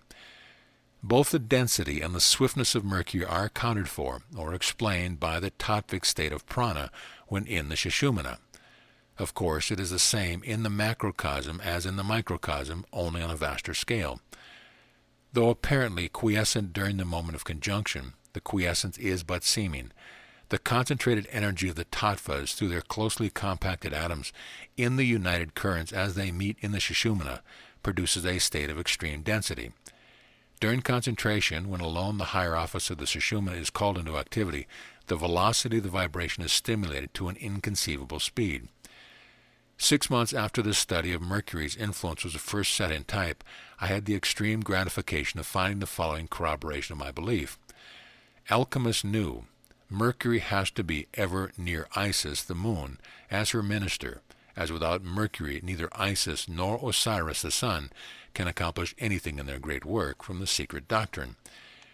Curiously enough, we have in the rise of Mercury in a thermometer a perfect symbol of the rise of the vital force in the Sushumna, for the state of increased activity and density and vastly increased velocity is also one of rising temperature.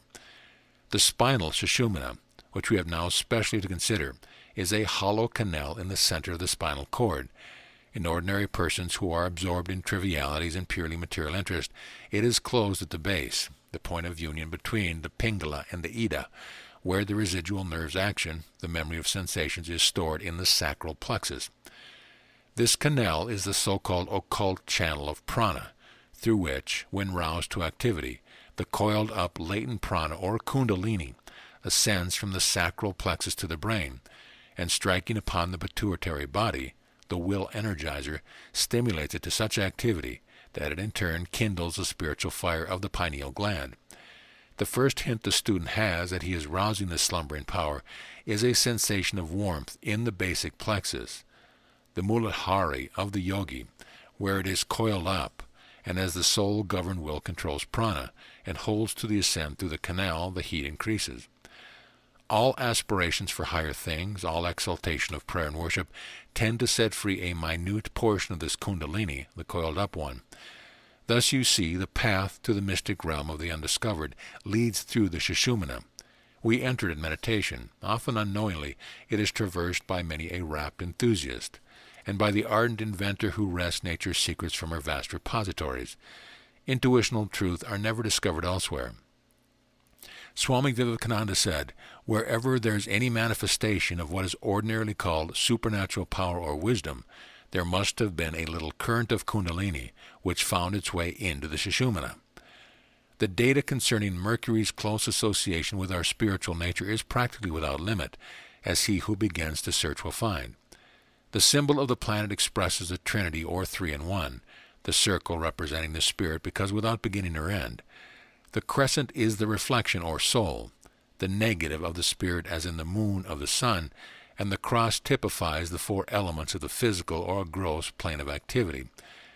There are four elemental divisions, called the triplicities of the zodiac, and Mercury's influence in the varying signs is distinct. The astrologer Hazelrig finds all the planetary symbols equally significant with that of Mercury, and believes none to be arbitrary signs, which is in agreement with all occult teaching. In all ancient lore we find Mercury accredited as ruling the mind. Everywhere in myth and story he is sent as the interpreter and messenger to the understanding and reason of man. Even the thievish disposition attributed to Mercury symbolized the faculty with which reason and understanding appropriate all knowledge. The very term thought is said by Anna Kingsford to be the Egyptian equivalent for Hermes, the god Thoth, frequently written Thoth. These being for the Greeks and Egyptians a personification of the divine intelligence, that is, his messenger. The same spirit was manifested to the Hebrew as Raphael, like Hermes called the physician of the souls, and to the Hindu as Buddhi. One of the chief glories of Hermes was his conquest of the 100-eyed Argus, which denotes, Miss Kingford says, the victory of the understanding over fate. For Argus represents the power of the stars over the unenfranchised soul. This corroborates what I have constantly endeavored to make emphatic, that the power of the human thought guided by reason can change the planetary currents. The power of reason and understanding to which Mercury guides us are above mere cold intellection. It is the stifling of pure reason by the exaltation of the human sense-governed mind that produced the rank materialism which has marked recent decades and from which higher thought is freeing the race of mankind. The Roman name Mercury, by which we designate the planet, comes from merx, merchandise. Their god was of a much more material and sordid character than the Greek Hermes, with whom they identified him, which betrays the truth that the people had degenerated and become more material. They choose to degrade Hermes, archangel who bears the rod of knowledge, by which all things in heaven and earth are measured, to a crafty commercial god. The farther back we go, the more elemental, more spiritual are all the gods. Zeus is believed to have meant originally the glistening ether. Hindu genius spiritualizes its sense conceptions with wonderful readiness. The more remotely their myths are traced, the more atmospheric do they become. The more the god merges with the planet and its ensouling force. A concluding word is to the practice. When our wills hold our minds in check, and thus restrain the scattering of forces through wasteful and oftener than not discordant activities, the pranic currents flow rhythmically and gather force and strength as all the molecules of the body yield to the harmony and tend to move in the same direction, which means a tremendous gain in electric power. Only by the uplift of this conscious direction can we connect with the great central dynamo of the divine spirit. Thus the soul-directed thought is electrical, itself a ray of spiritual power, the effectual energy of which is gauged by the steadfastness of purpose, the soul force which directs it. Never forget that the mind, which is the disturber and disorganizer creating all discord, when brought under control, is the agent of our freedom. There is no limit to the power of thought. Chapter 18. Vital Centers for Concentration.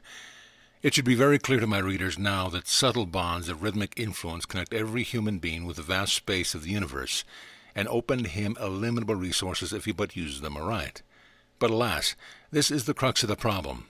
How many use them aright? Even the knowing how does not confer the power to do. Desire and will decide that. It is only through use that knowledge becomes a habit and then a power.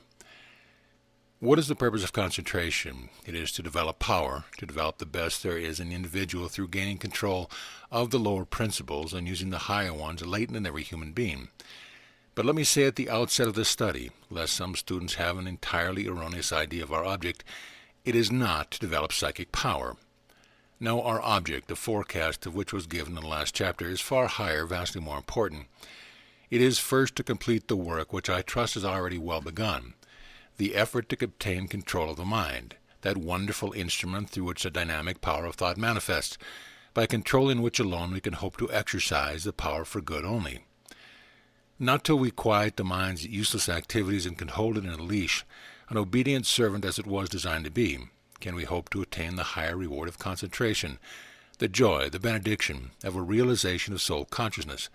This once achieved places a power for good under the control of the soul-directed will that can never fail its possessor in any crisis.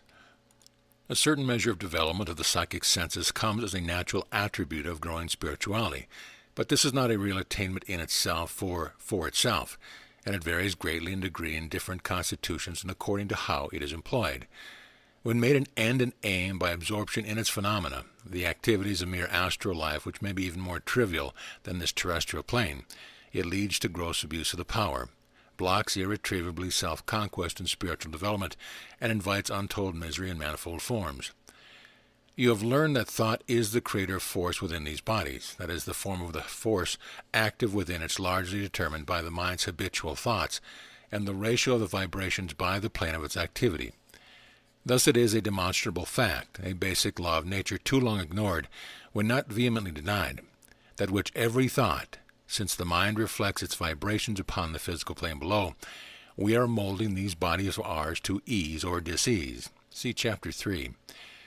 Then the greatest need of every human being is to gain control of the mind and put a stop forever, an eye to the discordant hash which the uncontrolled mind contrives to mix out of the ordinary events and duties of life from hour to hour. Not until you can control your body through your mind being brought under control will you be freed from the body's whimsies. When you have conquered the vehicle, the body, it will be your willing, skillful servant, fulfilling its divinely planned purpose of furthering growth and developing instead of hampering it. Therefore, before progress can be made upon the spiritual plane, it is absolutely necessary to obtain physical and mental control, to bring the lower principles into working harmony. When we know what the ideal is, as Swami Vivekananda said, what remains is to practice the method of reaching it. The Swami's inspired aphorism prefatory to Raja Yoga are of deep significance here. Each soul is potentially divine. The goal is to manifest this divinity within by controlling nature, external and internal. This mischievous mind, which uncontrolled turns many a paradise into purgatory, can be controlled for good only through a soul-directed and governed will, and nothing else so hastens the attainment of this mental control, the first stepping towards the realization of soul power as the practice of concentration. As you well understand now, it is only method of rousing the kundalini, also called the tree of knowledge, being the latent prana, or stored up residual sensations in the great root receptacle or basic plexus. When this force, sleeping in every human being, is awakened through concentration, it ascends the spinal canal by slow stages from one center to another, gathering strength in every padma, till it rouses the potency in the brain center of real illumination. This effort brings us under the most beneficent influence of Mercury, an influence that is ever striving to purify us and lift us to higher planes of living and thinking. Moreover, concentration is the only entrance to the blessed realm of silence, the wordless space vibrant with peace, the peace of exquisitely subtle spiritual force, where we come in touch with the soul of things and thereby find our own souls. In the unspeakable peace of this precious silence, the world of the senses disappear in a conscious rapport with the vaster universe of living thought, which needs no words to clothe its meaning. It is the knowledge space of the yogi. If you but think of it, we are on the verge of silence at every moment of existence. Its omnipresence laps us round about as the universe of the invisible and inaudible, teeming with activities so infinitely finer, more subtle, that they escape cognizance by our grosser sense perception. At any instant, when we can shut out the consciousness of this physical environment, we open the avenues of that consciousness to this inner silent world, and the importance of the experience is incalculable. Every time we attain it, the way is made easier to repeat the experience till it carries us to the full realization of the real subjective self. Remember what I said in an earlier chapter. The life current is more subtle than radioactivity, and it depends upon ourselves to how high power we shall raise it. The holding the attention, all our consciousness to a given point, as when centering upon a special plexus or organ, accelerates the velocity of the tattvic vibration and therefore the force of prana.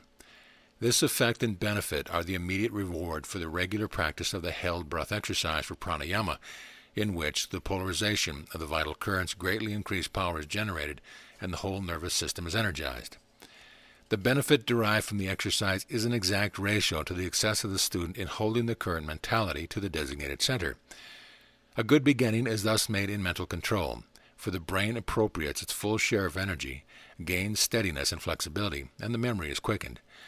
All mental effort is made easier and more fruitful, and the voice, so intimately associated with our mentality, gains sweetness and fullness of tone, evidencing the increasing harmony of the life. All harsh, uneven, and strident tones can thus be overcome. In concentration, we develop still higher power, the power of higher forces on higher planes of activity. With regard to these varying planes, please remember that every one is positive to the next level and negative to the one above, and that the higher they are, the finer, swifter, and more subtle are the vibrations. As you progress, gaining more and more control over the physical and insight into the mental activities of your being, you will receive irrefutable proof that the spirit brings out power where it is focused. When there is a state of physical discord and the need is to purify and harmonize the tattvic vibrations on the physical plane, as well as to obtain mental control, the most important centers upon which to concentrate are the sacral and the solar plexus, the pituitary body, high up back of the throat, which is intimately connected with the 9th and 10th cranial nerves, and that core of the brain, the pineal gland. The sacral plexus is so called because situated in the sacrum, a composite bone formed of the union of the vertebrae between the lumbar and the coccygeal region of the spine containing the dorsal part of the pelvis. In man, the sacrum, or sacred bone, is triangular and consists of 5 vertebrae. This shape conforms to the basic plexus with its shelters, and proclaims it as a dominating center of tejas activity, whence this tattva-stimulating vibrations speed to all organs in this part of the body. No other tattva responds so instantly to thought, or to a glance from a speaking eye, for remember, tejas is dominant in the optic nerves. Therefore, as behind every thought is desire, the harmonious activity of tejas in these vital organs depends upon the purity, saneness, and wholesomeness of our desires, and their control by a soul-governed will affects the human life beyond all their influences.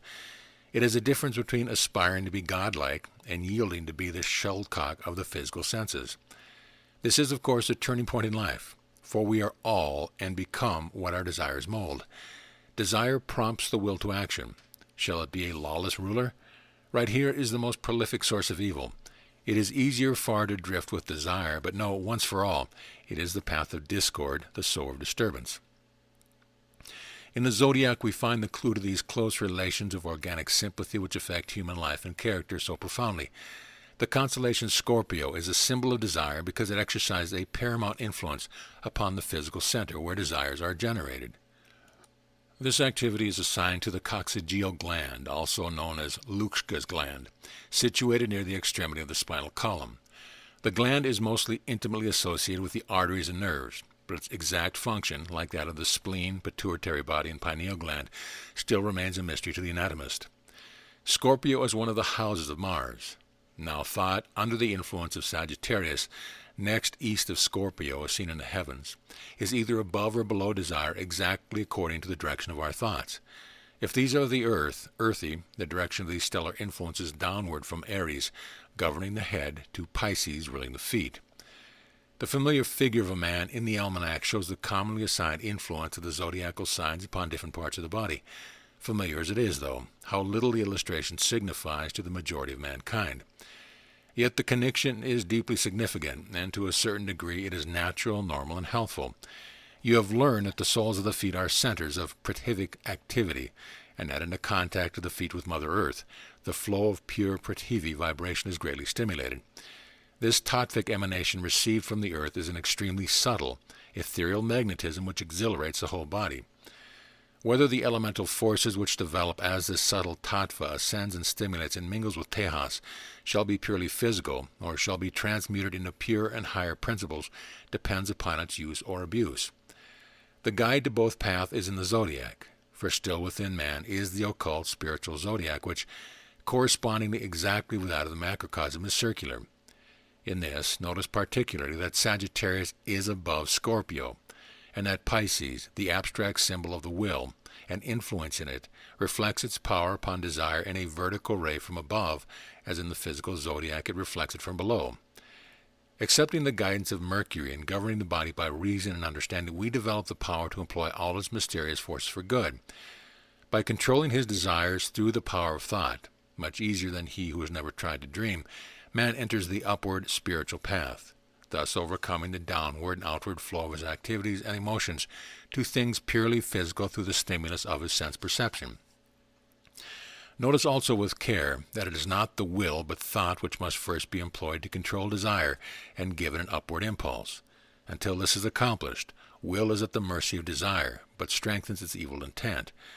The moment thought, which directs and controls desire, recognizes its own agency, refuses to be swayed by impulse, and gains the mastery, the will ascends to its higher plane, and its reflection transmutes desire to loftier aims. For will and desire are the higher and lower aspects of one and the same thing. It is by the proper exercise of our will that we accomplish all things on the higher planes and free our souls from the physical chains.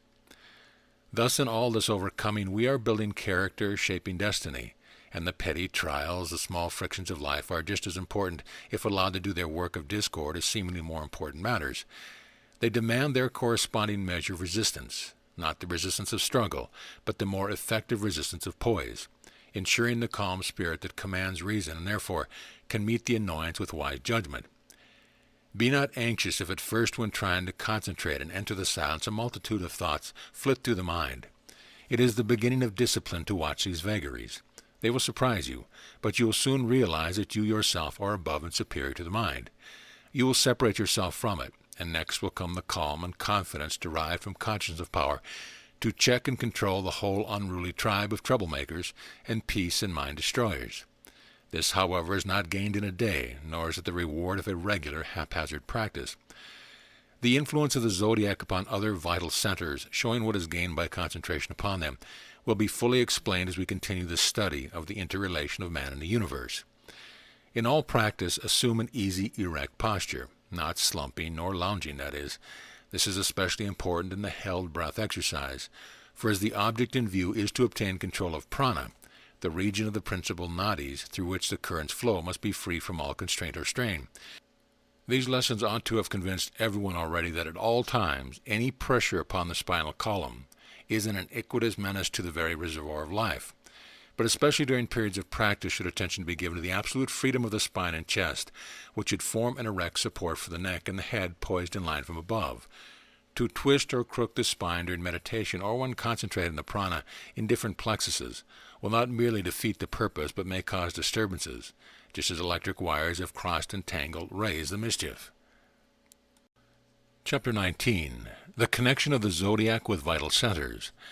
You are now prepared to appreciate the significance of the statement that the constellations of the zodiac severely reflect every stage of the involution of the spirit into matter and its evolution out of it.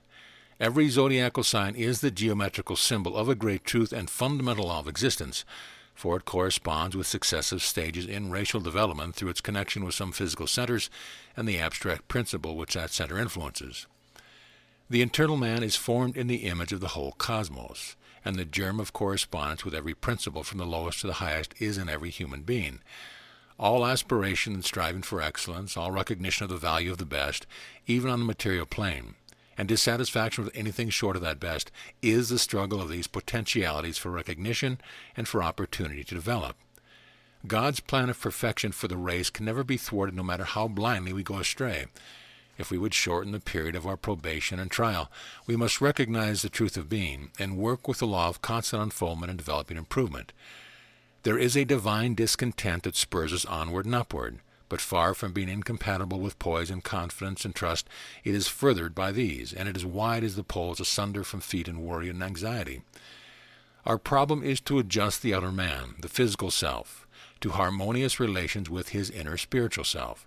For this is the only path to the overcoming of temptation, falling, disease, all the evils in short which purely physical or material living generates. The right use of the power of thought is the medium of adjustment, and we choose for ourselves what use shall be made of it. When an evil thought enters the mind, promptly replace it with a good one. This is a much better than to engage in a struggle to resist evil. It is the quickest method of shunting the mind to another track and of shutting the door between you and temptation, if the evil be of that nature. And at the same time it strengthens the mind to admit only the good, and trains desire to long for it and choose it. You thus cultivate receptivity to the highest, the best, and the purest, and are constantly refining and harmonizing the vibrations in every sphere of your being.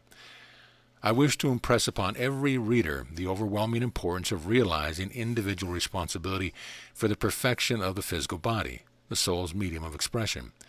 It is in our power to steadily improve and purify these bodies of ours through the renewing materials we supply them. It is a significant sign of the times that Congress has at last passed a pure food bill. For years, highly protected interests have defeated all efforts to obtain legislation for this protection of all people. But a few stout hearts have kept up the fight till they roused such force of public opinion to support them that legislators could no longer dare defy completely the will of the people. But pure foods and drinks are not enough.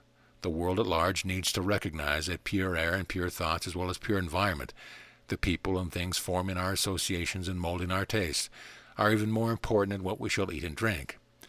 To make these physical tenements receptive to the subtle vibrations of higher planes of activity, that is higher human development, we cannot be too careful concerning the materials in all these varied forms which you are constantly assimilating.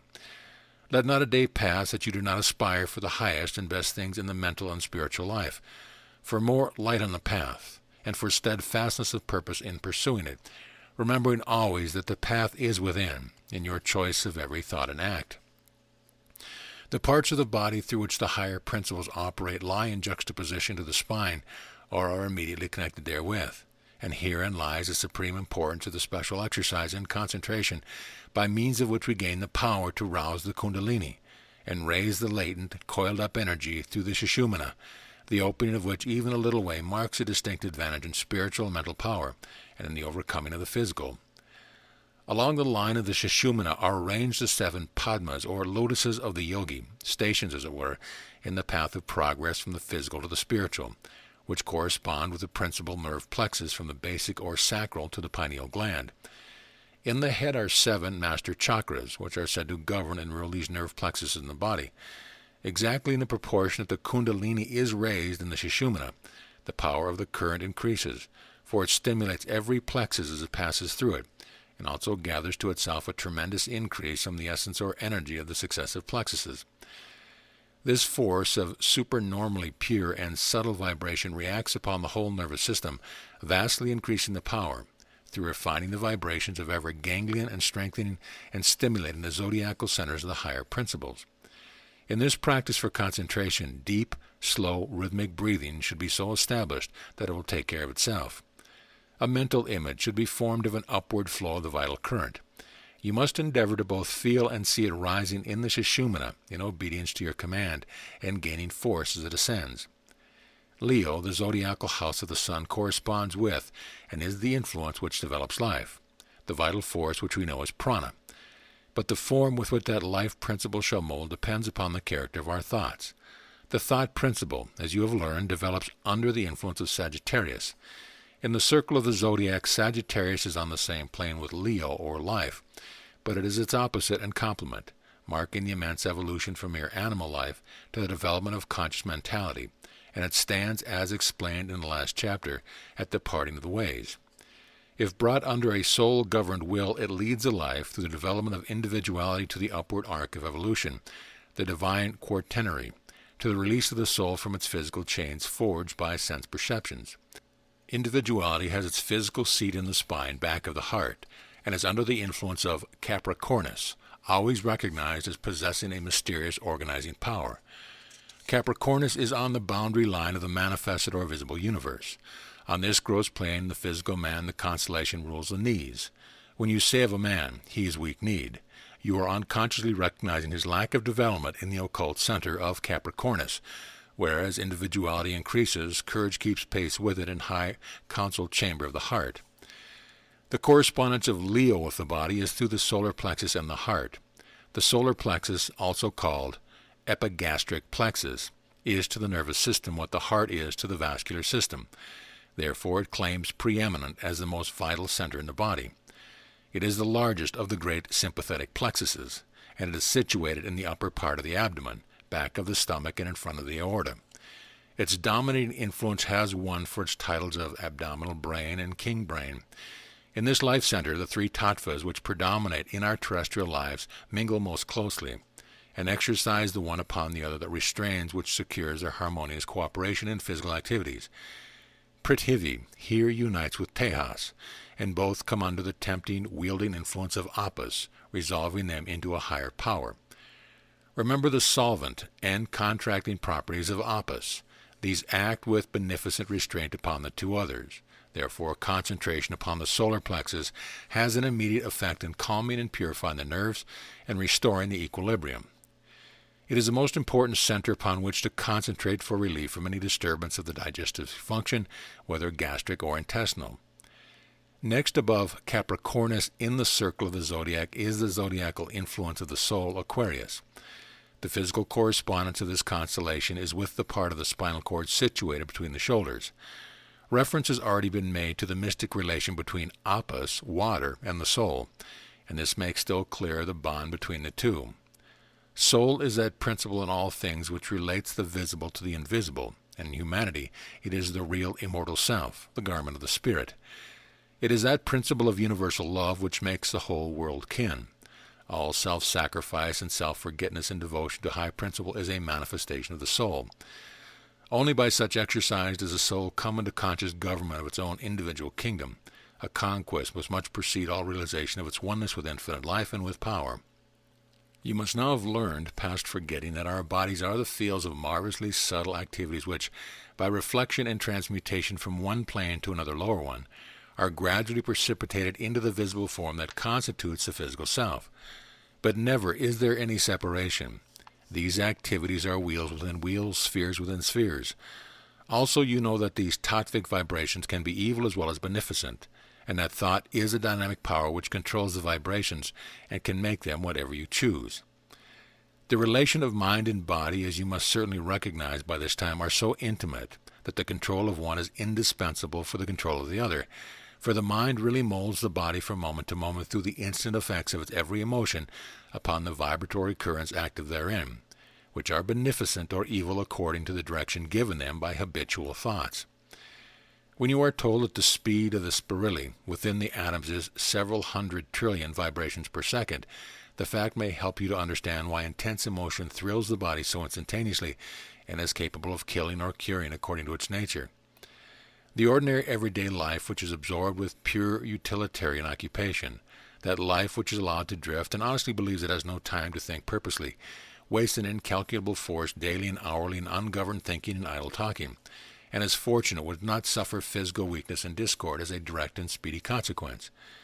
Many headaches, attacks of indigestion, and even colds following mental depression have no other origin than talk, which, waxing into controversy, develops irritation, heated excitement, and unhappiness. You are now at a stage in the study of self and its forces where you can readily understand that exercise and concentration should always conclude with concentration upon the higher centers, and with an upward direction of currents, as these are psychical and spiritual, while downward flowing currents are physical. Never allow the body to become tense and strained during concentration, and avoid gazing fixedly on the object as a help in centering the mind. The practice, frequently commended, strains and injures the optical nerves, impairing their power of focal adjustment.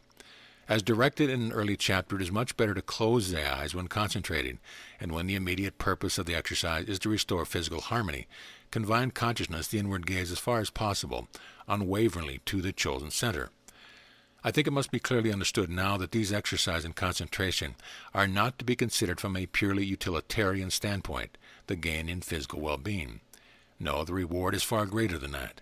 It is a development, a remolding on a higher plane of the whole character, strengthening and giving firmness to every good quality, and disclosing talents and abilities before unsuspected. Harmony and serenity become the habitual mental state and a source of unvarying courage and confidence in every perplexity and emergency. Thus we are molding the self to loftier purpose, to greater usefulness, to activities subliminal as well as conscious that affect for greater good ourselves and all who come within our environment. Chapter 20. The Crown of Concentration. So far all the explanations concerning exercise and discipline for concentration have necessarily given prominence to the physical plane, because we must know our mediums of activity in order to use them correctly and beneficially, and because the physical is the lowest and grossest medium in the scale of human development, but also the vehicle of expression for all activities, and therefore the one which we must first learn to control. No method of purifying and energizing the nerves is known to Western science that in any respect approaches the efficacy of the exercise for pranayama, and from their effect upon the vibrations, they prepare the physical conditions most favorable for success in higher concentration. In the Sushumna, man bridges the abyss between the physical and spiritual over the psychic realm. It is only through the complete mastery of our thoughts and their conscious direction to the highest and best that we are able to open this gateway to the inner senses. For the process refines the vibration of normal consciousness so that they are tuned to those of the supernormal state, variously described as subliminal, the unconscious mind, the subconscious.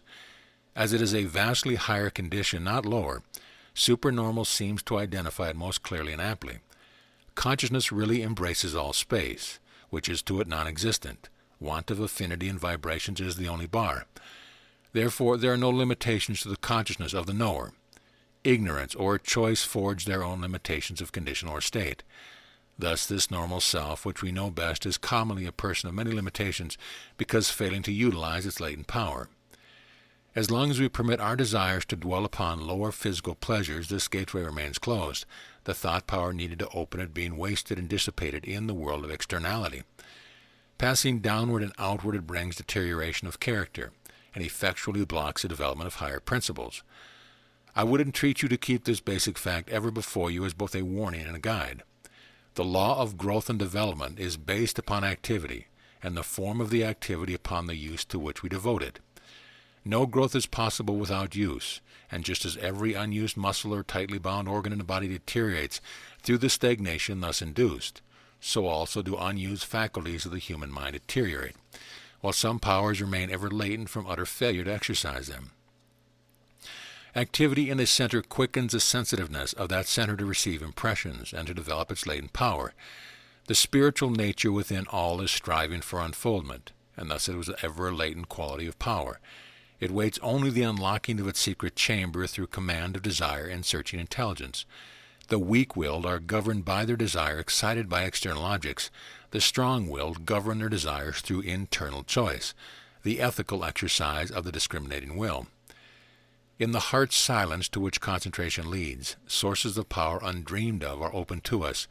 The clear realization by the conscious self of conditions, field of activity, usually veiled by subconsciousness, is developed through the increased activity of the soul when thus freed, and of a willpower which becomes in its every exercise a manifestation of soul force.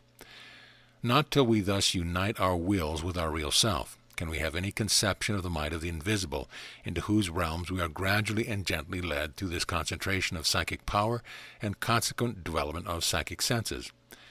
The keenness of these on the subtle planes which alone they act is another incontestable proof of the building power of the imaging faculty.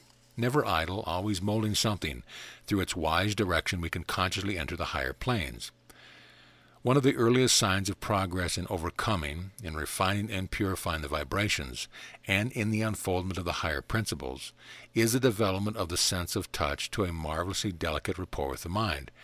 It thus imparts to all abstract concepts whatsoever, of things as of persons, so intense reality that you discriminate textures and substance as if in an actual contact with them, and can feel the presence of an absent friend, the real vital, throbbing life, the cordial hand-claps or loving touch upon the hair, as vividly as if you stood face to face.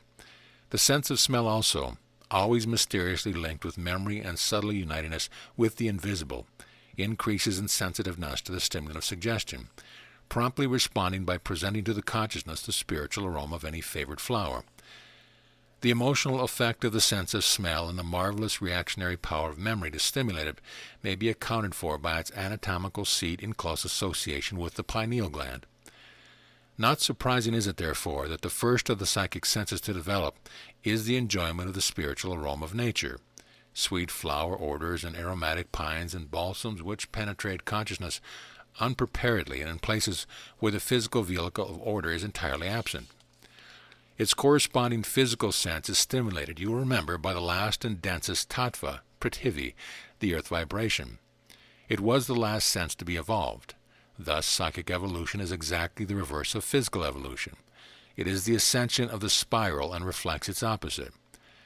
Corresponding with taste is the psychic power to absorb and enjoy the finer essence of prana, and to recall with the vividness of physical pleasure any delicacy of food flavors. These subtle essences are the nectar and ambrosia of the gods.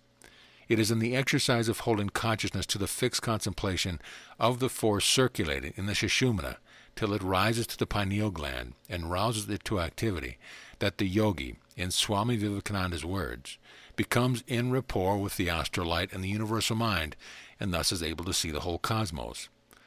All that is known of the invisible universe has been learned in this way. Physiological facts are these.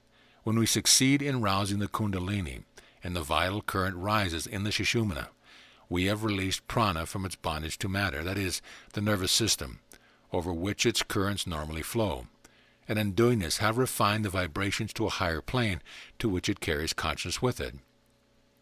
Thus we release the mind from its physical chains, the nerve wires, and from the restrictions of the physical senses. The same principle is employed in wireless telegraphy. The pineal gland is a divine eye, and is now recognized by scientists as a vestigial structure representing an unimpaired eye, that is, the third eye.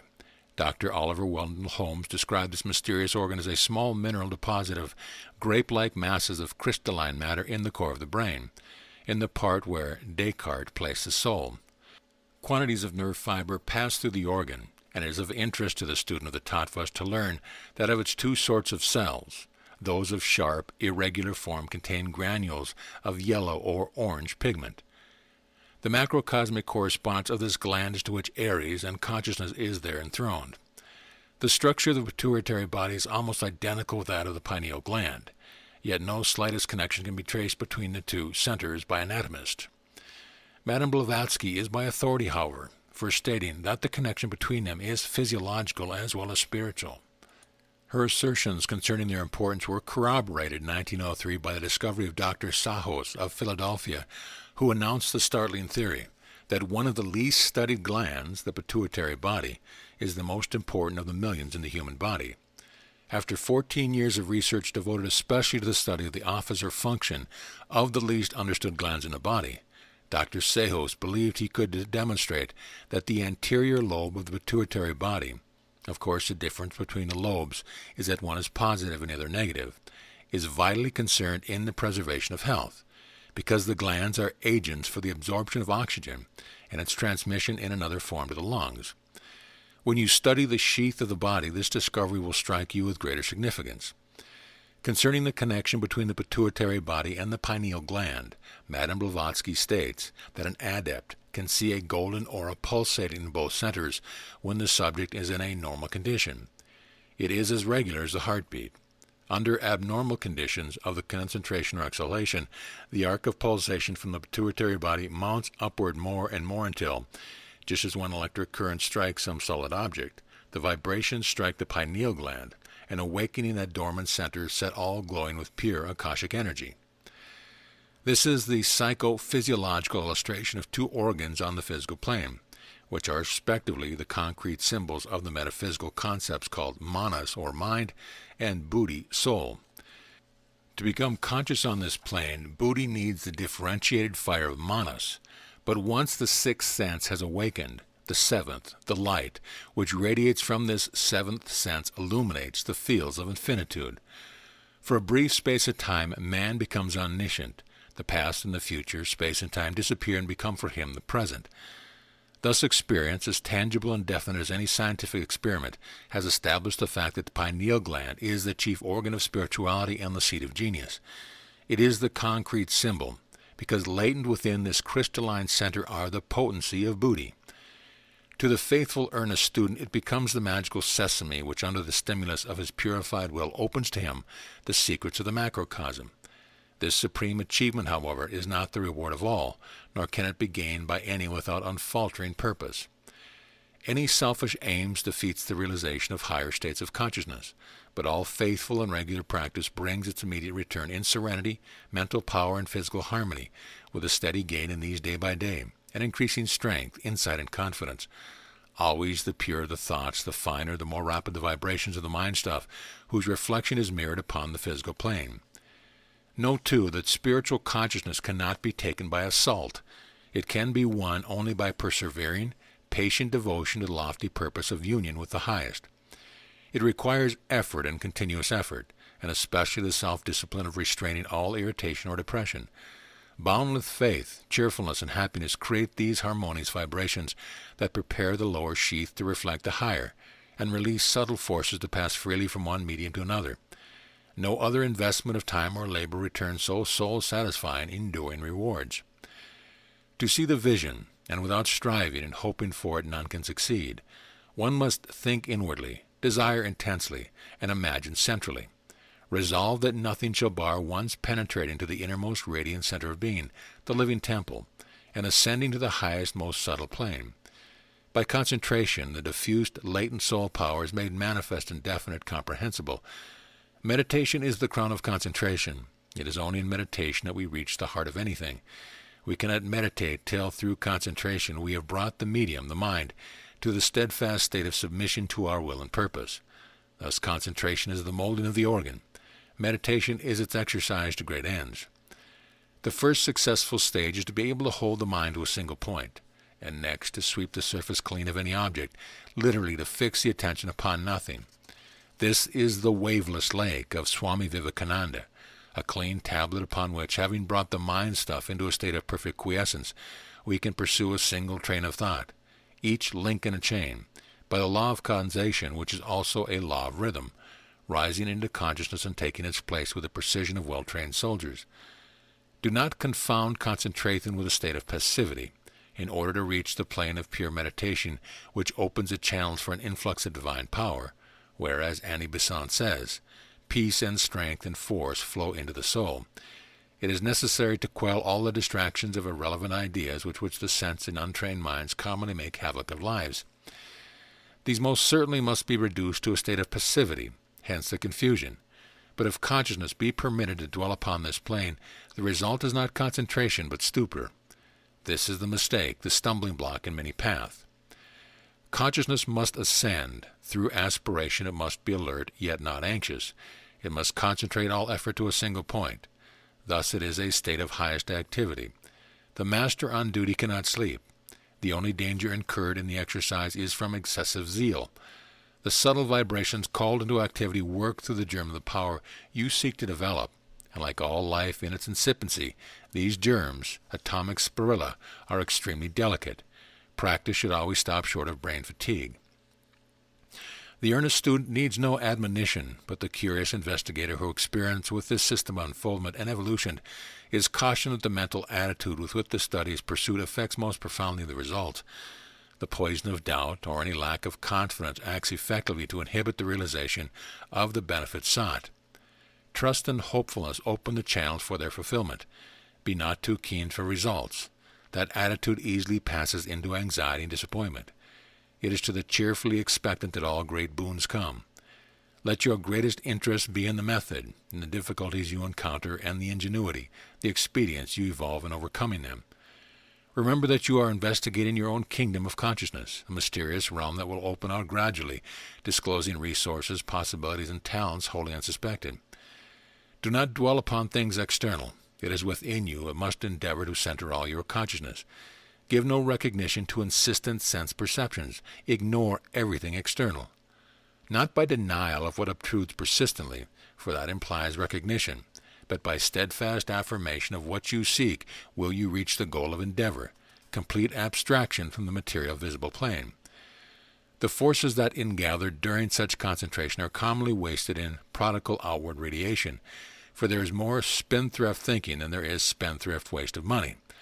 Not till the psychic force, which is commonly squandered so thoughtlessly and lavishly, is gathered in and concentrated in various centers, does a normal consciousness realize the extent to which the power can be controlled, or the energy which can be thus generated. Above all, during the exercise of concentration, the mind should not be permitted to dwell for an instant upon the anxieties, vicissitudes, or annoyances of the day. It should be lifted to the consciousness of external peace, the law of the perfectly adjusted life. The first stage of the subjective interior self, which we reach in the silence, is that most closely connected with normal consciousness, where the effects of habitual thoughts and acts are garnered, and reproach or comfort us according to their nature. And in the degree that we are able to make this self-examination with absolute candor and freedom from bias or prejudice, is it helpful to us. Do not tarry here. Waste no time in regret. Give only such recognition as arms you against repetition of that which harms. Harmonious thoughts alone can mold a harmonious body, and desire for things spiritual can alone give the real self opportunity to grow and to evolve its inherent power. It is a deeply significant truth that the regular observance of periods for concentration produces physical and mental conditions that favor such development beyond any known discipline or training. Only during introspection, after complete withdrawal from the world of the senses, has the soul life an opportunity to strengthen itself through association with things spiritual and subjective instead of material and objective. Every such exercise of the soul life refines and purifies the vibrations and reflects its increasing strength and purity upon the physical tabernacle. For mystery of mysteries, it is into the realm of creation that meditation carries us, where we feel the dawning of a creative spirit in ourselves, and realize beyond question of faintest doubt that we too can share in that higher life, that we are a part of it and can manifest our individual part here.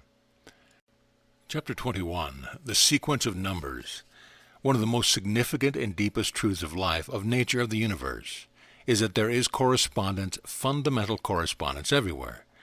The stumbling block of science has been in its separation of man, the observer, from the objects of his study and research, for he, the crowning work of creation, is an epitome of it, bearing to its component parts the same relation that the atom of his body bear to one another.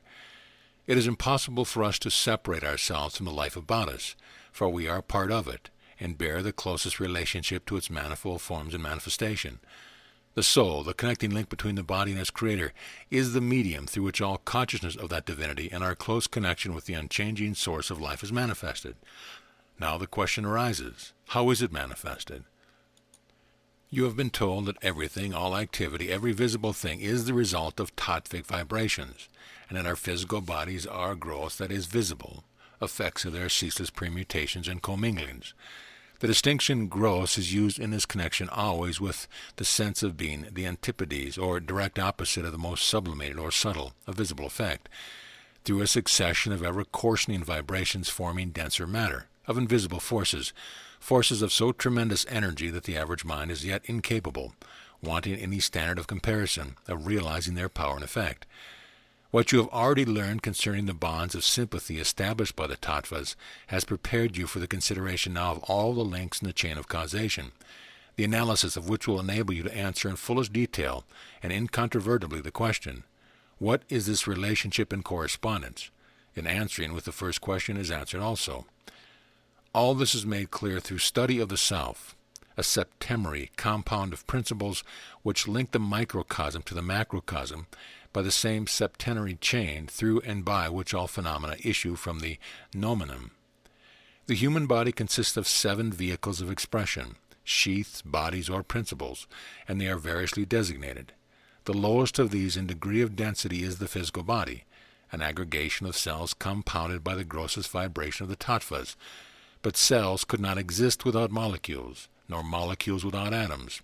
And just as every process from the exterior to the interior of the cell is a gradation of refining motion to forms and vibrations too subtle for the comprehension of man, so also is the structure of the human body.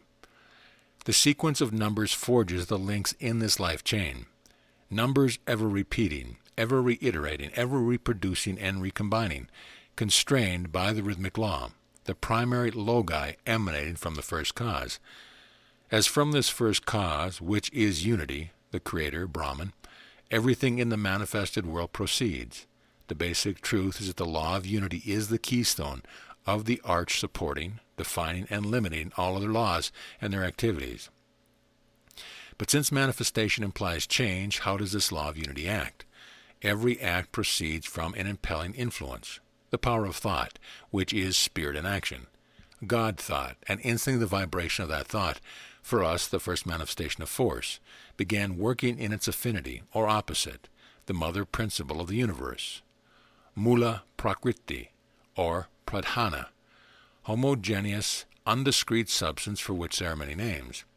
It suffices for clearest understanding, however, to recognize it as the negative phase of spirit, and the root of matter, which is always negative to spirit. Thus, even unity in action must have two phases, activity and existence, being unthinkable otherwise, and these two aspects of the first cause are necessarily of different character, opposite poles the one to the other, hence give rise to diversity and unity, whence arises the laws of affinity, or sympathy in opposites. Therefore, pairs of opposites are to be held in mind as the basis of all activities, all change, all progress in the beginning of numbers, the duad, without which the Holy Trinity were impossible. Affinity is the love principle which builds all worlds, while its opposite, hate, destroys. The opposite of humanity is diversity, and the product of their interaction is a unit which differs from them. The Trinity, the three in one, or three aspects of the primary cause. The very beginning of cosmic manifestation was an unfolding of this threefold power, the Trinity, which was latent in unity.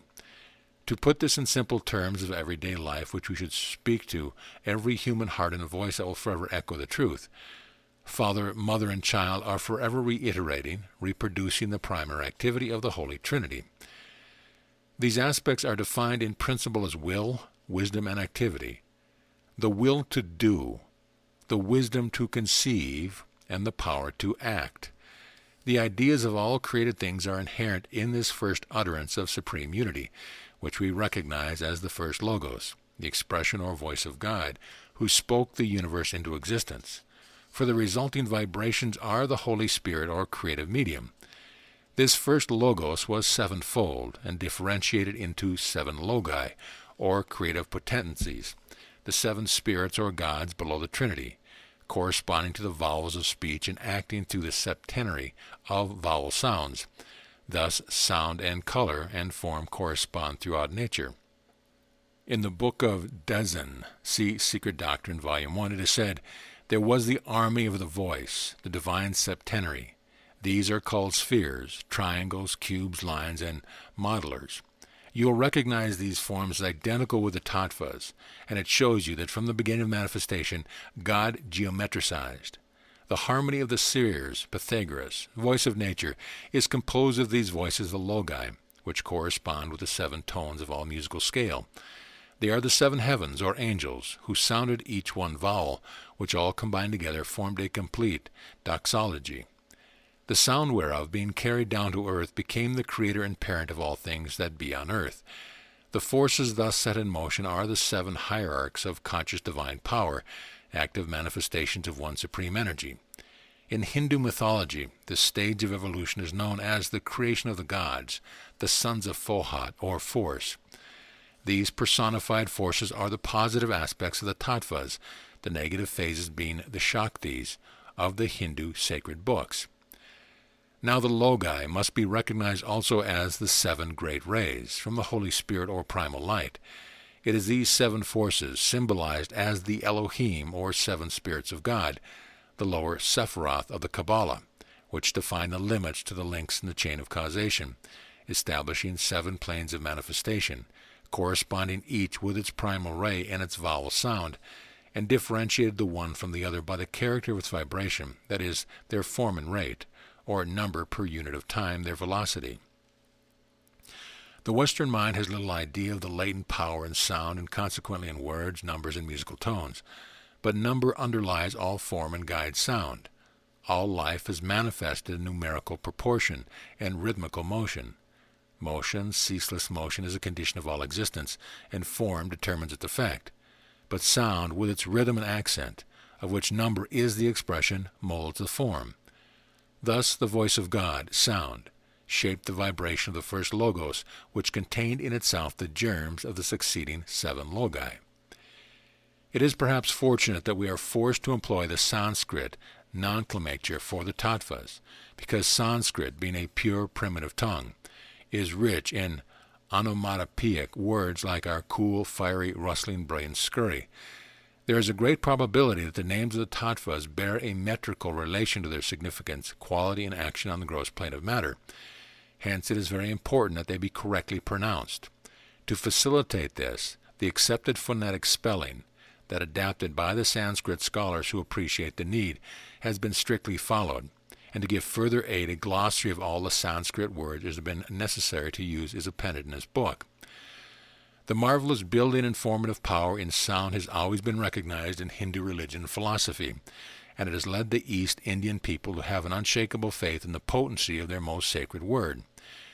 They believe the manifesting word of God is Om, and being double in its pronunciation and triple in its essence, that it expresses every power of generation, preservation, and destruction, that is, correspondence with their Trimurti, Trinity. Brahma the creator, Vishnu the preserver, and Shiva the destroyer, all one in different aspects. Although there are hundreds of words in different language signifying God, there must be some root thought, generalization, or common ground from which all the symbols spring, and that root thought, the primitive idea, reasons the Hindu should be the common symbol. He therefore seeks his fundamental in a root sound, asking himself first how sounds are uttered by the human voice, and then what must have been the first sound. What organs are called into action? The larynx, and the palate as a sounding board. Now, is there any word which contains in itself the basis of all sounds? Yes, Om. Om pronounced like O in on, not like O in home, prolonging the consonant and holding the voice to one key, is such a word, and the only one. Analyzing its triple essence, the first letter A, is the root sound or key. In all tongues it is the natural exclamation of emotion, whether of pain or joy, ah, and the first word the infant utters, and it is pronounced without touching any part of the tongue or palate. U rolls from the very root of the tongue to the end of the mouth sounding board, and M brings teeth and lips together and closes mouth and sound. The three letters also symbolize the three worlds, physical, astral, or luminous, and heavenly, the latter embracing the other two. Thus Om is the fundamental word covering the whole phenomena of vocal utterance. As such, Swami Vivekananda pronounces it the natural symbol, the matrix of all the various sounds, believing that it denotes the whole range and possibility of all the words it can be made. All the religious ideas of India have been and are centered around this sacred word, so hallowed in many cults that its public utterance has been condemned when not forbidden. And this ban, you will now understand, arises from no mere superstition, but is based upon occult knowledge of the tremendous power invested in certain rhythmic sounds. I would caution you never to utter the word or discuss its profound significance in hostile or flippant company, because, says Annie Besant, the sound that, working in the harmonious builds, working in the inharmonious destroys, and everything that is evil is tumultuous, while everything which is pure is harmonious.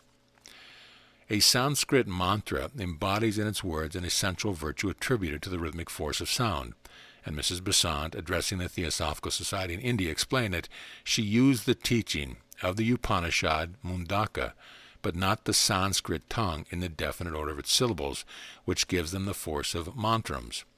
She would not assume the responsibility of repeating the mantram form of Vedic shlokas in a mixed assembly where conflicting magnetisms were gathered. I have dwelt this upon the importance of spoken word as a caution to those thoughtlessly persons who frequently hold up to ridicule sacred words and subjects concerning the significance of which they are profoundly ignorant, and doing which they make for themselves very unhappy karma, that unerring law which adjusts effects to cause on every plane, which their companions and all those whom they influence share to a lesser degree. It is impossible to speak with too great emphasis here, for idle talk does more harm than the average mind can conceive, and hasty speech, the word that hurts, has ever to be atoned for. Forces that are uncontrolled control you, and out of the mystery emanates all the suffering and unhappiness in the world. Choose ye harmonious forces. Pythagorean philosophy taught that the substance of all things were represented by abstract numbers, which in certain sense were the elements of the universe, and explained it. Every number, therefore, had its specific value and influence, and the Pythagoreans considered 7, or the heptagon, a religious and perfect number. It is called telesphorus, because by it all in the universe and mankind is led to its end, and also because within the decade it has neither factors nor product. Plutarch says that Pythagoras maintained the earth was the product of the cube, fire of the pyramid, air of the octahedron, and the sphere of the universe of the dodecahedron. When you recognize the agreement between this theory and the Tattvic law in the form of elemental vibrations, you will perhaps think with me that the moderns would better cease to scoff at the fantastic metaphysics of Pythagoras, and with humble spirit and open mind study his tenets. The number system of Pythagoras was based on the theory of opposites, by which alone creation and the activities of the cosmos can be explained. Numbers were divided into odd and even, and from their combination other numbers, and therefore all things related. He believed number was the base of order and harmony in the cosmos, identified it with form, and endowed different numbers with their special virtues and powers. The Pythagorean categories or fundamental opposites are 1. Limited and unlimited, 2. Odd and even, 3. One and many, 4. Right and left, 5. Masculine and feminine, 6. Rest and motion, 7. Straight and crooked, 8. Light and darkness, 9. Good and evil, 10. Square and oblong. The first 4 numbers correspond respectively with a point, a line, a surface, and a cube. The point signified unity and harmony or order, having position and being analogous to the monad, spirit or ego, was positive and bisexual. The number of origin and of reason, the line 2, was analogous to the duad, an even number, unlimited, because it could perpetually halved, negative and feminine, and represented matter, therefore the possibility of evil, and brute force a surface. 3 was analogous to the triad, or triangle, positive and masculine, and a cube. 4 to the tetrad, or tetrachets, considered the symbol of the cosmos, because containing within itself the point, the line, the superficies, and the solid, all essential of form. Its mystical representation is the point within the triangle. 4 was also significant as the first square number, and as being the potential decade. 1 plus 2 plus 3 plus 4 equals 10, or perfect number. Pythagoras compared 4 to a world that is self-moving. It contains in itself, and is, the quaternary. It was the number of justice, as was 3 of mediation. Great honor was shown to 3 by all ancient people as corresponding with the triangle. It was the first absolutely perfect figure, endowed with sacred significance as symbolizing the eternal, the first perfection and the 3 kingdoms. Although the science of good and evil began with 2, which expresses all the contrasts in nature, day and night, health and sickness, heat and cold, light and darkness, it yet was recognized as intimately connected with harmonic sound, because by doubling the number of string vibrations in a given unit of time, another tone is produced which sounds like the first, but differs in pitch, the octave higher. 5 was called the nourisher, the generating and fostering sound, for it was believed that a 5th was the first of all intervals which could be sounded, and also it contained the first feminine or even number 2, and the first masculine or odd 3. Pythagoras discovered that the 5th and the octave of a tone could be produced on the same string by stopping at 2/3 and 1/2 of its length respectively. This gave the law that harmony depends upon numerical proportion, and the discovery is believed to have led to this whole philosophy of number. The ogduad, or 8, symbolizes the eternal and spiral motion of all things from the atom to cycles, and it is symbolized in its turn by the caducus. It manifests the regular in and out breathing of the cosmos under the direction of the 8 great gods, that is, the 7 builders, or cosmic Dayan Kohans, identified with the 7 spirits, the voices and the 7 angels of the stars, and the Holy Spirit which they emanated. 9 is the triple ternary, a number reproducing itself incessantly under all shapes and figures in multiplication. It is a sign of every circumference. It leads to a new dispensation and to revelation, and symbolizes the point of union with the higher self. Under certain conditions, by the law of opposites, it may be very unlucky. 10, or the decade, brings the digits back to unity and completes the Pythagorean table.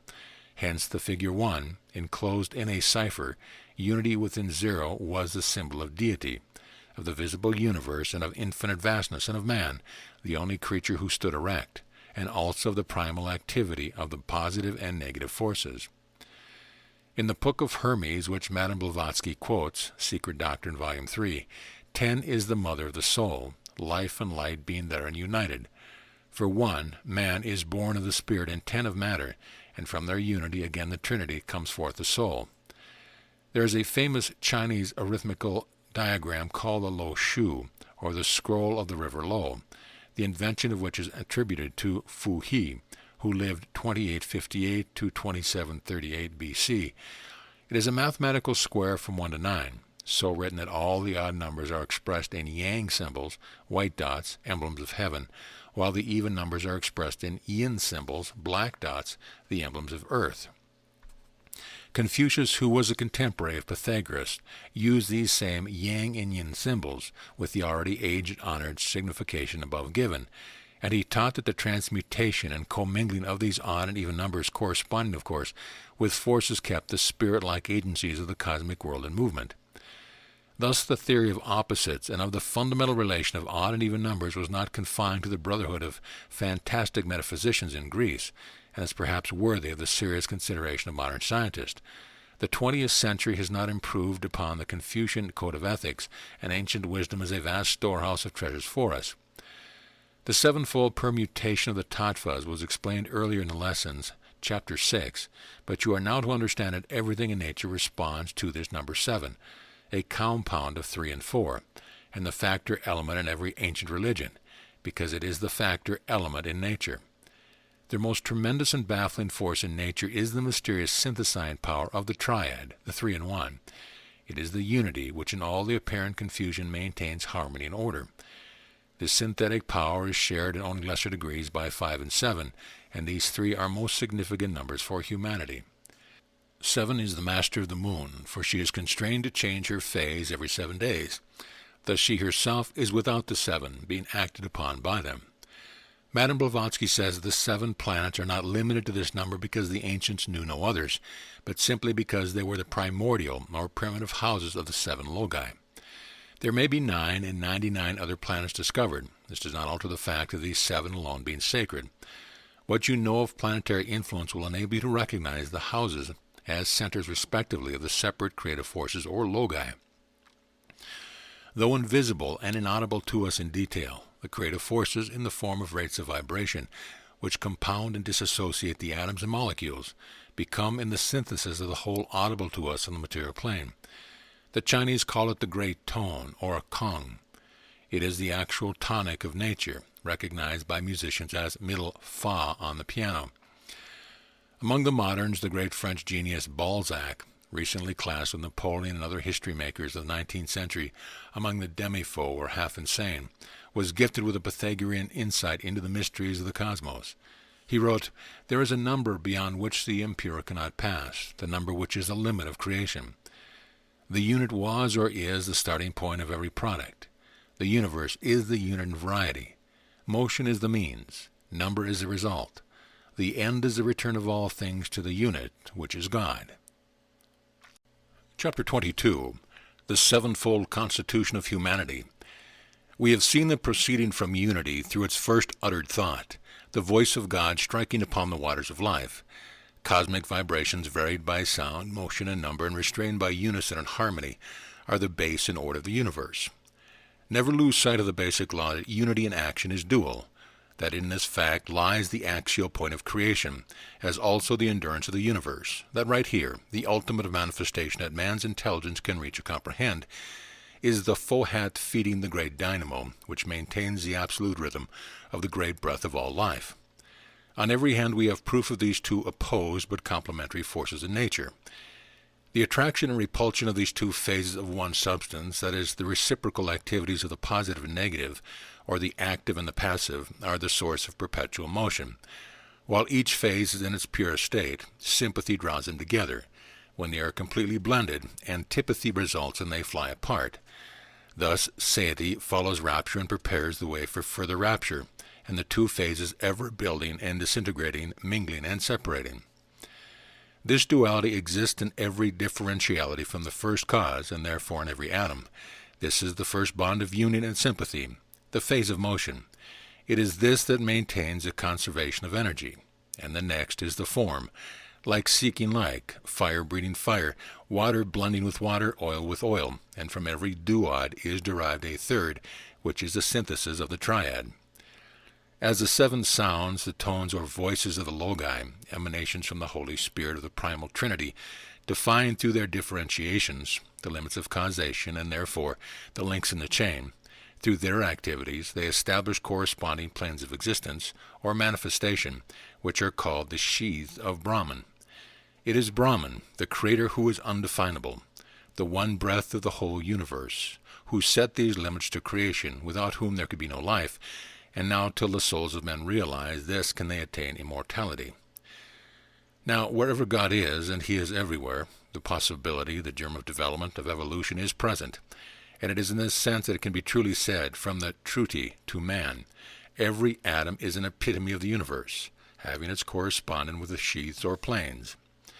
Consciousness is inherent in substance, therefore embodied in the atom, which is the soul of the molecule, so that every molecule in the universe is able to feel and to obey after its kind, the inorganic as well as the organic.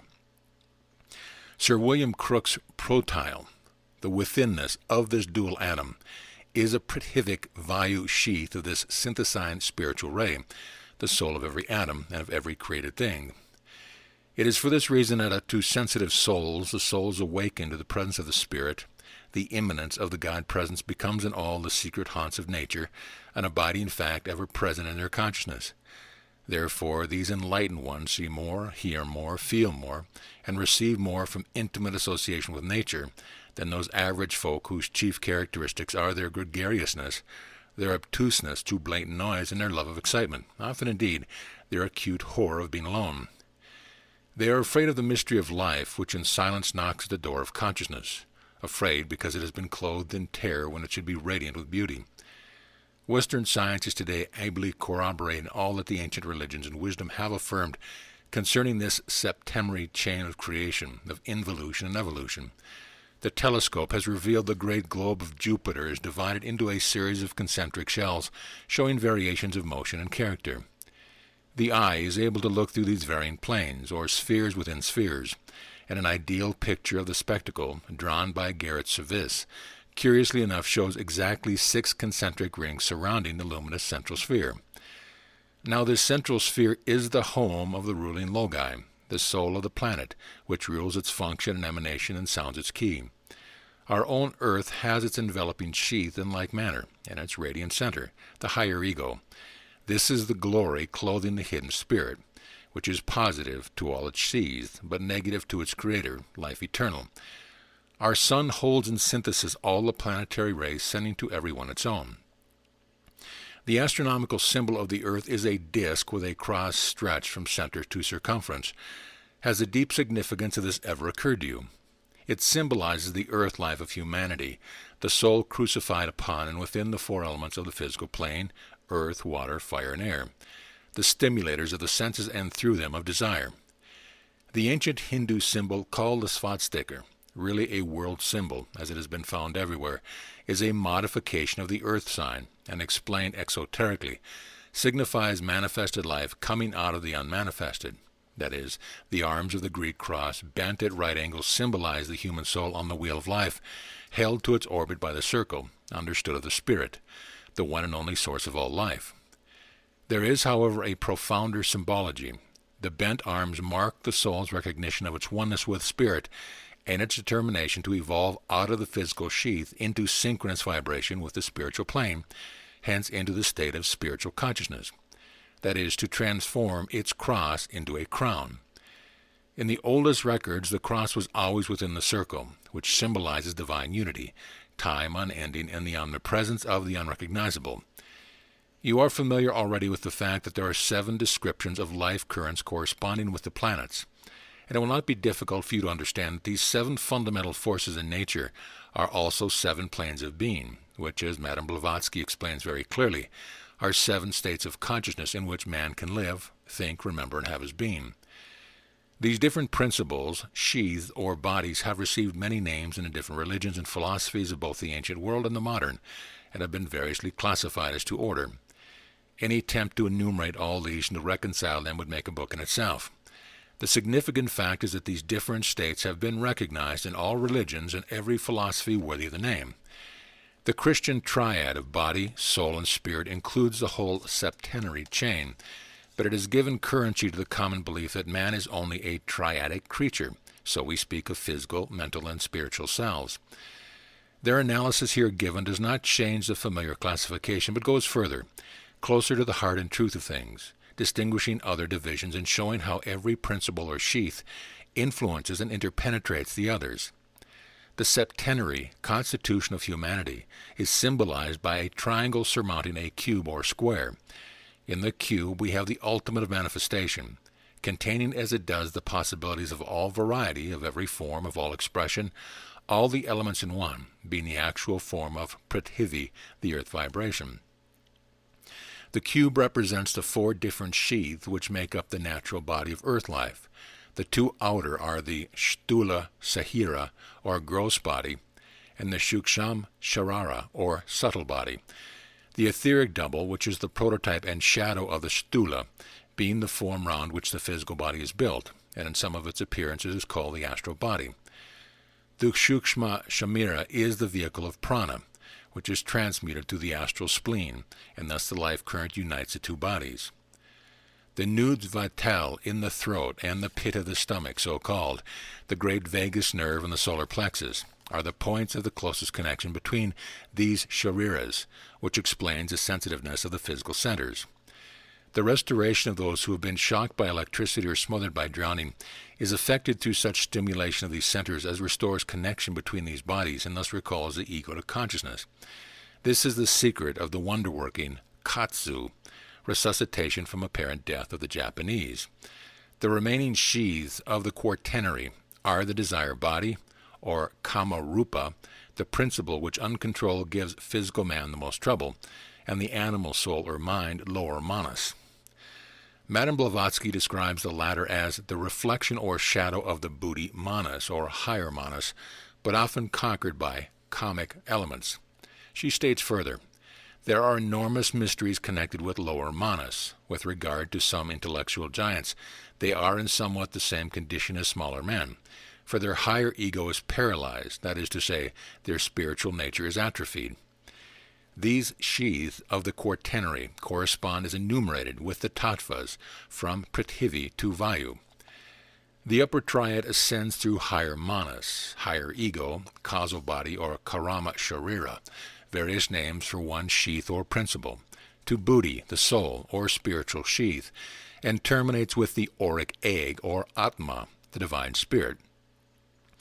The seventh holds all the other sheaths in synthesis, but the lower member of the triad, as in all trinities, holds the two highest principles in synthesis, and also, as the fifth from the lowest, sharira, holds the low quaternary in synthesis, and unites them to the higher. You have doubtless recognized this as the all-pervading akasha.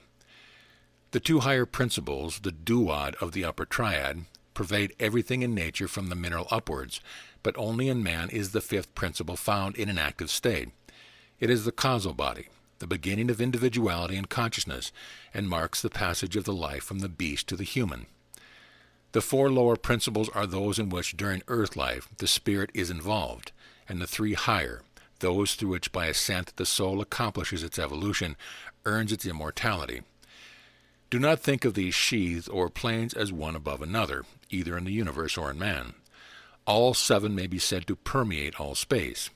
Their difference is a variation in form of manifestation of one and the same substance, eternal spirit, and this change in form is a change of velocity, as well as change in combination of the primary simple tattvas. The change is best and most simply described as increasing density and decreases the velocity from the highest to the lowest, which must be understood also as from inner to outer, or counting upwards from the lower and outer, that is, the physical body. The sheaths grow more subtle, and the vibrations increase tremendously in velocity as they proceed from lowest to the highest, from without to the radiant center of life.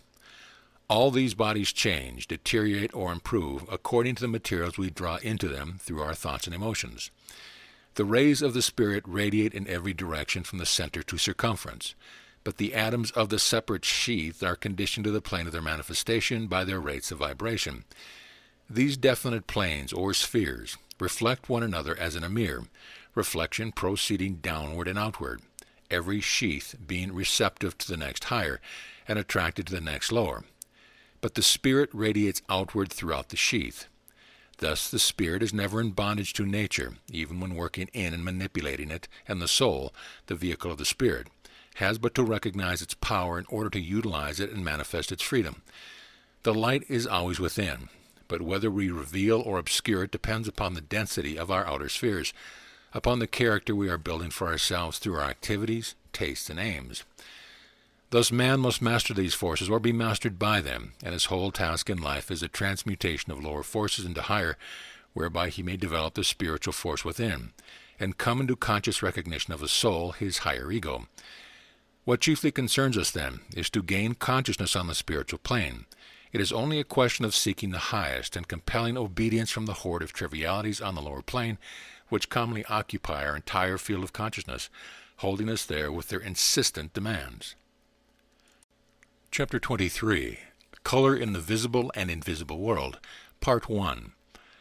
All that exists, the whole visible universe, is a manifestation of force, of vibratory energy differentiated not by velocity alone but by form, and every form has its color, as also its tone or sound. Thus certain colors are inseparably associated with certain forms of vibration, and consequently with conditions of substance. The color is in the substance, whether there be light by which to see it or all in darkness. For example, the potency of a drug or herb may be recognized by its color, and it will have exactly the same effect if administered in the dark as if taken in broadest daylight. Moreover, the form in which it is prepared may entirely conceal its normal color, for the great solvent opus, or water, has the power to hold the color latently, but therein lies its power. In therapeutic color treatment, chromopathy, the patient continues through the darkness of the night to receive the restorative harmonizing vibrations of the color by which he is surrounded, and the effect of that color is from its explicit action upon the human sheath. In chemical research, the hints which color gives are but half understood, and throughout the scientific world its power and mystery are greatly depreciated. In the chemical changes of atoms, all variations of colors indicate fundamental differences in either their constitution or their phase, whether positive or negative. Dr. Babbitt's investigations led him to conclude that the positive or active colors was always within the atom, and the negative or passive without. But to my understanding this is only a half-truth, describing one atomic phase, and it is not corroborated by occult study or clairvoyant, which distinguishes ultimate physical atoms, by their direction of motion, the ever-spiral force moving from right to left in the positive, and from left to right in the negative, the former pouring out force and the latter receiving it. There are as many grades, shades, and hues of color as of musical tones and combinations of geometrical forms, so the further we go from the so-called primaries of red, yellow, and blue, the more intricate, baffling, and mysterious are these color relations. Blue has been called the negative in nature which holds all things. Now replacing blue with indigo, we have an occult truth. From the earliest ages, Eastern philosophers have associated indigo with the spiritual or higher mind of man, the causal body, but the curious properties of indigo has always been as well known to the practical dyer as to the occultist. It is lighter than any known liquid, and as long as it retains its color and nature, it is insoluble even in ether. Therefore, the dyer must extract the blue by means of deoxidation.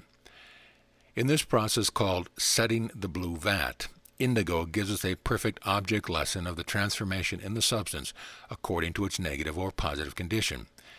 When being made soluble, indigo loses its apparent color and proportion as the oxygen departs, becoming perfectly white in solution.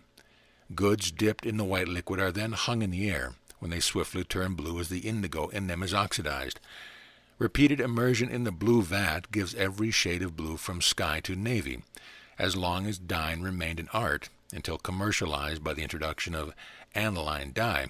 Indigo is considered the only real blue dye. The wood of Gaul and Britain was a northern indigo and acted similarly. And with red, yellow, and brown furnished the dyer with a natural substance from which he could make all the shades, tints, and hues his art required. As you know that the earth vibration Prithivi is yellow, it is of interest in the study of the tattvas to add one bit more of the dyer's lore. Herbs which yield yellow dyes are the commonest ones in forest and field. They were called by our forefathers greening weeds, because green was obtained by dyeing the stuff first in the indigo vat, and then greening it in a desired shade in yellow dye. Now, just as akasha is the omnipresent tattva, synthesizing all others, so indigo corresponds with akasha, not merely symbolically, but because it is akashic, a prativic form of akasha, and holds other colors in synthesis. You understand that the 7 colors of the solar spectrum, so-called prismatic colors, distinguish the 7 logi one from another. Hence they are emanations from and manifest the characteristics of the 7 hierarchies of being, each of which, says Madame Blavatsky, has a direct bearing upon and relation to one of the human principles, since each of these hierarchies is in fact the creator and source of the corresponding principle. This statement confirms all the planetary correspondence and influence explained in earlier chapters. As every hierarchy is itself septenary, containing the 7 colors of the spectrum, the permutations in colors are myriad, but the ruling or distinguishing color of a hierarchy gives the hue to that septenary, for its influence is paramount. This is the primary source of all the tattvic permutations and commingling. To this infinite gamut of color in the realm of nature, the solar spectrum itself bears witness. For long ago, Sir David Brewster succeeded in counting not 7, but 2,000 Fraunhofer lines, which registered as many distinct tints and hues of color. Only the tattvic law can explain these as visualizing the varied geometric forms of etheric vibrations. The 7 prismatic colors correspond to simple or primary forms, and their infinite variations to permutations of these. As of everything throughout the cosmos, there is septenary division and progression of races, and as is quite generally understood, we are the 5th sub-race of the 5th root race. We are in the 4th round of this evolutionary cycle. That is, our globe is at the lowest arc of the planetary chain, the deepest involution of spirit and matter, and the period of the fullest development of pure intellect, a combination that has produced the gross materialist, the intellectual giant sans soul. But it is of profound significance that we are far past the middle of the round. Thus all is preparing for the 5th round, in which matter will lose its density. Why? Because faculties will be developed that enable man to perceive the withinness of all things. In occultism, there is no above as no below, but an eternal within 2 other withins, or planes of subjectivity, merging gradually into that of terrestrial objectivity, this being for man the last one, his own plane. Just as every thought has form and consequently color, so sounds which you know are differentiated one from another by form, have their distinguishing colors, hues, and tints. Speech, which is sound in this physical world, echoes as color in the astral sphere around us and has its influence.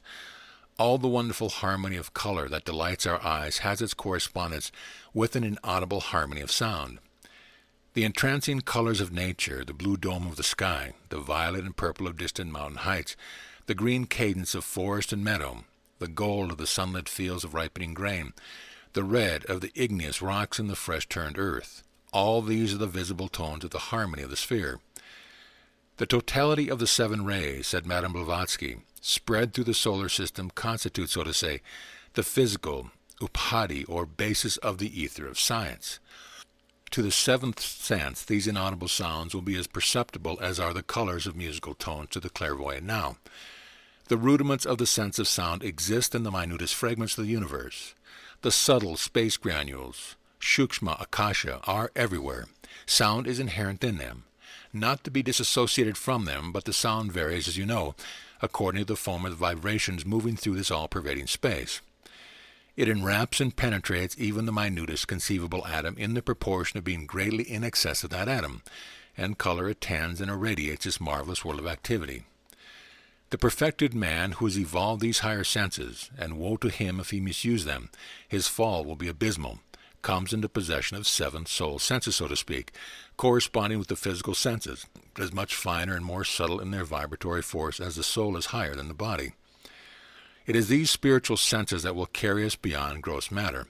The soul senses corresponding with the 6th and 7th are the ability to recognize true inspiration, and the capacity to know the truth of being, that is, to communicate with spiritual intelligence in the wordless space of Chit Akasha, or spirit space, which is the knowledge space of Swami Vivekananda.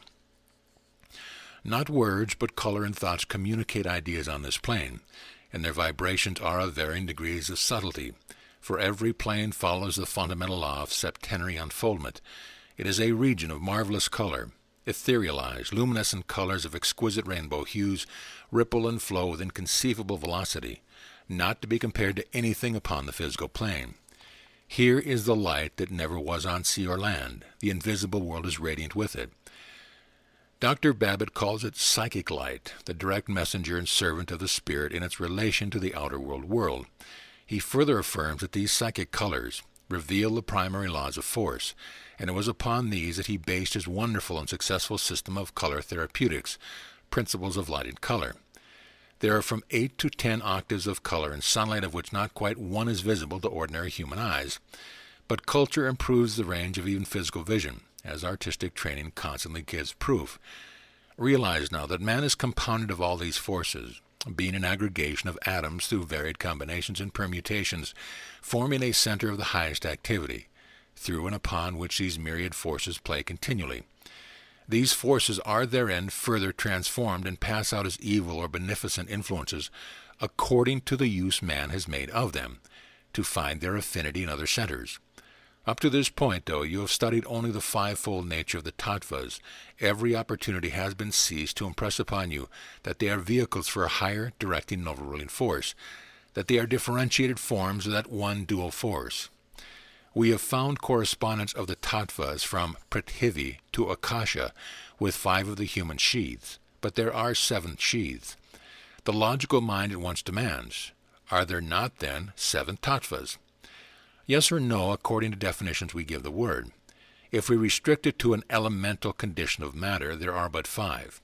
If we adhere to our higher signification, a form of motion, that is, force within substance, there are 7. In the Upanishads, emphasis is everywhere given to the 5 elements, and when a 6th principle is mentioned, it is consciousness or understanding. If 7 were enumerated, both of these faculties are included. Thus, power of choosing and directing is always implied. In the Dharma Shastra, this explicit statement is made. With the minute particles of the 5 perishable elements, every existing thing has been formed in its sequence and order. Who or what is the former? The highest principle. This is a very clear distinction which should be kept in mind. Intuitionally, we know there must be 7 forces corresponding with the 7 sheaths. So we seek to identify the 2 upper sheaths with what the fine inner senses has foreseen, the omnipresent spirit, Atma, and its individualized ray, the human soul, the forces behind all force and penetrating all. Thus, the 6th and the 7th tattvas correspond to Buddhi and Atma, soul and spirit. The latter is described by Madame Blavatsky as the auric envelope impregnated with the light of Atma. Naturally, these 2 higher tattvas are as concealed from the average mortal as are the 6th and 7th senses from the materialistic mind, for just as Akasha, the all-pervading ether of space, has become cognizable only to the comparatively recent science, and is yet but half understood, a baffling paradox, so men generally cannot yet grasp the power and significance of the higher principles and planes of consciousness to which they will lead. Until shortly before she was taken from her work here, Madame Blavatsky was not permitted to reveal any information concerning the tattvas. The embargo was, however, removed in time for her to state some facts in the appendix to the 3rd volume of the Secret Doctrine, where she gives the names and powers of the higher tattvas. She explains, the doctrine of the 7 tattvas, the principles of the universe and also of man, was held in great sacredness and therefore secrecy in days of old by the Brahmins, who have now almost forgotten the technique. Yet it is taught to this day in the schools beyond the Himalayan range. The 6th tattva is Anupadaka, described as the first differentiation on the plane of being, or that which is born by transformation from something higher than itself. It is the first garment or sheath of the spirit, and the color is said to be yellow. This, I believe, is its positive phase, and that negatively it is violet, which identifies it with Mercury, whose phases correspond.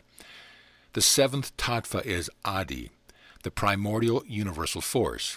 It is the vehicle containing potentially all things, spirit, substance, force, and matter. In esoteric cosmogony, says Madame Blavatsky, it is the force which we refer to as proceeding from the first or unmanifested logos, spiritual substance. The Sanskrit meaning of the word is first, and in the Upanishads, Adi is described as the first, that is, Om.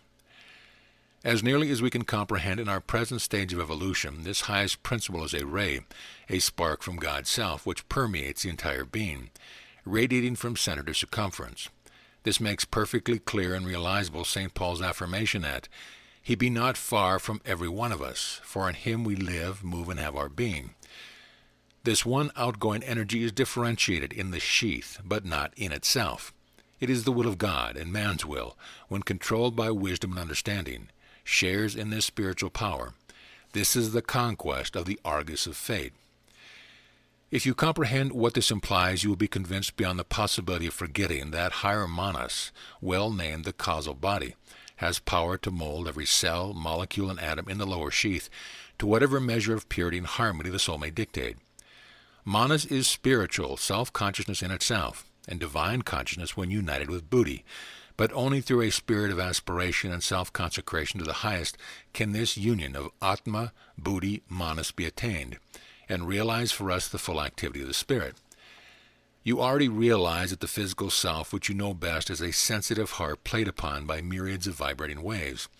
The principles or sheath are the tones in the human octave, and the individual keynote is the tone and has the color of the principle most highly developed. The self clearly proclaims itself, its stage of progress or evolution through the colors which permeate it through and radiate in its enveloping aura. Chapter 24, Color in the Visible and Invisible World, Part 2. It is important to understand very clearly what is the personal responsibility for the key to which the self responds. When this is comprehended and kept in mind, the frequent objection of the public teaching of these truths of being, which hastens the evolution of the soul as nothing else can, and the periodical alarm cries concerning the dangers attending the practice of yoga breathing exercises will entirely cease, for they will be recognized as baseless, the utterance either of ignorance or misdirected caution, both of which retard the advancement of the race. In a very learned work, Phenomena in Spiritual Being, translated from the Tamil by Sri Ramanathan, it is stated, "Not until the day of the flesh, the days during which love of sensuous enjoyment prevails, has completely passed will Tirodhana Shakti, veiling power, manifest itself as Parashakti, all-illumining power. But it depends upon ourselves, upon our desires and the thoughts we permit to cherish and nourish these. How long? The day of the flesh shall endure. Further, 'tis said, the giver of all knowledge, the great teacher of the universe, therefore withholds knowledge till the time of maturity arrives. Yes, but we hasten or retard that time by every thought and act. To know the responsibility is to know the penalty for disregarding it. Evasion is utterly impossible. Here is the safeguard against misuse of power. In the Upanishads we read that the human body made by the gods, Sephiroth, is a divine lute, that made by man himself is an imitation of it. The fingers of the divine lute correspond with the strings of the man made, and we tighten or loosen them, we tune them to harmony or leave them to jangle ourselves. Discords are self-made. Remember that the individual key and color depend upon the predominant sheath or principle, while the strongest influence upon this is the composition of the pranic currents at the hour of birth, that is, the exact hue or tint of the hierarchy ruling the moment, the tattvic state of the currents in the hierarchy, and flowing thence determining this. You have learned that the dominant thoughts of the mind and the consequent activities of the life have an overwhelming influence in modifying and changing these. There is no evil which has not its opposite good, and every key can be transmuted into good. Misuse and ignorance create all evil. Irritability in the temperament makes a scarlet cloud in the kama rupa, frequently alluded to as the astral body, which is the plane of vivid emotions and passions, and every outburst of temper suffuses the whole sheath. When the tempest of passion dies away, the color fades out, but ever leaves a little more, a larger cloud of the passion taint, and all the atoms of that principle are more susceptible to greater heat and excitement upon the next occasion of loss of self-control. All actions, both good and bad, are thus received by the various vehicles and reflected in them, changing the hue of the color from moment to moment. and thus man forms his habits and from them builds his character, live, sentient atoms, pulsing with his thoughts, being the bricks and mortar of his structure. Very fortunately, the causal body rejects all evil, which stamps itself only upon the lower and less permanent sheaths, the matter of which has greater affinity for evil. All good and uplifting influences are steadily stored up in the causal body, making it stronger and more powerful to overcome, and thus the evolution of the soul goes on in spite of man's waywardness. So the tones and consequently the colors of the human lute are irrefutable manifestations of what the self is making and molding out of the opportunities of this life, for they indicate his varied states, physical, mental, and spiritual. Thus the tone and color body of man reflects the man himself as in a mirror. This is an unvarying law of color, which ever and always betrays the media through which it flows, and the substance whence it emanates. And according to the prevalent color of the individual, it is that individual played upon and affected by the color in the external world, for color produces sound, and sound produces color, the interaction of the two being invariable. The quality of the principle is, of course, conditioned by the elements which compose it, and these give it a distinguishing color. But the shade or hue and character and disposition depend much upon this, is determined by the number of its atoms, not considered in multiple or quantity, but in grade from 1 to 7. Degrees of subtlety or density, for every principle has its septenary, division of totemic permutations, and this varies the order of the colors. The physiological effect of the excess or deficiency of the normal color of a principle is profound, and every disturbance of a tattva causes exactly such disorder. The difference in the effect of such disturbances upon different persons brings out in a strong relief the planetary influences which determine temperament and characteristics, for every principle simply reflecting the power of its ruling hierarchy and tattva, which works always in the matter of that sheath, has its special seat of influence in the human body, and exactly according to the so-called accidents of birth. There is no chance, all is the effect of a given cause. Primarily is a man prone to disorder of the head or feet, the heart or lungs, the stomach or liver. But all these so-called hereditary weaknesses can be overcome by healthful living and more healthful thinking, thought being preeminently the molding power of evolution, as it was in the beginning of involution. Voltaire said, as a sum of 40 years searching for truth, "Chance is a word void of sense. The world is arranged according to mathematical laws. Every organ in the body is the center of a certain power, and it is upon the perfection of its function and the harmonious cooperation of all these powers that the well-being and usefulness of the individual, his growth and development of higher purpose depends. We are held under the law, karma, by evil, not by good. In the life of spirit we are freed, and make laws for ourselves.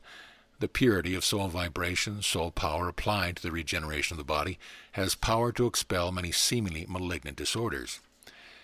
Two facts must ever be kept in mind. The duality in all existence, manifested and unmanifested.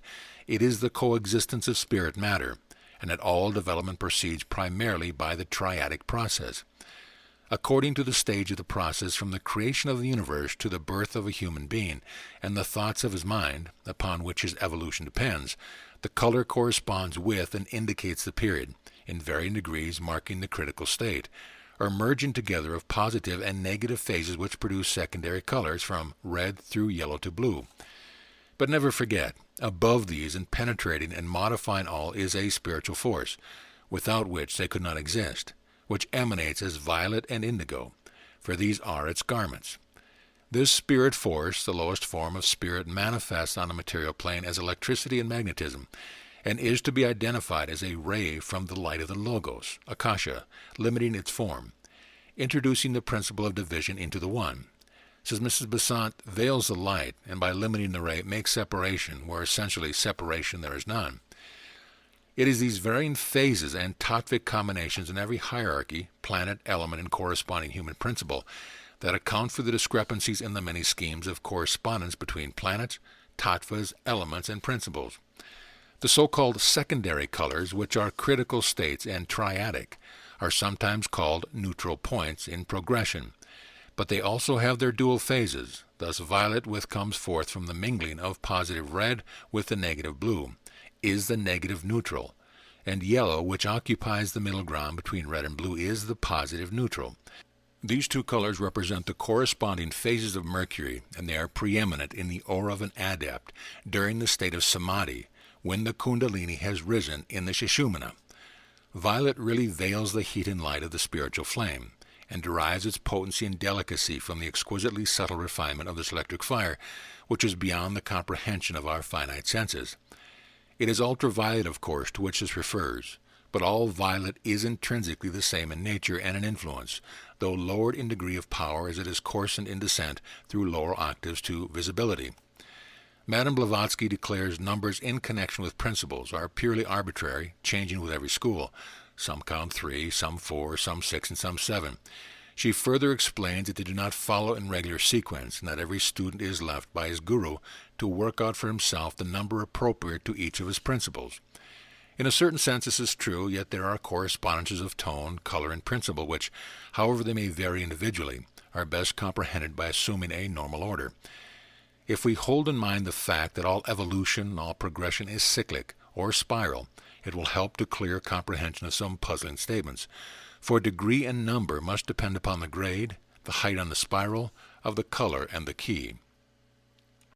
Chapter 25. Color in the Visible and Invisible World. Conclusion. As we have found order, law, and system throughout the cosmos, there must be order, underlying Madame Blavatsky's seeming denial of it, in the numbering of the human principles. Her statement is true in the sense that the vehicle most highly developed is the most prominent one in the individual, and its color overshadows all others. Now, if we think of the predominant sheaths as representing the tonics of a scale, the septenary beginning with the tonic, the C-scale man would number from his tonic C, and the F-sharp man from F-sharp, and color and principle would vary correspondingly. Among the repeated reference to this variability of type changing the order of principle, Madame Blavatsky says, the human principles elude enumeration because each man differs from every other, just as no two blades of grass on the earth are alike.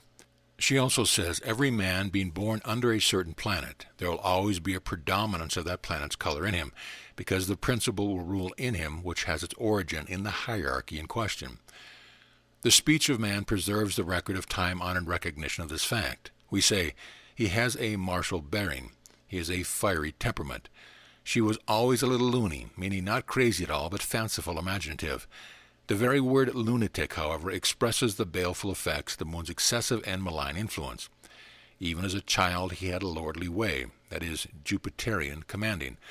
A saturnine disposition has its happy contrast in a sunny one, and thus a man of iron, she is as good as gold. He has no sand. These are all significant of elemental constitution. Pages could be filled with examples of this graphic symbology which has enriched our language. And remember that all symbology is the expression of facts and truth. In losing sight of this, the moderns have suffered much. At first the mind refuses to accept this mere preeminence of a sheath as changing its relation in kind or quality to the other principles. But it becomes possible when we realize, to use Madame Besant's words, that the sheaths are not divisible one from another, and that there are but 3 upadhis in which these different principles work, that is, considered as planes of consciousness correlating man with the astral and the physical, the psychic and mental, and the upper triadic or spiritual realms. Thus the physical body and its etheric double are connected with the right eye, the positive center of vision dominating the senses. The Kama Rupa and the lower mantras with the brain, and the higher triad with the heart. The occult signification of this is that the spirit, or Atma, establishes centers of union for these closely allied sheaths in these organs, and the development of consciousness in the various sheaths proceeds from these centers. But this must not be considered as contradicting the fact that there are 7 states of consciousness. There is neither sameness nor monotony, but varying degrees everywhere.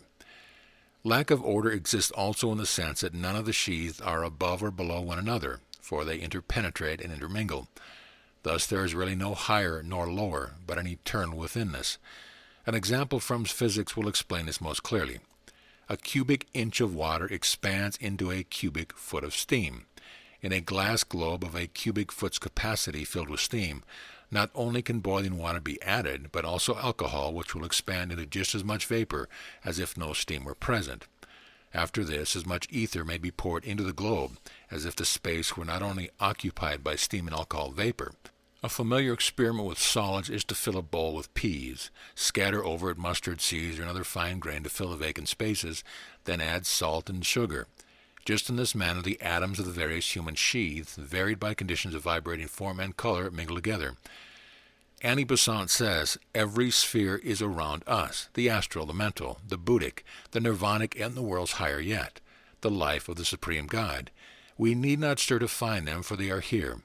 But our dull unreceptivity shuts them out more effectively than millions of miles of mere space. But granted all these irregularities and blendings one with another, there yet must be standard correspondence of principles with tattvas, colors, tones, and numbers. To ignore it is to lose sight of the profound influence and significance of number, to forget that it was and is, through the rhythm of vibrations, an unchangeable factor, with unchanging relation to the hierarchies and the principle emanating therefrom, because numerical relation is inherent in form. In the sense of progression from the coarse vibrations of the physical plane to the inconceivably subtle ones of the spiritual plane, we have a mental concept in which a number of the sheaths must be unvarying. When we deal with involution, we may begin with Atma as 1 and count down to 7. But our immediate concern is with the evolution of the soul and its conquest of the realm of matter. We are seeking to develop its freedom and power, seeking to free our real selves from the tyranny of uncontrolled sheaths of matter, and necessarily we must begin with the lower or coarsest vehicle. Therefore, we should logically count from 1 upward to 7, and the lowest sheath should be the most complete dominant or perfected of the physical principles. The path now is a spiral progression upward and outward. Involution was a descent downward and inward. Our task is to release this inward power, not from, but through its gross material vehicles, that it may be active in all, and we must seek it within. To do this, we must understand the sheath in which the power is involved. Therefore, the important point is to know them by association with their corresponding centers of physical activity, which are invariable, and with their normal colors and their tones or sounds. We must learn the separate tones first before we can combine them into harmonious chords and evolved melodies. Remember that the sounds are seen, not heard on the physical plane. Madame Blavatsky cites Exodus 20:18 in support of this, and says, when correctly translated, the passage would read, "And the people saw the voices, and these voices or sounds are the Sephiroth." Spiritual man corresponds with the higher circles, the divine prism which emanates from the one infinite white circle, the ultra-octaves of color and tone, while physical man, emanating from the Sephiroth, corresponds with the lower octave visible color, with the objective sounds that are seen and not heard. Want of agreement exists wherever many minds have attempted to formulate a part of this law of correspondence without bringing all into harmony. But this very failure is evidence of the infinite variety in the permutation of the tattvas and their alternating phases, omnipresent duality, and of the varying hues that every thought imparts to the atoms transmitting that thought or created by it, as also of different stages of development of the clairvoyant who describes the colors of these thought and sound forms. A clairvoyant may be able to see lower sheaths in an aura and not the higher ones. The lesson to us is to ignore unimportant differences, differences which are yet mere matters of intellectual guessing, and confine our attention to the facts which affect life and happiness. The scheme of correspondence I have prepared is offered tentatively, because no authority can be quoted for it as a whole, but after much study and thought and comparing all authorities, it is the only one evolved from the tangle of discrepancies which appeal to me as logical and rational. The fundamental correspondence must be that of vibrations, and upon the coarseness or fineness of these, all associations must be based. When we speak of coarseness in this connection, and especially in reference to color, it must be understood in a comparative sense. Thus, red vibration, the largest waves of visible light, are so small that 39,000 of them grouped side by side cover only 1 inch of space. The agreement of red with the fundamental tone in music was early recognized, each being the coarsest vibration of its kind, and in the procession of octaves of both color and sound, it was found that the closest ratio of like progression existed between the tonic chord, or first, third, and fifth, and the triad of colors, red, yellow, and blue. The earnest student of the tattvas must already have perceived that this triad, predominating in the solar plexus, exercised a preeminent influence upon the function of life. Now nature has taken such care to prove that agreement between tone and color that she has not left us to depend solely upon the psychic vision of the clairvoyant who sees the colors of tones and voices, but through remarkable cases of sense abnormalities has furnished us with indisputable corroboration of these relations. In Berlin, an operation was performed upon a man's brain which required the severing of both the auditory and the visual nerves. When the nerves were reunited, they were mismated, and the upper portion of the optic nerves being joined to the undersection of the auditory nerves, and vice versa. The result of this distressing blunder is that the man sees sound and hears colors. Looking at a red object, he hears a deep bass tone, and when blue is shown, the sound was like the tinkle of electric bells. But the ringing of an electric cow bell produced a sensation of blue light, and listening to Beethoven's Pastoral Symphony caused a vision of green meadows and waving corn. The celebrated Italian scientist Professor Lombroso had an hysterical patient who lost her eyesight completely, but was able to read with the tip of her ear. As a test, the rays of the sun were focused upon her ear through a lens, and they dazzled her and it turned upon normal eyes, causing a sensation of being blinded by unbearable light.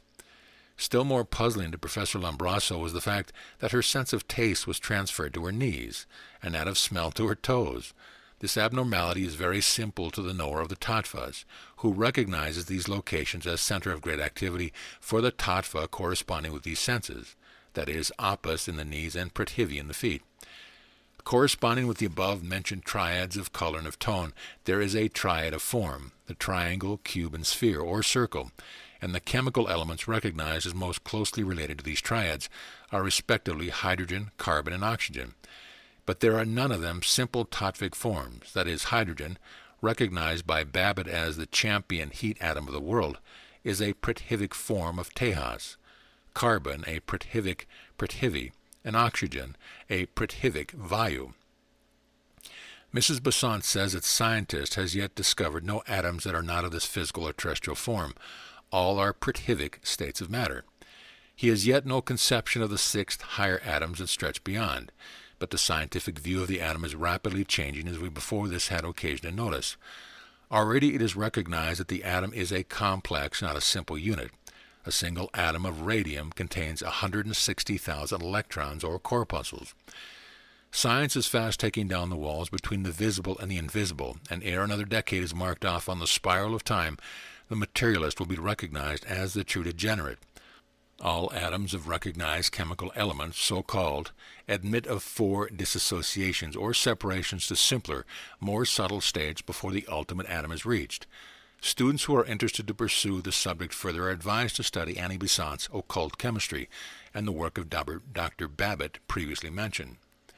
With regard to the ether, akasha, which pervades all space, science has at last come to this very rational conclusion, as Robert Kennedy Duncan puts it. How much we ourselves are matter and how much ether is in these days a very moot question. Science has discovered also that absolute immobility or rest is non-existent, that every particle, every atom of the most solid seeming matter is in incessant quiver, and the velocity of the motion is constantly changing. Is not this corroboration of the tattvic law which alone can explain the phenomena? Think not that these details are a digression from our subject. They are, on the contrary, intimately connected therewith. For it is most important as a preparation for the understanding the subtle sheath of the body that the reader's imagination be wanted to ferrying forth into this marvelous world of the infinitesimal small, a clear conception of which is so much more difficult in form than of the vastness of the universe. Chapter 26. The Normal Color of Man's Principles. Part 1. No problem of occult knowledge has excited more controversy than the one we must now consider, the correspondence of the principles with color and tone, and therefore with number. For myself, I think it not merely unwise, but impossible to surround it with hard and fast lines. To suggest the reasonable scheme, the one that imagination can accept, and in things occult it is of paramount importance to see with the imagination, is the utmost, and I shall attempt. There is deep insight as well as truth in the statement that those who receive the wisdom of the past or the impression of the present as something to have and to hold gain absolutely nothing. That is, one must form original mental concepts of everything, receive all light, all suggestion with open mind, but think, ever think oneself, till more light is thrown upon the subject. The very nomenclature employed in this subject, the multiplicity of names for a shingle thief, betrays the difficulty experienced in defining and accurately limiting the activities and influence of the separate principles. To guard against the possible misunderstanding that these correspondences can be defined with narrow dogmatism, I shall try to ensure a broad outlook. inviting individual thought and opinion, by giving the students first a glimpse through the mental eyes of Mrs. Besant and of Rama Prasad. The former says, "It is written in the Mundaka Upanishad that from Brahman, the One, comes life. Prana is the word used. I shall show you presently that prana is Atma in outgoing activity, the mind manas, that is the second, then the 5 elements as we know them, ether, air, fire, water, and earth, 7 in all. These are the 7 regions of the universe, the 7 sheaths of Brahma, as self of the all. As you already know, man's sheaths correspond with these and put him in touch with the entire universe. Mrs. Besant is a very simple classification and clearly indicates the specific tattva action in the 5 lower sheaths, but she follows them in descent from 3 to 7 instead of ascent. Rama Prasad looks at the subject differently but is equally clear. He gives the human principles as first, Sthula Sharira, gross body, second, unhappy prana, third, unhappy mind, fourth, happy prana, fifth, happy mind, 6th, the soul, 7th, the spirit. Thus he places kama, unhappy prana, and lower manas next to the visible body, over which their uncontrolled desires have so unhappy influence. These sheaths are those builders of karma that have so potent influence in retarding evolution. Happy prana comes next, higher manas, or the causal body, these being the sheath through the development of which the soul is released from bondage to the lower principles, and attains the power to bring them into sympathetic unison with their own higher vibrations. Remember that the causal body is the chief agent in evolution, and is so called because in it are gathered the effects of experience, which act as causes, molding future lives. But all the sheaths have their use in the economy of nature. Only their misuse renders them unhappy. Notice here that the fundamental 5-fold division of body, life, the subtle sheath, mind, soul, and spirit, corresponding with the 5 lower tattvas, which you know best, is expanded into the septenary by including the 2 phases of life, as vitality exhibited in action and of mind, the thoughts prompting the actions and determining whether they shall be evil or good. The scheme is somewhat misleading, however, for prana per se cannot be restricted to number and sheath, since it is the life in every sheath. Madame Blavatsky gives emphasis to this fact, and though she gave prana a number in some diagrams, she omitted it in others. In many classifications it is included generally as the 3rd principle, but the lowest plane of prana is compounded of the microbes of science. Fiery lives direct the constructive work of the building microbes. The coordinating power of all these sheaths lies in prana. It is through prana, by means of the nervous system, that the I, the personality of the body, acts upon and through them all, and is responsible for the development of individuality as desire yields to the direction of will, and soul force becomes an active and determining principle in the life. In all schemes of correspondence there is one unvarying agreement, the relation to Mars to the fire element Tejas, and to red and to the kamic sheath, or desire body, but in number it is variously considered as 1st, 3rd, and even 4th. As the body of living fire within, the Tejas sheath seems essentially the 1st, for without it life would be impossible. The lowering of normal temperature is the first cause of most desire, the preponderating influence of desire in molding the physical form, emotions changing the expression of the face even from moment to moment, and the thoughts that prompt them building character hour by hour, is sufficient reason for assigning to this sheath the lowest place in the evolutionary spiral. On this sheath, Madame Blavatsky says, it is the grossest, that is the coarsest of all our principles. The expansive character of Tejas vibrations, and their vapor-like nature, give them this marvelous permeating and molding power which enables them to enwrap the solid, cohesive atoms of Prithivi, and become visible as red, and audible as Do, or middle C, the tonic of the first major scale. The lower the race, the more visible is the color of the sheath, but more of this when we study the aura. Kamic atoms are diffused through the blood, but are especially active in pelvis, liver, heart, and lungs. The whole trunk of the body, influencing the shoulders and arms, is greatly influenced by Tejas, and there are also subtle connections of this sheath with the left ear and the little finger of the right hand. The liver is the general, and the spleen is the aide-de-camp. All the work which the liver shirks falls upon the spleen. This accounts for the fact that when a man's liver misbehaves, he is very apt to be spleeny, a most trying condition due to the fact that his spleen, that supposedly superfluous organ, is overworked. During the life of the physical body, kama is pronounced a shapeless thing, but after death in its astral form, a separate and distinct entity which strives to attach itself to the higher ego. Mrs. Besant, from the Seven Principles of Man, makes the nice distinction of confining the use of the term rupa, Sanskrit for form, to this after-death vestige of animal nature, which exists in the astral sphere for a length of time proportionate to the tenacity of the physical desires which created it. Being devoid of ethical sense, processing only the lower animal consciousness, its rapid disintegration is the greatest blessing. Thus, kama is the most material principle in the human septenary group, hence the sheath whose composite links of desires for material pleasures and experiences bind us fastest to the physical plane and retard the soul's progress. The second principle is the sthula, sharira, gross body, corresponding to prithivi, earth, through its state of matter, solid, but in color and tone, because so permeated by tejas, with orange and ray. Its influences the nose, lower posterior lobes of the cerebrum, the liver, and the lower limbs from knees downward. Orange has always been recognized as synonymous with physical force, and it is perhaps for this reason, and also for being the color of the gross body, that occultists assign this color to vital force or prana. This, however, is not the teaching of the Shivagama. Ramaprasad, who follows the Sanskrit work, describes the positive current of prana as a reddish-white, and the negative as pure white, both being modified and tinged by the flowing of the tattva at the time prevailing. This teaching is corroborated by known physiological distinctions between the sensory and motor nerves, the former, the receptive and negative, being bluish-white, and the latter, the outgoing positive agents, reddish-gray. The Tantrists always refer to the negative, or raya, as the cooler state of life matter, which is only a shade of prana, the original state. Raya receives the impressions from the motion-imparting phase of life matter, that is, the positive phase of prana.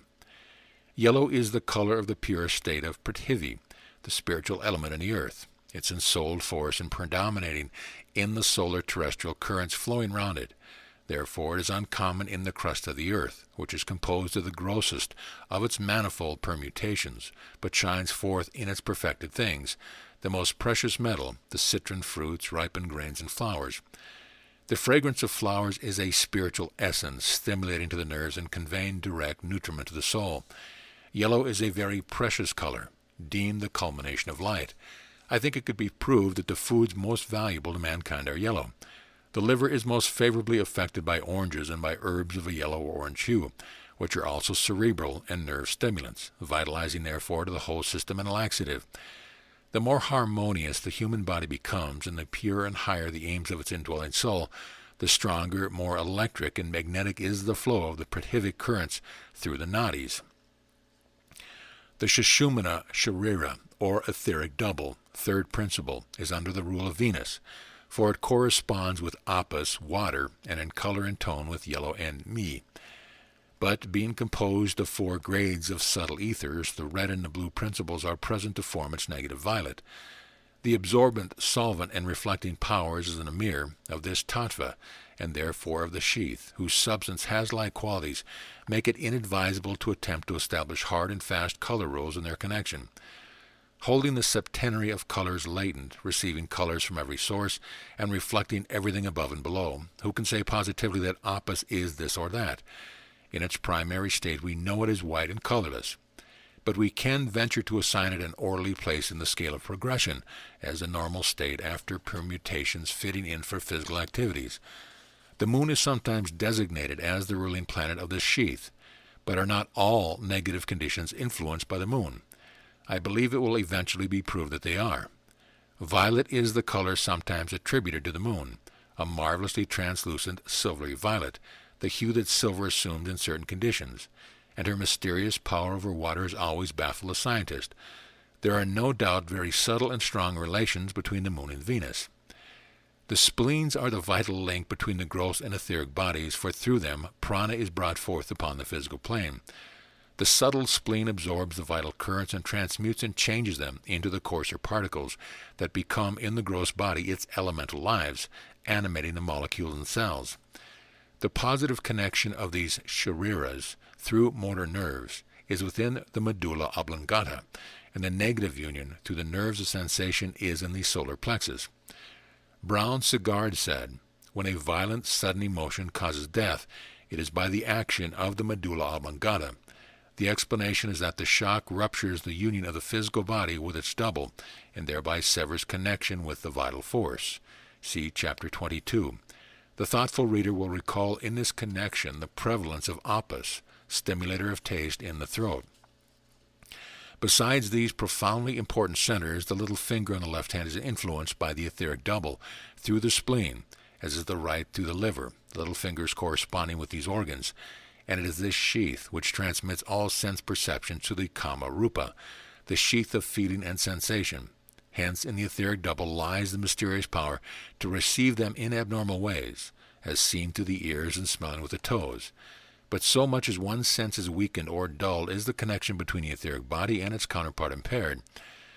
One immediate benefit derived from practicing the breathing exercise for pranayama, or control of prana, the exercise distinguished as the held breath, is that it invigorates and harmonizes all these immensely important connections, restoring them when distorted to their normal balance and union, and by so much as they are strengthened, strengthens the hold upon life itself.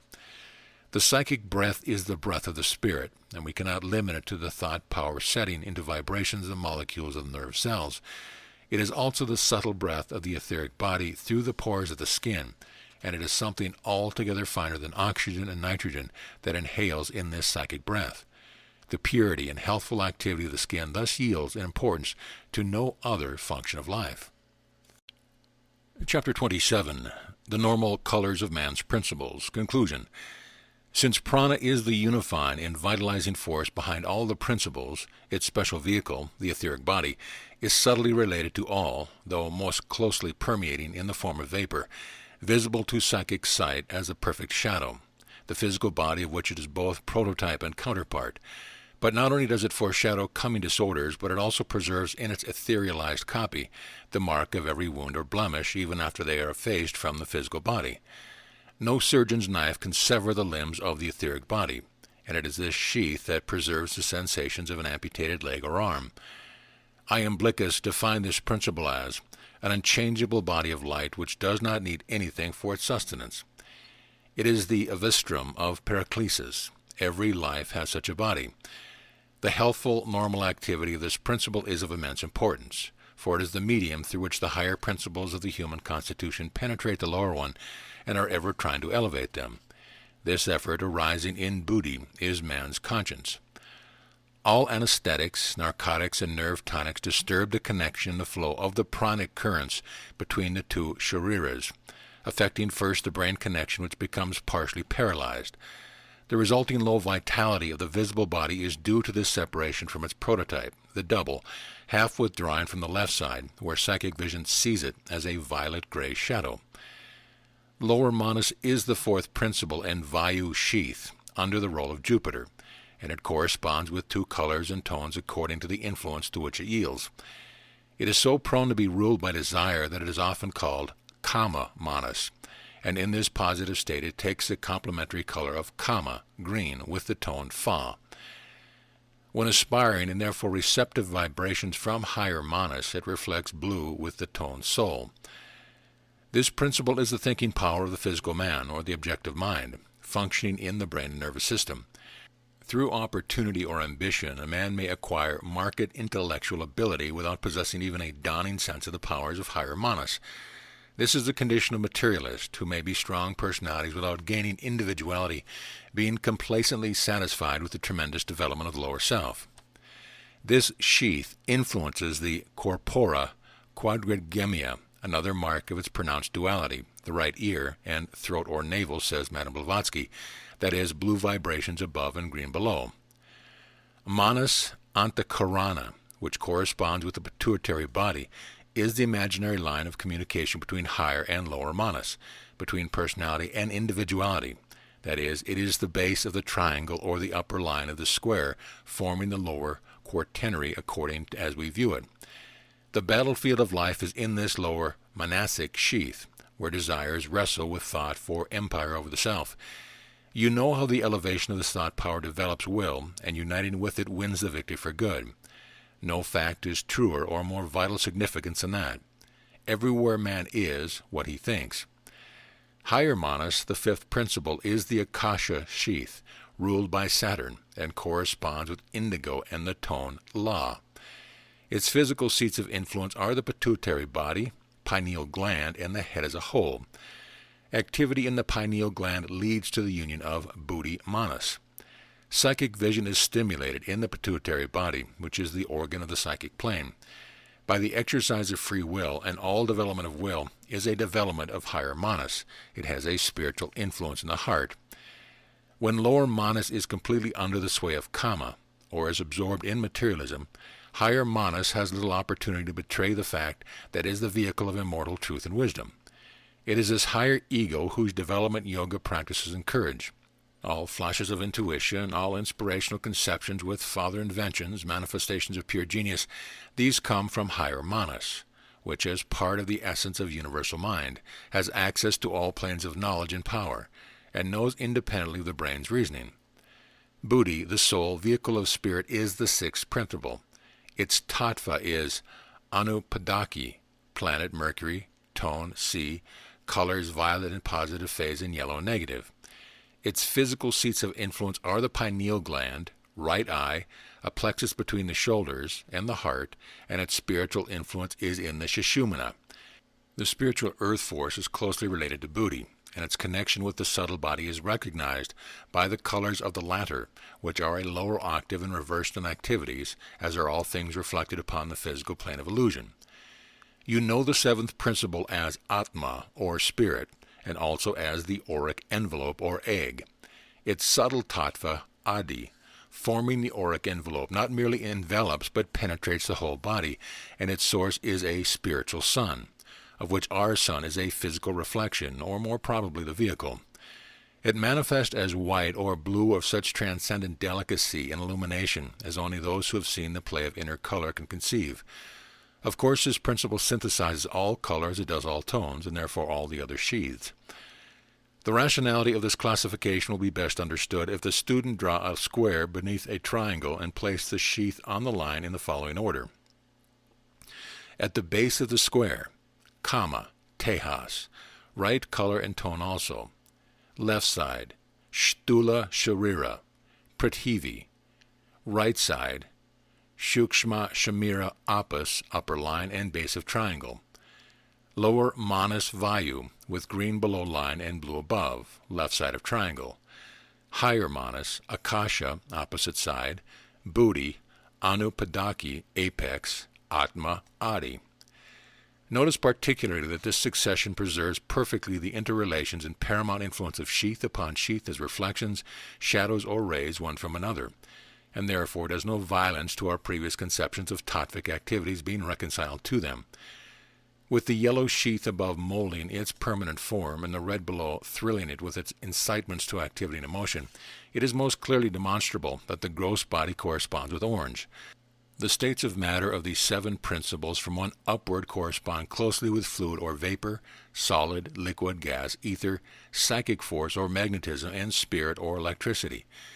Bear in mind that a fundamental difference in these sheaths is the character of the vibrations which, proceeding from the lowest to the highest, are increasingly subtle and ethereal in the nature of their atomic particles. The highest cannot act directly upon the lowest. The medium of gradually increasing density is indispensable, and only as we purify and refine the lower physical sheaths do we fit them, through making them responsive for manifestation of the real individuality, the higher ego, and the spiritually alive soul. The objective form is the only thing that is perishable. The ideal form lives forever. May we not draw the right and hopeful lesson from this fact. We have it in our power to work constantly for betterment to improve our ideal form, and by so much as we succeed, to externalize that betterment in our objective physical forms, which are the models of future ideal forms. This is the law of evolution, the law by which the atom has evolved to purer states and to higher powers, developing the latent and potential energies, the wisdom and understanding to which our race is marching onward. Every thought vibrates on the subtle mental plane first, then passes through the astral to the etheric before it rouses vibrations upon the physical plane in the gray matter of the brain. Thoughts are things, entities, because the fivefold power of the mind as already developed in our race are all tattvic powers of exactly the potency represented by the senses they respectively stimulate, and thus they unitedly impart sound, feeling, form, color, taste, and odor to the thoughts born of their activity. Form and color are properties of vision, hence Tejas activities. It is psychic force working through the mental plane which acts in all overcoming of physical disorder or weakness. It has power when properly directed to build up and invigorate the lower sheath, restoring all to harmonious cooperation in the complicated functions of the perfect human being. Keep this in mind too. In this so wonderful structure, when we speak of superiority or subordination of one sheath to another, the statement is merely relative.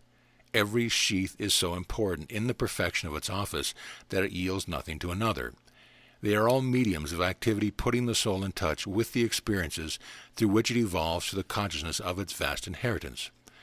Trials and sorrows are often necessary experiences to rouse the soul from inertia, selfishness, weakness, or other wrongdoing. None of the sheaths are independent. All are different.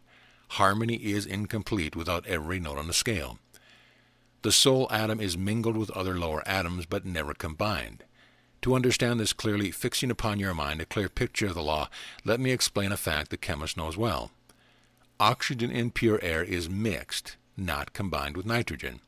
When these two gases are combined according to the proportions used, the result is one of 5 deadly poisons. Now this is exactly the internal process that is within the human entity. When the atoms of the various sheaths are mingled harmoniously, the result is physical well-being. When discord ruptures the rhythm of their vibrations and their harmonious, that is, normal balance, disintegration sets in. The molecules are broken up. The atoms are variously combined, and disease results. It is the use or abuse of everything which makes for good or evil. The substance of all souls is a negative phase of spirit, very literally indeed the garment which clothes it. Faith and aspiration are needed for the growth of the soul, and we must bring the mind up to unison with the soul. By the regular practice of meditation and concentration, that control of the mind is gained, which inclines it habitually to those cosmic influences which are antagonistic to all evil tendencies in the lower sheath, that check our evolutionary progress. Faith, says Rama Prasad, is nothing more than a mental lucidity in which the yet unknown truth of nature begin to throw their shadows forward. The mind begins, as it were, to feel truth in any and every place, and drawn by the taste of bliss, Ananda, proceeds with greater zeal to work out the process of its evolution. The macrocosmic psychic center, which is the prototype of man's sixth principle, buddhi, is the great reservoir of every actual force in the universe. Therefore, by contemplation of the sixth principle of the universe, a sympathy is naturally established between it and the human soul. Only that sympathy is necessary for the universal tattvic law to work with greater effect. The human soul begins to be cleansed of the dust of the world, and in turn affects the mind in a similar way. And therein the yogi becomes conscious of this influence by the slackening of the fetters forged by prakriti, matter, and a daily hourly strengthening of heavenward aspirations. The human soul then begins to become a center of power for its own little universe, just as Ishvara, the macrocosmic soul, is the center of power in his universe. When perfection is attained, all the mental and physiological tattvas of the microcosm, and to a certain extent of the surrounding world, become the slaves of the soul. Thus it is that when we cease to fear her, nature becomes even more than our friend and ally. Chapter 28. The Auric Envelope, its Constitution. When we talk about the auric envelope, which encloses the physical body in a luminous ovoid mist, within and upon which the colors of the aura play, we are not describing something which is conjectured as possible or probable, but something which has been seen by many eyes. Although to the large majority of people it is invisible except under extraordinary and exceptional circumstances, all persons of refined and sensitive perceptions are conscious of a distinction in the atmosphere surrounding different people. The presence of one is always calming, of another often exciting when not irritating. The cheerful person radiates happiness and courage upon all, while others are more chilling than a wet blanket, and the impressions received are as varying as the persons receiving them. This marked something which differentiates our fellows one from another is their personal atmosphere, which forms the auric envelope, extending from some inches to several feet around every human being. That the silent, invisible world about us is luminous, with the divine colors of the subtle ethers, whose vibrations are streaming through and surrounding us, playing upon us ceaselessly, is a fact, the proofs of which accumulate daily. When our sixth sense is developed, we shall all see these, and the color sensitivities here and there. Psychically developed persons who are phenomenal now and who see these colors are merely avant-coureurs of the evolution to which our race is marching onward. In growing more spiritual, an evolution must lead to this. It is the immutable law. Humanity will see through everything, making clairvoyance normal. The X and the N rays foreshadow this condition when dense matter will be, so to say, non-existent, because man will perceive the withinness of all things. It is a familiar fact to many now that the colors vibrating in this invisible human aura betray beyond all question to psychic vision the nature of the life lived, for the aura is formed by subtle emanations from the principles most active in the body, the vibrations of which radiate from its surface. When clairvoyance is universal, every man will stand unveiled in character before his fellows, for every thought, passion, and emotion is registered in his aura in unmistakable color, and the seen eye even now knows the man for what he is. This will then be no need for courts and judge and jury. Guilt will proclaim itself and stand confessed before those it has wronged. Science is anticipating this era when truth shall stand unveiled, and incidentally preparing the minds of men to receive the truth graciously, instead of doubting the testimony of their own eyes, through the invention of instruments of wondrous delicacy that ingeniously enact the role of Grand Inquisitor, but without putting any screws on defy man to conceal the nature of his thoughts, whether he be guilty or innocent, angry or calm, melancholy or gay, studious or idle. And all this, note well, is achieved through registering the vibrating currents of the unspoken thought, as well as of the speech of the subject. Moreover, that these thoughts take body and form as they are sent forth is proved by Dr. Beraduc's clever use of the camera. He has seized upon the photographic plate the exact form of these invisible emanations radiating from the human being. Dr. Beraduc calls his photographs portraits of the soul, but it were better to recognize them as indisputable, permanent pictures of all activities of the human subject, whether they be on the lowest physical plane or aspirations of the soul. It is a most important service that these photographs fully establish by material proof the fact that every thought has its distinctive form, that the rays from the human being are further endowed with mysterious power of radioactivity was proved nearly 5 years ago, when Professor Goodspeed of Philadelphia made photographs in an absolutely dark room by rays from his own hands. You will remember that the discovery of radioactivity is the factor which within a decade has swept from under the scientist's feet most of the firm ground, the fixed fact of 19th century science. So little by little, science is penetrating this invisible world of force, and every discovery but corroborates the occultist statements concerning these varying planes of consciousness whence every form emanates. The scientist is coming near and near to the Tattvic law which underlies all phenomena, but it is most difficult for him to recognize that the external forces which act upon man, as the waves of light and of sound which stimulate sense perceptions, are themselves in turn acted upon, that the thoughts, emotions, and passions of man are so many vibratory waves of physical or mental force going out from him to affect something somewhere. For every thought arranges astral matter in definite form, the soul of the form being the thought. It is inevitable that we are all limited in what we see by the media, our own auras, through which we must ever look out. Our judgment, our opinions must ever be tinged by these media, transparent films of varied colored vibrations, oscillating with inconceivable velocity. Thus the vision of many people is very literally seen through the glass darkly. Let us have confidence always in happy eyes, since their vision must ever be clearest, looking out as they do through pure, harmonious, and refined emanation. A very delicate, trained psychic sight is required in order to distinguish accurately, hence with authority, the various emanations in the human aura. But it is no uncommon thing now to be able to see the coarser vibrations of the lower sheath and the 5 ribbon-like bands of Tattvic colors, from Akasha to Prithivi, forming a layer next to the skin, in which the geometrical forms of the vibrations flowing at the moment can be distinguished. These are beautifully and clearly described by Dr. Marquis in his Human Aura. Only as the clairvoyant develops personally the lower monastic and causal principles is the psychic power gained to see the auras of these higher sheaths, for they are increasingly subtle and are alone visible to like refinement of consciousness. As psychic vision penetrates plane after plane, it is as if a veil after veil were removed. It is the desire aura, or emanation from the kamic sheath, which extends from 10 to 12 inches outside the physical body, with which the lowest grade of psychic sight is most familiar. This is referred to as the astral body by Mr. Leadbeater, Man, Visible and Invisible, and it is composed of astral matter in its astral body. But the intangible self that travels far from the body during life is the Mayavi Rupa, or illusion form. According to Madame Blavatsky, the Mayavi Rupa is composed of the astral body as Upadi, base, the guiding intelligence of the heart, and the attributes and qualities from the auric envelope. It is created by the intense thought of the person, and on occasions has been done unconsciously. Only adepts have the power to project this form at will, and they can endow it with strength and impart it to every appearance of tangibility. Unfortunately, the term astral body has been used very loosely, but instead of any disagreement or controversy as to which, the etheric double or the kamic sheath should be thus named, it were better far to understand that there are different astral bodies, that the term is not specific. Mrs. Besant said, "Any body formed of astral matter is an astral body, but its properties still vary with the principles with which it is informed.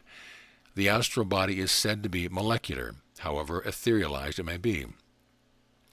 The astral world is the next one in refinement of matter to the physical world which normal sight cognizes. The separation, like the different sheath of our body, is one of condition, not of place.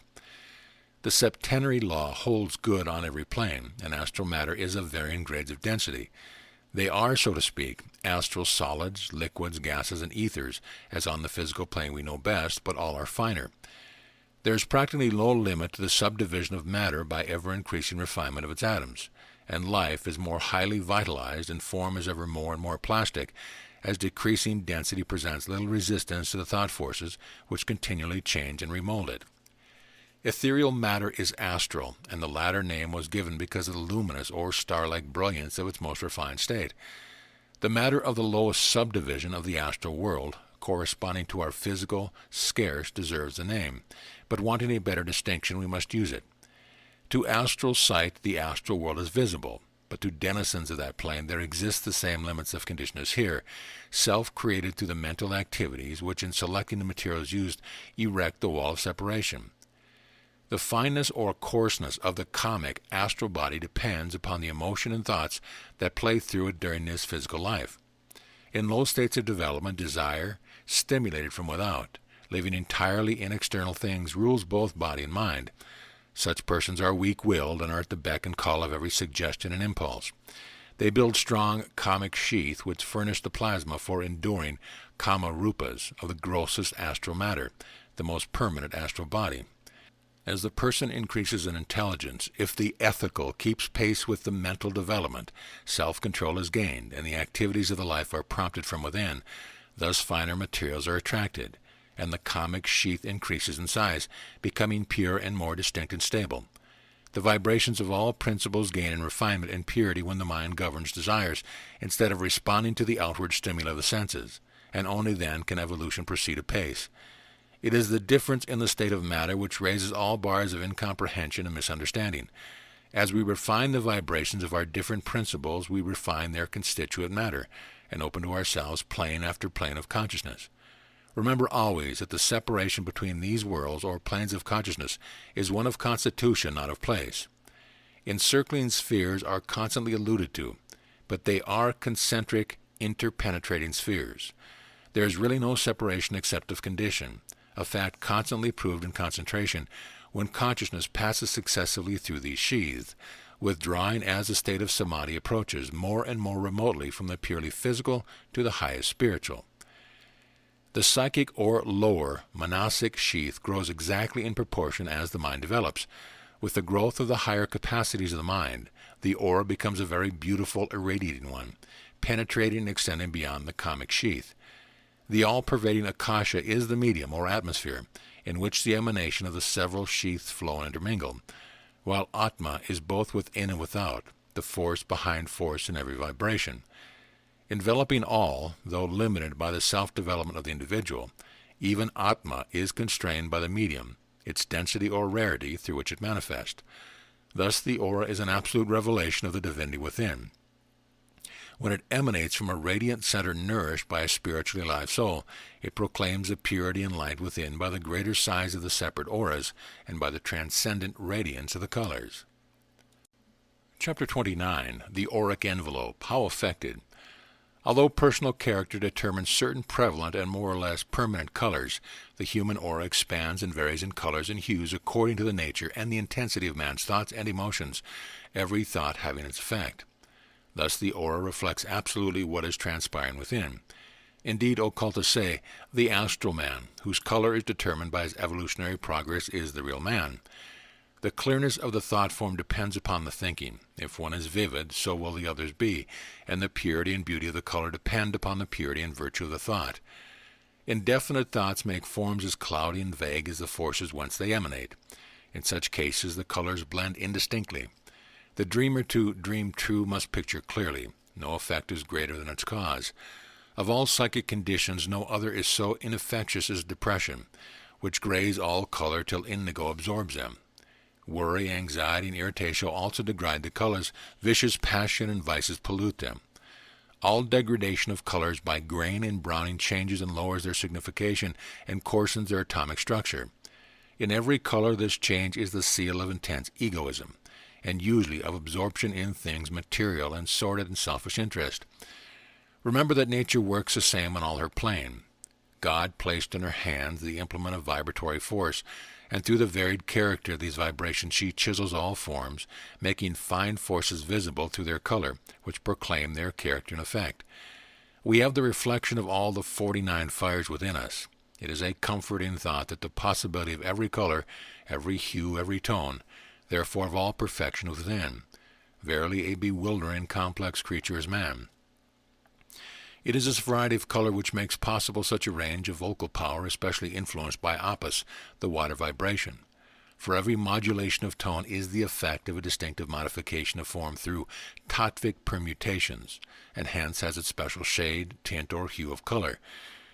Different tints are produced by mingling a color with white, shades by darkening or deepening with indigo or black, and hues by the blending of color with color, which gives us green blues, yellow greens, and reddish blues. Rama Prasad says, various diseases may be cured and good and bad tendencies imprinted on the prana by the power of sound, because sound imparts to the vital force its own colors, modified only in degree by the individual prana upon which susceptibility depends. Do you realize when listening to music that every tone has its distinguishing color, and throws the ether and the air into vibrations of exquisite form, and thereby affects for good or ill the hearer? Thus a Tejas-colored song rouses heat and excitement, as witness the effect of all patriotic songs, and may provoke intense emotions. The Akasha-colored song deepens melancholy and may cause fear and forgetfulness, and as every emotion of the human heart has its color, the sound of that color tends to rouse its corresponding emotion. The important science of color therapeutics, or chromography, is based upon this fact, as all the musical therapeutics, or medical music, as the cult was called when first revived a few hundred years ago. The part that sound plays in our lives is so depreciated, so profoundly misunderstood, that too great emphasis cannot be given to these particulars, and repetition must be pardoned, for some minds may be reached only by such reiteration. Here's a good maxim to be given a prominent place in the home. Sound is ever creating something, shall it be evil or good. A few years ago, when the National Society of Musical Therapeutics was formed in New York, the newspaper took the usual lively interest in developing a sensation, and interviewed many prominent physicians to obtain views on the subject. The ignorance developed was amazing. One of the most noted nerve specialists in town said, "I have found music attractive to idiots, degenerates, and persons of abnormal temperaments, but I do not regard it as a therapeutic agent. A sonata of Beethoven's may benefit a lunatic, but in that case so would the rattle of an elevated railroad train." Thus this so learned specialist is unable to distinguish between building and disintegrating sounds, between harmony and disrupting discord, and is absolutely deaf and blind to their corresponding effects upon the nerves, man's sound register. Every tone of the human voice, whether in speech or song, shares with the thought it expresses in the effect upon the vital currents and their emanations in the auras. It affects instantly the aura of the speaker, then influences those of his hearers. Therefore is the training of the speaking voice of highest importance in the perfecting of the individual. If the words we utter bear the color of the Agni Tattva or Tejas, anger, love, lust, or prana is colored red, and this redness turns upon ourselves. It may burn up our substance, we may look lean and lank, we may have 10,000 other worries. Terrible retribution of angry words. If our words are full of divine love and adoration, kindness and morality, words which give pleasure and satisfaction to whosoever hears them, the colors of the Prithvi and the Appas, we become loving and beloved, adoring and adored, kind and moral, pleasing and pleased, satisfied and ever satisfied. As I quote the above, there is brought to my attention a most interesting result from experiments in chick breeding in the great henry, which is conducted strictly under psychological principles. From the hour of the eggs, over 400 are placed in the incubator. The same attendant cares for them, turning and cooling them, and as he handles the eggs, he talks to them, telling them the germ of life is there. They must be good little chicks, and will come out of their shells in so many days, whatever it be. Like clockwork, on the 21st day, every chick peeps forth from its shell, and here is the point that bears upon the study. If the attendant be changed, and a strange voice greet these just hatched chicks, they are panic-stricken, and flee about wildly for refuge. But the voice that has talked to them through the shell for 21 days has power to reassure them and restore confidence. Hearing it, every baby chick turns toward the voice, begins to cheep happily, and to pick up food. The hens in this model henry are played to violin music on wet and gloomy days to keep up their spirits, and the record of egg-laying proves that it is effective stimulant. It is well known that hens are greatly frightened by disturbing noise, the barking of dogs, thunder, fireworks, and other explosives. Is not want of care in this respect a fruitful source of many failures in the chicken raising? When told that the color of a tone affects the nerves, hold in mind the fact that color and sound are the visible and audible effects of particular energies. It is the vibration which produces the given effect, whether it be our eyes or our ears which receive it and transmit it over our nerves, and the varied effects produced upon human beings by the same color or music are due to the modifications of individual idiosyncrasies, the peculiar colors active within and hence pulsating throughout every person's aura. Nature's seal, determining the key, modifies the response to external stimulants. While the ability to distinguish the varied colors in the auras of our fellows is still an exceptional gift, it is at the option of all to test the power of visible color to affect, favorably or unfavorably, the whole complex human being. That is, to act upon him physically as a stimulant or sedative of organic function, and to affect him mentally and spiritually as well. The benefit derived from surrounding yourself with a certain color or wearing it is that the objective presence of that color aids greatly in visualizing it internally, and by thinking the color till it is vividly present to your mental consciousness, you connect yourself with the tattvic currents of that color, and draw them to you to furnish the right substance for subconscious activity, which you by this means consciously direct. Thus you actively accelerate the beneficent work of the needed tattvas, and in this way, rightly applied, color becomes a powerful aid in mental therapeutics. The colors most commonly seen in the so-called tattvic aura, really a misnomer because all is tattvic, are from the skin outward, luminous pearl white, blue, violet, yellow, red, or in reversed order from the luminous band. But there are many variations as orange-yellow, bright line blue, orange-yellow and red, or dark line indigo, red, yellow, blue, and lavender-violet, and these changes in order and in colors are the course indicative of characteristic activities. With every change of tattvic and pranic currents, the intensity of the color varies. The physical condition of vitality or fatigue is also plainly marked, and this whole chromatic band pulsates in rhythm with the breathing, broadening with expiration and decreasing with inspiration. I think myself, though, I have neither seen nor heard the fact conjectured that this one phenomena proves the tattvic aura to be the psychic breath between the dense and the subtle bodies, the sthula and sushumna shariras. The tattvic currents split at the pulse and run up the fingers, separating in the regular order, from thumb to little finger, of Akasha, Vayu, Tejas, Apis, and Prithvi. The air Vayu Tattva dominates the whole hand, as the index finger does its mates, and gives it its remarkable tactile delicacy, its suppleness and dexterity. By examination of the pulse vibrations and the finger auras, the Hindu physician discovers which tattva is disordered and diagnoses the consequent disease accordingly. His index finger is sensitive to any preponderance of wind in the body, his middle finger, Tejas, to an excess of bile, and his ring finger to the condition of the phlegm. Musical sounds affect the tattvic aura, intensifying not so much the existing colors as their lines of conjunction, the neutral point, and especially the luminous band lying next to the skin, which is mainly akashic. This effect is not emotional, but indicates the inevitable mechanical, rhythmic connection of sound vibration. I believe all crashing, tumultuous, warring noises cause a similar but greater disturbance, and that the irritating effect upon the nerves begins right here. The shock, tangling the vibrations, and even loosening the connection between the gross and subtle body. Emotional influence from music are much more powerful than these mere rhythmic disturbances in the color changes induced throughout the aura. The lower auras, tattvic, etheric double, and kamic, extend farther out in order named and follow in shape all the outlines of the dense body. The three highest auras have the ovoid outlines of the auric envelope, and the aura of Loromanas, intermediate in form as in nature, while ovoid follows the sinuosities of the visible body, especially the movements of the head and shoulders. The etheric double has its own tattvic aura reflecting faintly the colors and geometrical figures of that plane upon the surface of the dense body. Any physical disturbance which is imminent can be seen in this form body, which is literally a shadow of the future. Thus a lady, having a fair complexion, sat for her photograph, and was amazed to see that her face in the negative was covered with specks. The next day she fell ill with smallpox. The camera had caught the etheric body. It is in the kamic and the two manasic auras that color plays most vividly and proclaims unmistakably the man within, for these are the desire and thought vehicles wherein the influence dominating and swaying the man set their seal of energy. The color is the outward indication of the force either used within, drawn by desire, or generated in the mightiest engine for good or ill, a man's brain.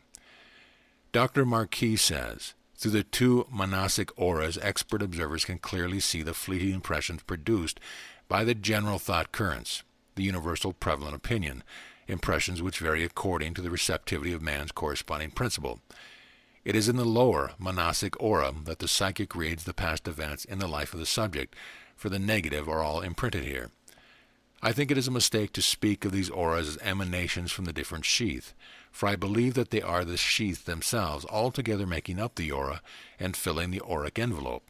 Thus, instead of many auras, we have simply the sheath of the principles composing the septenary man, showing in the aura exactly how they interblend, which principle is most active, and how through increasing refinement of the component elements the sheath extend farther out, manifesting the same increasing subtlety of structure from within outward that we see in the physical body, from Prithvi in the bones to Vayu in the skin.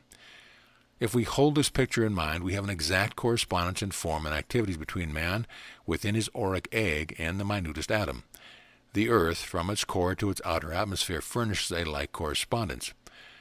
The kamic sheath of the undeveloped man is a cloudy mass of dense coarse atoms, fit to respond to all the stimuli connected with passions and appetites. Brickish browns, hot and flaming reds, and murky greens are the predominant hues, with a trace of dingy yellow about the head. Mrs. Besant says, in Ancient Wisdom, there is no play of light or quickly changing flashes of colors through this astral body, but the various passions show themselves as heavy surges, or when violent as flashes. Thus sexual passion will send a wave of muddy crimson, rage a flash of lurid red. The centers of the organs of sense are definitely marked and are active when worked on from without, but in quiescence the life streams are sluggish. At this stage, growth must come from outward stimuli, and often suffering, either physical or mental, is needed to rouse from a life of stupid inertia. All good and unselfish emotions are steps in ethical and mental progress that improve this sheath by refining its constituent particles. Its outlines grow clearer and finer. Characteristic colors begin to assert themselves as fixed factors, though changing, ebbing, and rippling, under the impulse of consciously directed thoughts and activities. Sudden ecstasies of pure exalted affection fill the whole comic sheath with whirling thought forms of purest, luminous crimson, while a flush of translucent rose-color veils all the throbbing, pulsating hues beneath. Chapter 30. The Auric Envelope, Its Colors. Of all the colors radiating throughout the aura, red and green have the most widely varying significations according to their purity or degradation. When these forces are uncontrolled, they become the red and green monsters within us. Red, being the lowest material vestige of the involved spirit, was visible in the skin of the first of the 7 races on our planet. We are the 5th. Though evolution has paled the ruddy tint from its exterior, it remains a color of pure flesh and blood. Its vibration furnished the heat which maintained the normal temperature of life, and it is a happy sign of health when it flushes cheeks and lips. Under the present condition of life, the average of racial development, exposure to sunlight is believed to be the principal factor affecting the complexion of people. Black, brown, olive, and copper-hued races originating in tropic zones, and occultists do not consider the color of the skin any criterion of the mental or spiritual state of the man within, though if he were white-skinned, the aura of a very vicious man will be brown-red or a hot black, the extreme antithesis of the dazzling luminous one surrounding an adept, which shines with a sun-like splendor far beyond all imagination in its glorious loveliness. The adept's causal body is not only much larger than that of the less developed, but its colors are differently arranged. Mr. Leadbeater said, "These no longer move in whirling clouds, but are in great concentric shells, yet penetrated everywhere by radiations of living light, always pouring forth from him as a center. The order of the color differs according to the type to which the adept belongs, so that there are several well-marked varieties amid their glory. Throughout the auric envelope of the perfected man, playing upon its luminous mist, can be seen millions of teeny living geometrical figures of every conceivable shape, throbbing in incessant pulsations, and in the center of it can be distinguished in glowing ethereal colors the mysterious 5-pointed double star, characteristic of adeptship, from Human Aura, Marquis. These geometrical figures, circles, crescents, stars, spheres, and triangles are, of course, the tattvic vibrations, and are a part of every aura, playing through every sheath, but are not so distinct in the aura of an ordinary person, becoming more and more visible as intelligence and especially spirituality developed. All the gamut from the basest passion of supremely gross and selfish love to the most exalted affection can be traced in red. Absolutely unselfish love expresses itself in a lovely rose color, and when it is exceptionally brilliant and tinged with violet, it indicates spiritual love of humanity and exalted maternal affection. Pure crimson denotes less elevated love. Jealousy tinges it with brown. Selfishness mingles clouds of dull gray green with sink below, while pride degrades it with orange.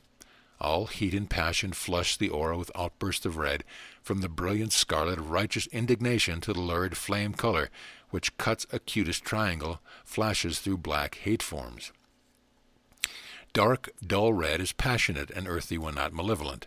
Other outbursts of intense anger, Mr. Leadbeater says, terrible thought forms of hate may be seen floating like coils of heavy poisonous snakes in a man's aura.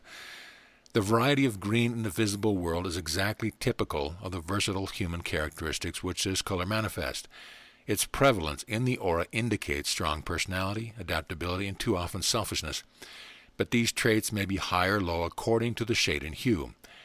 Grayed and brown hues signify that shifting indecision, which is all things to all men, really a selfish cowardice ever sinking to its own end, having involved no principle beyond desiring the obvious advantage of the moment. This green abounds in the aura of those who permit others to do their thinking for them.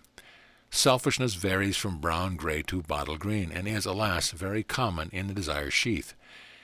Green is preeminently a material color, and greenbacks are aptly tinted and named, for the financial currents of the earth are deep, bright grass green. Purely material phases of intellectuality, the brains that are absorbed in things external, crammed with book knowledge of the day, with statistics and crude facts, send forth vibrations of bright green. Strong self-consciousness, the sense of personality, is vivid, clear green, and according to the striving for growth, the hope and aspiration felt, may shade from apple to emerald. Where soul consciousness and individuality, as distinct from personality, develop, the green changes through peacock blue to deep, luminous sapphire. Higher mental qualities which bring distinction in the arts and are nourished from springs of intuition vibrate in this exquisite azure. All the music of the spheres vibrate in the indigo blue of Akasha, in which all are colors and out of which they flow. With respect to music and other arts, Madame Blavatsky says that they are the children of either the higher monastic or kama monastic principles, proportionally as soul or technology predominates. Thus there will be more red and green in the aura of the technique devotee than blue.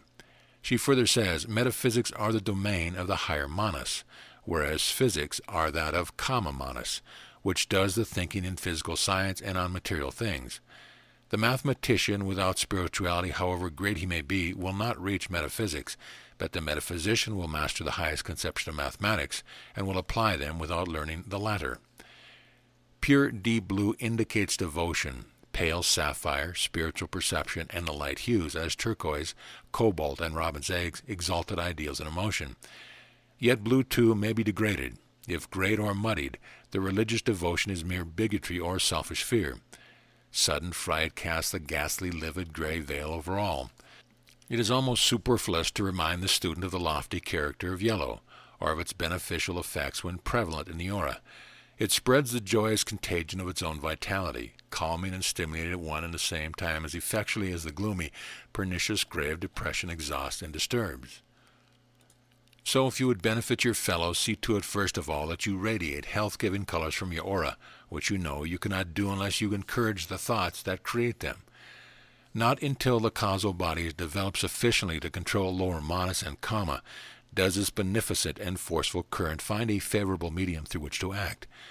The prevalence of clear, deep yellow and good, pure green in the aura indicate a happy, generous, sympathetic, and hopeful character evolving to higher states. Yellow manifests the highest and the noblest intellectual effort, true wisdom and aspiration, freed from objective material striving, and therefore represents the highest power and loftiest aspect of spirituality which our race is capable of grasping and understanding. The positive power of this principle is proved by its dominance over all other colors with which it is blended. Pride vibrates as orange, but in the degree that the red is shaken out of it, it is raised to pure aspiration.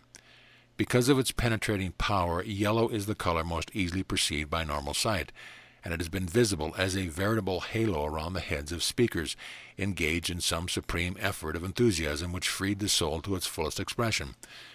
In such cases, the vigor of the astral vibration rouses a sympathetic vibration even in the coarse and heavy matter of the physical plane. Exalted spiritual vibrations cause a violet cloud to rise from the crown of the head in the midst of surrounding yellow of a luminous tint, and the violet sparkles through and through with golden specks. It is in the aura of the pineal gland that perception is located. This aura answers in vibration to any impressions, but it can only be sensed, not perceived in the living man. During the process of thought manifesting in consciousness, a constant vibration occurs in the light of this aura, and a clairvoyant looking at the brain of a living man may almost count, see with the spiritual eye, the 7 scales, the 7 shades of light, passing from the dullest to the brightest. You touch your hand. Before you touch it, the vibration is already in the aura of the pineal gland and has its own shade of color. It is this aura which causes the wear and tear of the organ by the vibration it sets up. There are 7 cavities in the brain which are quite empty during life. These centers are, in occultism, called the 7 harmonies, the scale of the divine harmonies. They are filled with akasha, each with its own color, according to the state of consciousness in which you are. The 4th is the pituitary body. The 5th is the 3rd ventricle. The 6th is the pineal gland, which is hollow and empty during life, and the 7th is the whole. When manas is united to atma buddhi, or when atma buddhi is centered in manas, it acts in the 3 higher cavities, radiating, sending forth a halo of light, and this is visible in the case of a very holy person. The front brain has a higher grade of colors than the back brain. The countless magnetic and electric curves which radiate from the head and surround it with a play of exquisite colors corresponding vividly with the 1,000-petal lotus of the yogi. The colors thus seen by psychic vision to emanate from different parts of the brain corroborate all the phrenology claims as to special seats of faculties or emotions and activities, and all that occultists teach, and this statement holds also with regard to the whole body. The heart is the center of spiritual consciousness, as is the brain of intellectual, and all the play of light in the aura of the pineal gland is reflected in the heart's aura, which vibrates and illumines the 7 brains of the heart, just as does the aura around the pineal gland. Corroboratory of the statement is that of Dr. Babbitt that the brain has been seen to have 5 great leading poles, or centers of luminous radiation, the greater of which is in the center, besides which has minor poles in all the organs which connect with the center pole. Clairvoyants can see explosive flashes of light from all nerve ganglia, and wanting occult training might fail to distinguish the septenary. Although the colors of all these auras as are constantly shifting and changing as the waters in the seething whirlpool of Niagara, the particles pulsating with inconceivable velocity, yet yellow, rose, blue, and violet, if present, are always found in the upper part of the aura about the head and the shoulders, while red, from pure crimson to its hot, lurid hues, radiates midway, from shoulders to thighs, and the debased color of debasing qualities are below. The purer the color, the higher. Thus most greens and deep orange are about the feet and lower limbs, but the pure green of versatility and sympathy is seen above the shoulders. The all-penetrating, all-permeating force, binding all together, the aural light, is the manifestation of the spirit within, which forms the envelope or egg, and appears as a faintly luminous silver-blue-violet shadow, irradiated with the hue which gives the key to the individual.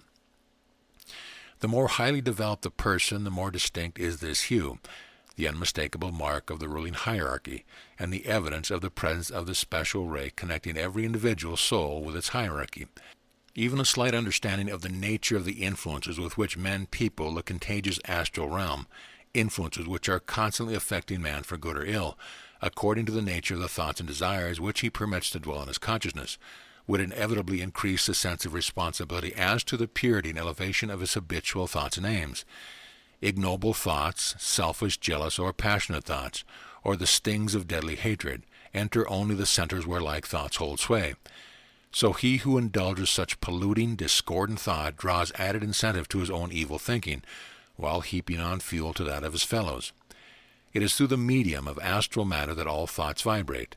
They take form there instantly and change with the utmost rapidity, seeking also their affinity or pursuing the direction in which they are consciously sent.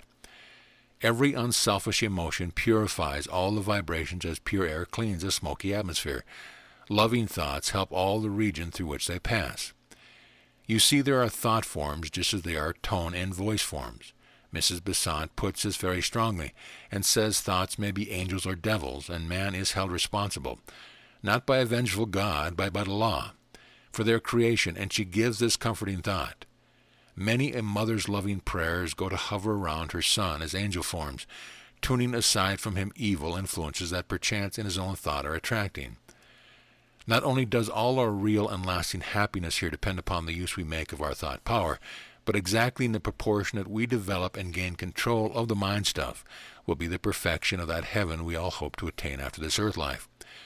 For Devachan, the heaven plane, or world, is in substance mind stuff, and it yields to us exactly what we have power to mold, to think into a reality, because every mental act takes immediate form there. Hence heaven is as beautiful and perfect as we have the ability to make it. The outflow of spiritual or psychic energy from the auras of those who through ceaseless aspiration are advancing rapidly on the path is of marvelous potency. There is scarce a limit to be placed upon the beneficence of such characters, of the effect of their work and influence. Their mere presence is felt as an inspiration, as a healing blessing. Aspiration is the exercise of the soul, through which it grows to heights invisible. Who can doubt that the present awakening of the public conscience, the great moral wave sweeping around the world, is due to the pure vibrations emanating from the ever-increasing army of those who have come under the great light through the widespread teaching of the power of thought to manipulate life forces? It is the real life science, explaining God's purpose and His laws. Chapter 31. How to Acquire Rhythmic Breathing. The whole law of the rhythmic breath is now unfolded to you. You know its importance. You know that the vibrations surrounding every human being, as also all living things from plants upward, are exactly symptomatic of internal conditions, being outward manifestations of those conditions, and you must realize the importance of the character and purity of the invisible color force which compose the human aura. Therefore, there remains but to consider some details of the constant effect of the law. If we would hold ourselves receptive to the finer, pure, tattvic currents flowing about us, it is imperative that the irregular, fleeting waves of color which commonly sweep rapidly, as before gusts of wind through the aura, be reduced to regular rhythmic vibrations, otherwise they present a repellent wall. Given an earnest desire to improve, with control of those emotions generally recognized as evil, nothing else so degrades and lowers the colors of the all too common habit of depression, nothing else so purifies and refines them, and enlarges the aura as the regular habit of deep rhythmic breathing. We must give a glance at some of the reasons for our having to learn carefully and slowly what should be perfectly natural to every human being. The first function of life which is aborted and perverted is that of correct breathing, and no other function is so little understood or so ignored and abused. It is this perversion and abuse that sow the first seeds of weakness and disorder in the human frame, because preventing any possibility of the harmonically balanced rhythmic flow of vital force. The babe, before he is submitted to discipline's unnatural method of development, breathes deeply, moving his abdomen more than his chest, because the diaphragm is superintending the normal function, and when lowered, thrusts the viscera downward, which distends the elastic muscles of the abdominal walls, and leaves the thorax above much enlarged for the full expansion of the lungs. Only thus can the lower lung cells be filled, or have their stagnant residue of air changed and renewed. Everything stagnant is impure and invites germs of disease. The moment discipline treats the child as something that must be bent to civilization's standards, instead of growing up naturally like a flower, constraint and fear begin their deadly work of tension and cramping. Nerves and muscles respond instantly to the iniquitous maldirection. Discord has set in, and there is no more normal freedom. Fear clamps the lungs in a vice more harmful even than the external stricture of senseless clothing. The long-suffering body, restored to its rights and relegated to its true position in the septenary chain of human principles, becomes a totally different thing from the incubus which generations of men have dragged through life in the belief that ills of flesh were the natural and unavoidable evils of living. Only the gross ignorance of the primest necessities of healthy living has created and fostered most of these ills, an ignorance which, in spite of a decade and a half of the most active propaganda to spread the cult of health and prevention of disease through healthful living, still blinds the majority of mankind, and to the neglect of no one prime need is so much suffering due as the deprivation of fresh, pure air. The purer the air, the pure are the tattvic vibrations, and the higher their potencies. As life exists only from breath to breath, he who but half breathes only half lives, and reduces tenure upon life to but a slender thread. The vital forces which are the source of all life and which maintain and renew it enter our bodies with every breath, are rhythmic in the degree of its regularity, and their harmony and normal balance depend first upon the freshness and purity of the air inhaled. Every exhalation expels from the body noxious principles, waste generated in the physiological chemistry of combustion processes, which are virulent poisons to all living creatures. Domestic animals and pet birds are even more susceptible to their deadly influence than is man himself, in whom unfortunately the effects are slower and more subtle, else would mankind have awakened long ago to the loathsomeness of rebreathing these foul exhalations. The cult of deep breathing broke the first link in these self-forged shackles that mankind has dragged for so many weary centuries, but unhappily the cult was no sooner launched than it was split by theorists into many schools, and according to the teacher the student was drilled into diaphragmatic, intercostal, or clavicle breathing, systems which divide the thorax into lower, middle, and upper registers respectively, and inhibit more than slight, imperfect movements of air through the practically unemployed cells of the lungs. It seems never to have occurred to these experimenters to ask, much less could they answer the query, why so much space was taken up in the chest by masses of spongy substance that was of no use in the human economy, yet was so alarmingly susceptible to painful disorders. It was never intended that only a part of the lung should be used, but men and women have each adapted their special method of defeating nature, the former from neglect of clavicular upper chest breathing, furnishing the more victims of tuberculosis, and the latter from their constriction of the waistline, inhibiting all the lower muscles from activity, thus often causing atrophy of the lower lobes of the lungs, and rendering practically immovable the vital organs just beneath the diaphragm, which encourages a long train of suffering. Semi-invalidism and early decay are inevitable under such conditions. Yet a New York authority upon voice culture says that, with correct deep breathing, no voice need lose its beauty till 1, 2, or even 3 decades after the 40th birthday is passed. Now, deep rhythmic breathing uses no one of these restricted registers, but does employ all 3 in one. Habitual inhalation should be prolonged till every respiratory muscle has been called into action and every lung cell is distended. This cannot be accomplished without a perfectly free and strong elastic diaphragm. It is profoundly important that one learn not only how to make it so, faithful practice will do it, but also its exact office in this life function. The diaphragm is nearly the shape of an inverted basin, an irregular arch or crescent in every dimension. Acting like a bellows when thrust out and downward, it expands the thorax, creating a vacuum into which the air is drawn, and it presses downward and outward all that is beneath it. Normal deep breathing, which is rhythmic and harmonious, is thus an internal massage of all the vital organs.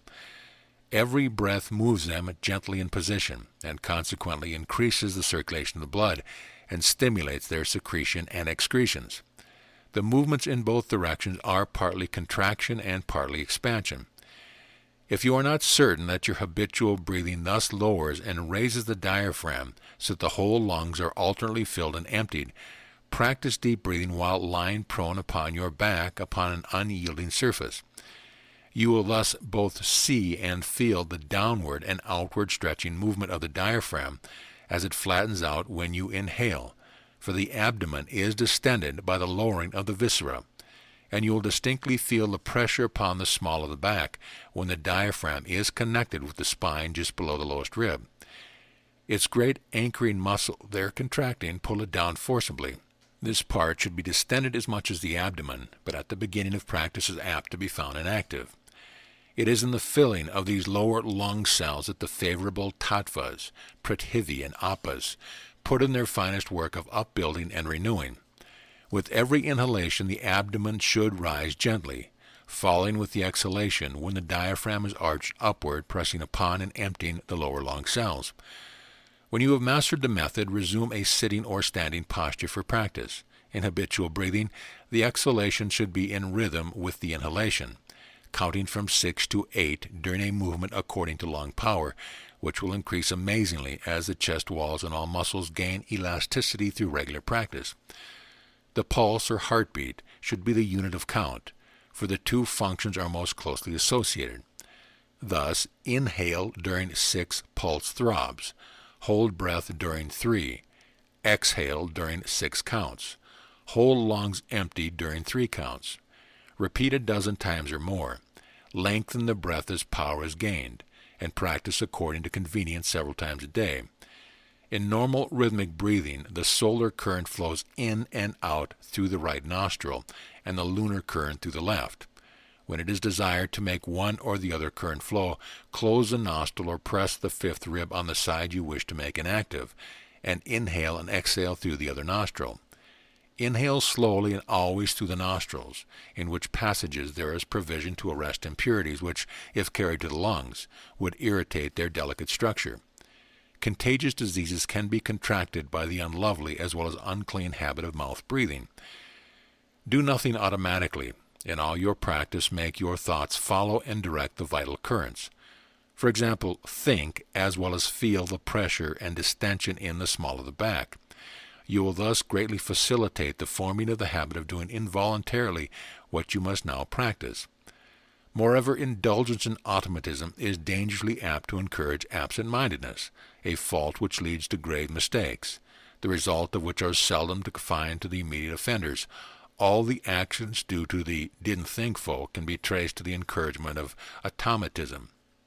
The habit should be acquired of holding the breath perceptively before the exhalation, for only thus do we take from the inhaled air all its vital elements.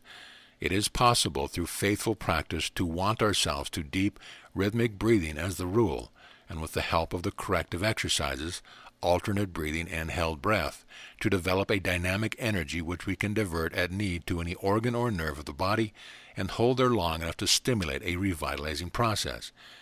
When we gain control of prana, for which purpose the held breath exercise or practiced, we are able to feel its subtle activity all over the body, and we can concentrate it wherever an exhausted nerve needs renewing energy.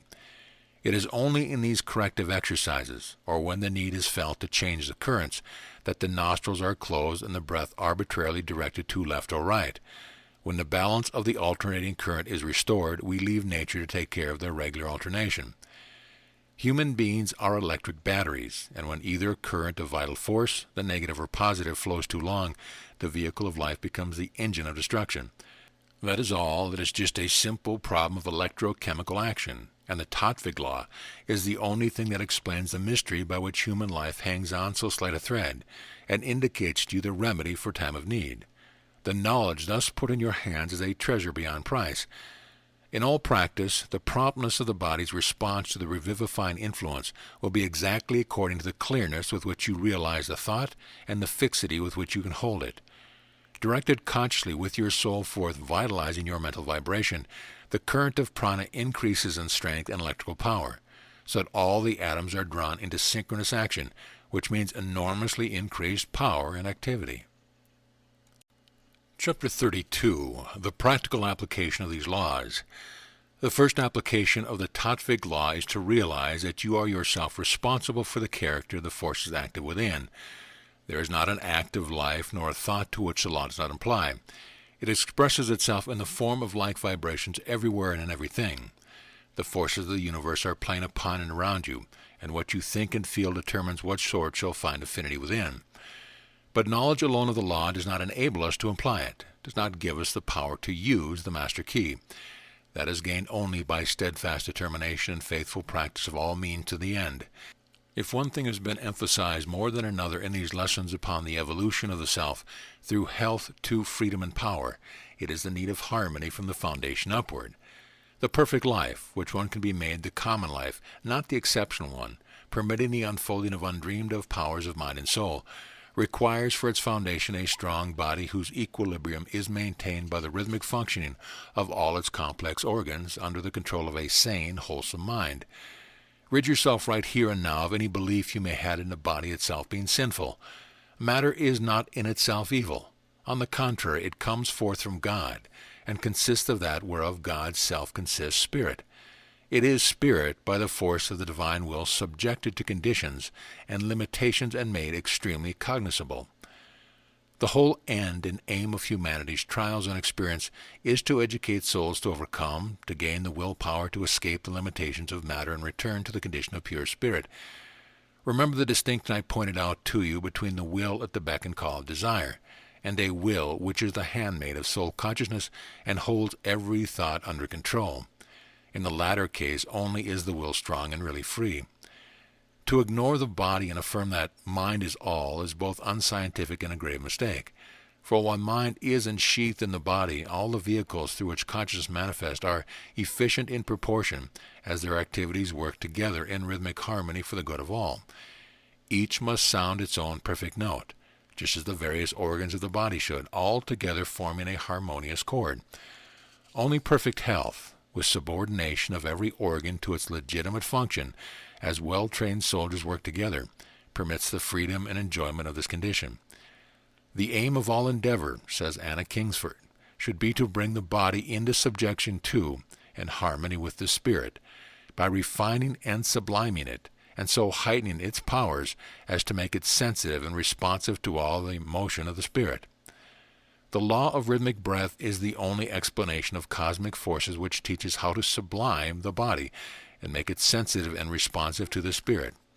A sound mind in a perfectly controlled body is indispensable for progress in the refinement and development of all the sheaths which lead to consciousness on all planes and to soul knowledge. As Annie Besant said, all that is needed to be in heaven now is to become conscious of these vibrations, that is, vibrations of soul consciousness, higher states latent in all, but which require for their forthcoming conditions of peace, confidence, serenity, and poise. These are impossible in pain-racked body or in one heavy with the impurities of gross living and discordant thinking. When the spirit is deeply involved in matter or lower vibrations, inertia is manifested. We speak of being heavy-hearted, depressed in spirit, sleepy, yet prolonged sleep brings no rest. Under such influence, we are literally weighted down by the gross, heavy states of the physical atoms. As the spirit, through the purification of matter, evolves out of it, the vibration increases in refinement and lightness, acceleration and elasticity are increasingly apparent. In such states, we bring enthusiasm to bear upon all that we do, and every activity is a joy, work ceases to be labor. We have connected ourselves with higher and purer source of energy. Epictetus reminds us, men are distracted not by the things which would happen, but by their opinions about things. To consistently apply the Tattvic law and reap the advantage from the knowledge of it, which is possible for every earnest and determined soul, there is in most cases an imperative need to change the whole tenor of customary thought, often indeed the order of life, to purify the mind and body through wholesome thinking and living, with faith, charity, love, and truth, and effacement of all petty self-interest as the basis of daily activities. The cheerfulness and joy resulting promote a state of harmony, for happiness, confidence, and courage are upbuilding forces. Fear, anxiety, petty animosities, intolerance, resentment, and cowardice are disintegrating and discordant because they disturb the balance of the tattvas and greatly increase the preponderance of those things in which an excess are disastrous. The physical and mental peril of indulgence in these latter emotions and thoughts is not half understood, but here again the Tattvic law clearly explains cause and effect, warns of the danger, and places responsibility. We must learn to direct our activities and govern our lives systematically, refusing longer to be the playthings of chance.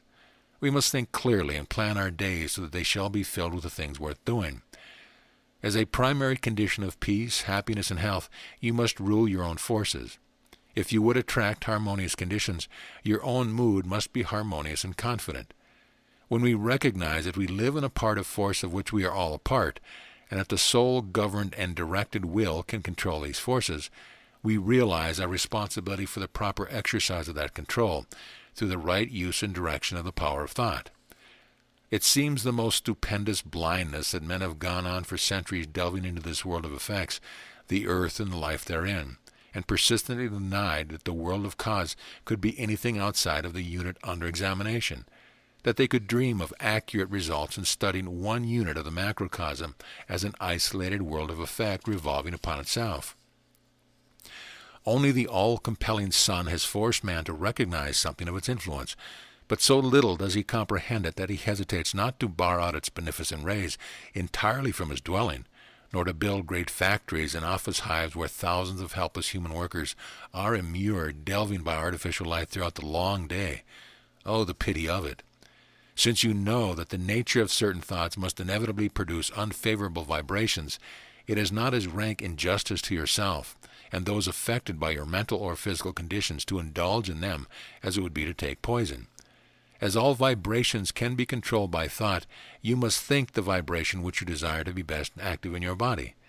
Not denial of pain and weakness, but conscious thought construction of the conditions you would manifest in your life. Just as the artist bodies forth of his canvas the picture his imagination has conceived, is the sure method to hasten the fulfillment of your strongest desires and aims. You must control your thoughts, for they are always creating something. The imaginative power in man is the reflection of the power that in God created the universe. Annie Besant. Rama Prasad says, as the balance of the tattva brings comfort and enjoyment of life, so the sense of comfort and enjoyment which colors our prana and mind when we put ourselves in sympathy with the comfortable restores the balance of the tattvas. And when the balance of the tattva is restored, what remains? Disinclination to work, doubt, laziness, and other feelings of that kind can no longer stand, and the result is the restoration of the mind to perfect calmness. But for such a result to be achieved, there must be long and powerful application.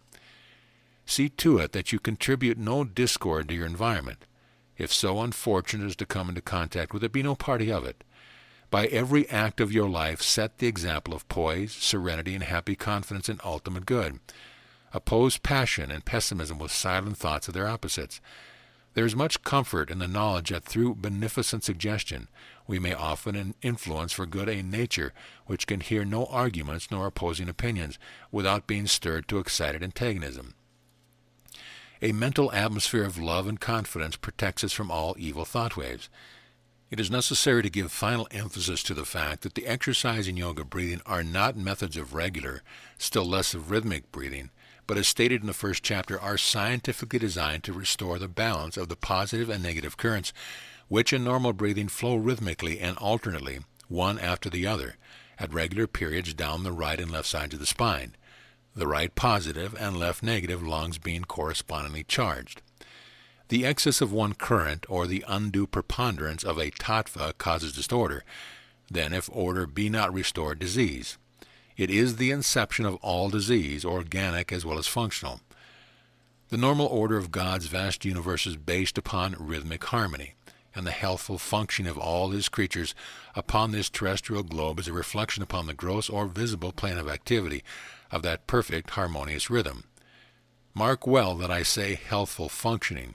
We all know that this normal condition is the blessing enjoyed by not more than 1 person in 500, if so many. The present age not only suffers from many weaknesses resulting from the ignorance and wrongdoing of past generations, but has involved itself deeper and deeper in materialism, separating itself from the beneficent spiritual plane of its being, which has developed hitherto unknown diseases encroaching upon and impairing more and more with the progress of this thing miscalled civilization, the channels of vital force, the nervous system. The corrective exercises are designed to restore divine order, no function of life having been so misunderstood and neglected during centuries as the vital one of breathing. The difference between the two exercises is very great. They supplement each other. Alternate breathing renews and freshens the human battery, undoing the mischief created through having employed one current too long. It is nerve calming and equalizing, for it restores the atoms to harmonious activity when before they were all struggling for their individual breath of life.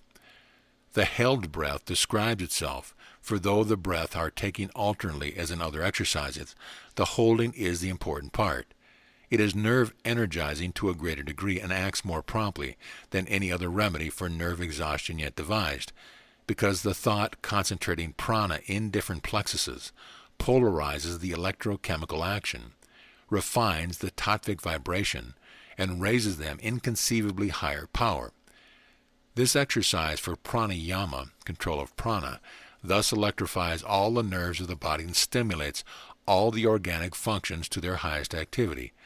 I have had many proofs of its wonderful purifying, renewing, and invigorating power when practiced regularly and faithfully. Since we are human electric batteries, there is no slightest doubt in my mind that we can accomplish more for the regeneration of our bodies in this way, the force being infinitely finer than can be done by the application of high-power currents from electrical machines. D'Arsonval's new apparatus, designed to destroy the germs of old age, gives an alternating current of 1,000 million vibrations per second, but the mind gained nothing for this treatment beyond having its house put in order for it. Without belittling it, I must remind you that the mind still remains the mischief maker, which, uncontrolled, draws discordant vibrations that will quickly undo the good. Where the willpower is lacking to gain the necessary mental control, by all means try the electric battery. That is the next best thing. But remember that it is only man's clever device to replace divine methods, therefore incomplete. This explanation amply refutes the charge that an unnatural method of breathing is taught by yoga exercise. Instead of reversing the natural circulation of the blood, bringing abnormal pressure upon psychic centers in the brain, as one critic charges, the exercise, if directions for practice be followed, have none but the most beneficial and stimulating effect upon both the blood circulation and the circulation of prana in the nerves.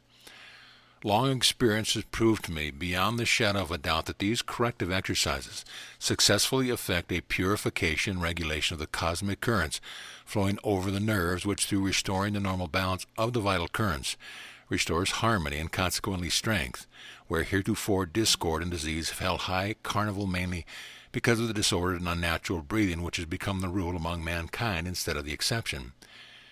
Instances of harm resulting from yoga exercise can always be traced to injurious practice because of ignorance of the forces used, the two phases of the vital current and the tattvic vibrations composing the currents. All wholesale condemnation and denunciation are based also upon ignorance, but are due to observed results of malpractice. Unfortunately, this very practice has been sanctioned and directed sometimes by those who command confidence because supposedly having been trained themselves in the oldest Eastern systems. But I would caution you that no one who understands the science of breath would dream of instructing students to practice the held breath exercise for long periods of 30 to 45 minutes. The conditions thus produced are unnatural and destroy all normal activity. They are exactly what is described in the picturesque phraseology of Shivagama as the state when the fires of death burn. The enthusiasts who thus attempt to develop psychic powers by a tour de force to break into heaven, as they perhaps suppose, by scaling its walls, are hopelessly defeating any spiritual aspirations they may have. You cannot burst through the sheath without shattering them. Each must be refined in turn. Again I say, evolution is the reverse process of involution. We must begin with the body and its directing mind. Soul consciousness is gained in no other way, and psychic powers are but a source of danger and tribulation, of weakness to the body of mind, until both mental sheath are developed, the higher sufficiently to recognize its power. Here again Anna Kingsford indicates the perfect way. It is vain to seek the inner chamber without first passing through the outer. Concentration is not a practice to be restricted to the special periods devoted to it, but as facility and power are gained to hold the mind under control, the law of effective thinking and doing should be applied in all affairs of life. It should become the fixed habit to concentrate the mind upon the affair of the moment, no matter how trivial it may be. Only thus can the pernicious trick of mind-wandering be overcome. Only thus can the mind be trained to efficient service at all times. And as the mind is making you hour by hour what you are, is it not really the most important task in life to learn to direct its activities in ways beneficent instead of ways pernicious? It is only when we attain inward calm can we free ourselves from the tangle of the common daily perplexities and avocations that we gain a true perspective of the things that so absorb us, realize the pettiness of most of them, separate the wheat from the tar, and cultivate a judgment that will successfully guide us and bring order and peace. There can be no final word of this vast subject. Its profound importance has been made clear to all who are sufficiently interested to think. To such there will be no fruitless movements of thought and endeavor. Ever as they seek will the path become more illumined, and they and I must continue to learn as long as we strive for more light. Envoy. May God's blessing bring to every reader of this book enlightenment and ever-increasing understanding of nature's law, which are inseparable from the truth of being. So ends the law of rhythmic breath, teaching the generation, conservation, and control of vital force by Adelia Fletcher.